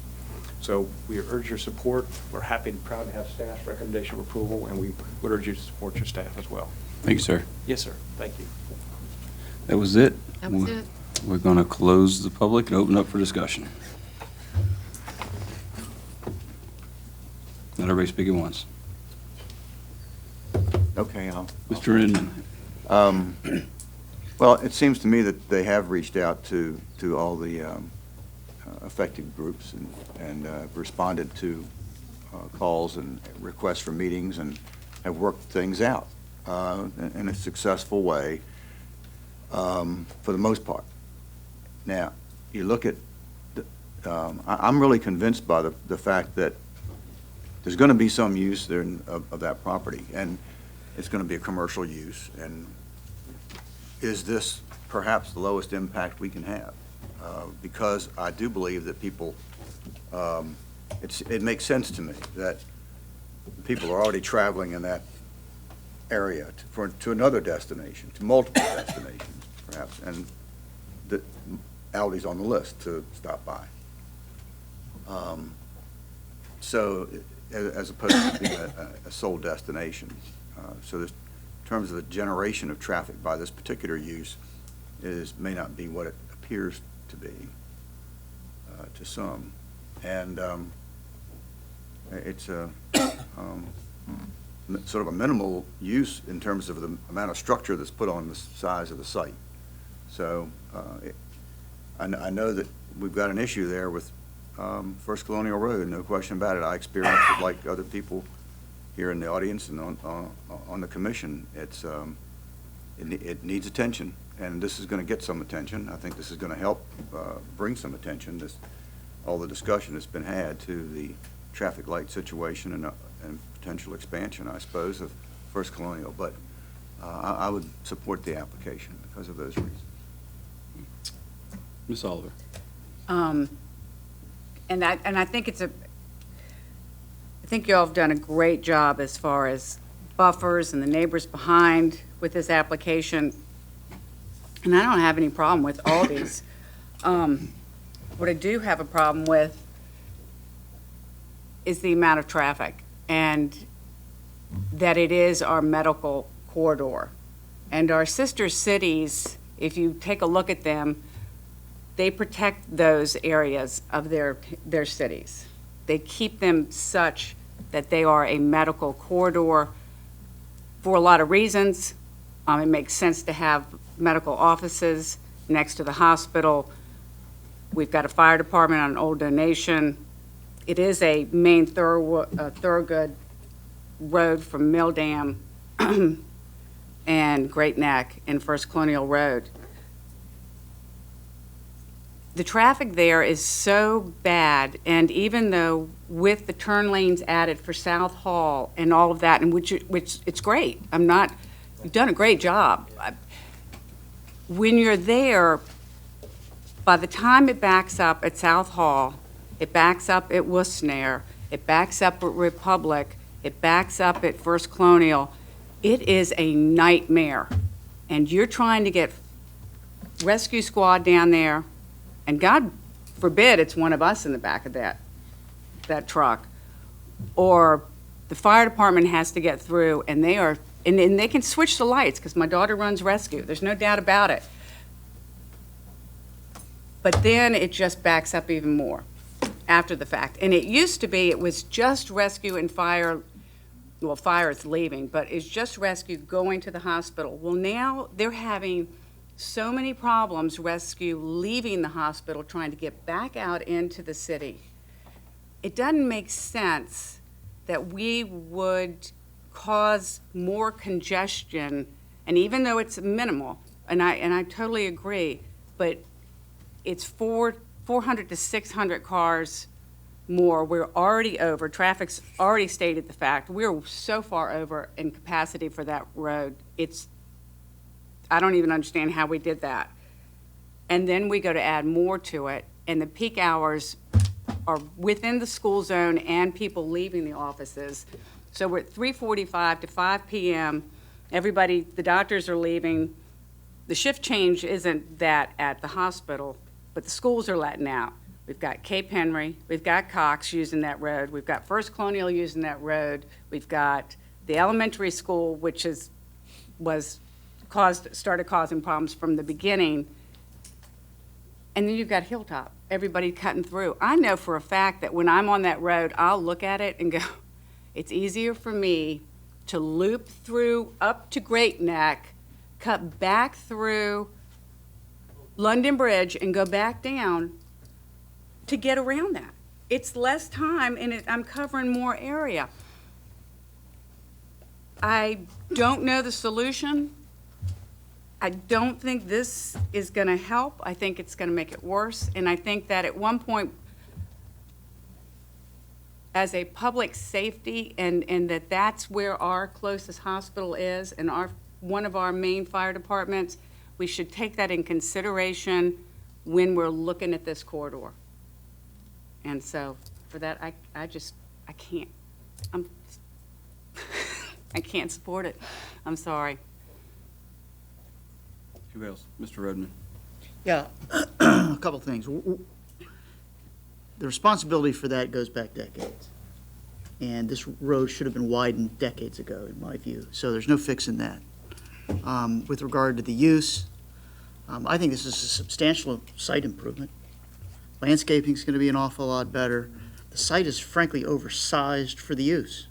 You wouldn't be able to have that big buffer in the front and that big buffer in the rear if it weren't. So I think an 18,000-foot building, which is essentially the size of a PetSmart, just to give you a little equivalence, is not at all an outrageously sized use on a property of that size.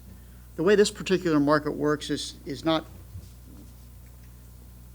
people don't do their weekly shopping there. It typically is a 2, 3, 4 items, and my guess is the vast majority of traffic that's coming to that store is going to be coming off First Colonial Road because it's on First Colonial Road. That's why they want to be there, is to capture all of that. There are much larger and much more comprehensive supermarkets within a 1-mile radius that are going to capture a lot larger sale per trip. This is a much more convenience-oriented grocery market. Smaller produce, smaller fish, smaller meats, smaller dry goods, canned goods, all of it. Somebody's going to go in, they're going to get a can of salmon, toilet paper, some bottled water, out they go, $12 or whatever. But it typically is not, $150 grocery bill for a family of whatever, 4 for a week.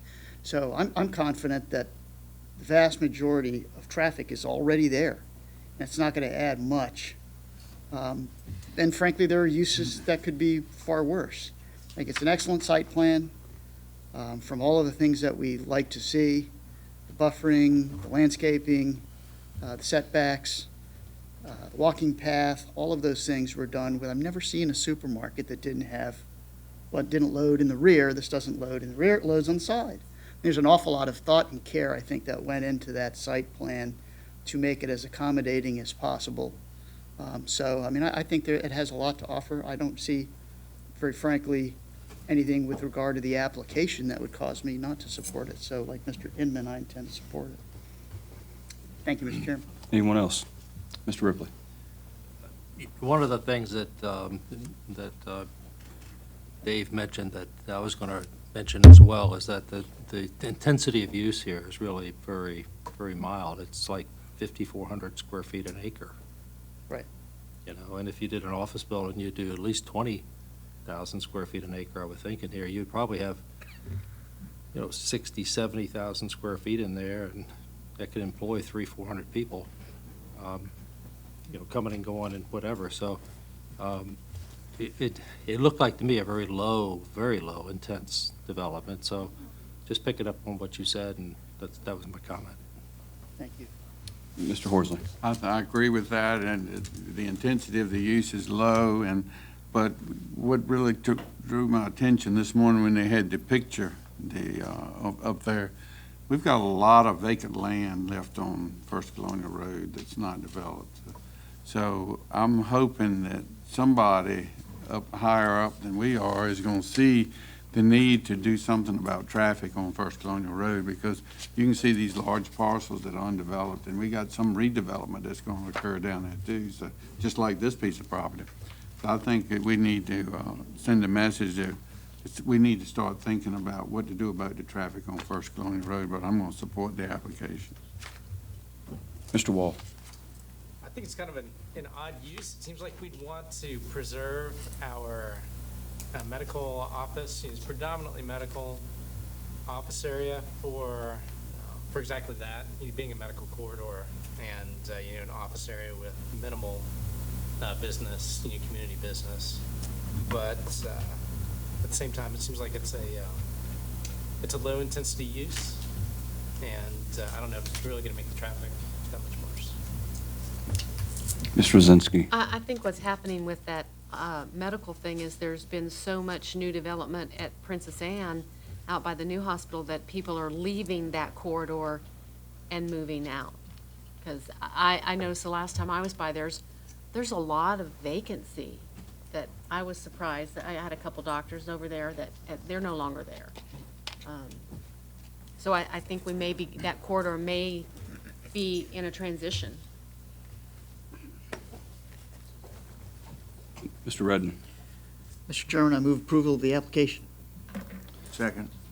Motion made by Commissioner Redmond to approve the application, second by Commissioner Inman. Ed, I'm not voting on this matter. Abstaining here. Our company represents the church in the matter. Jeff, is it okay if I say something? Yeah, hey, I know he's made a motion. Yes. But may I? Dr. Quasny, yes. Okay. I'm very conflicted over this, partially because Mr. Nutter used a comment I made to justify some of the rationale here, and I don't want to sound as though I'm sliding back on that particular thought that I put out there. But because I see so much available here, I'm more concerned about, this is one of those things where I'm concerned about precedent and whether or not we put something in and then we start a ball rolling and I don't think traffic, I'm not saying stormwater management is easy to handle or gets the priority that it should, but I think traffic is probably underneath that in terms of on the priority list. It's down below that even further, and I don't think it gets the address it needs. And because it requires funding from outside sources, not from the developer, him or herself necessarily. But I think that we might start a ball rolling on precedent for this area that could be very negative in its impact following this. And so I can't support it because of that, because I feel that it does create further a traffic problem and may create more of one if we have more of that type of thing coming in down the line on those pieces of property. So thanks for letting me. Thanks. Anybody else before we vote? Mr. Whedon? Vote is open.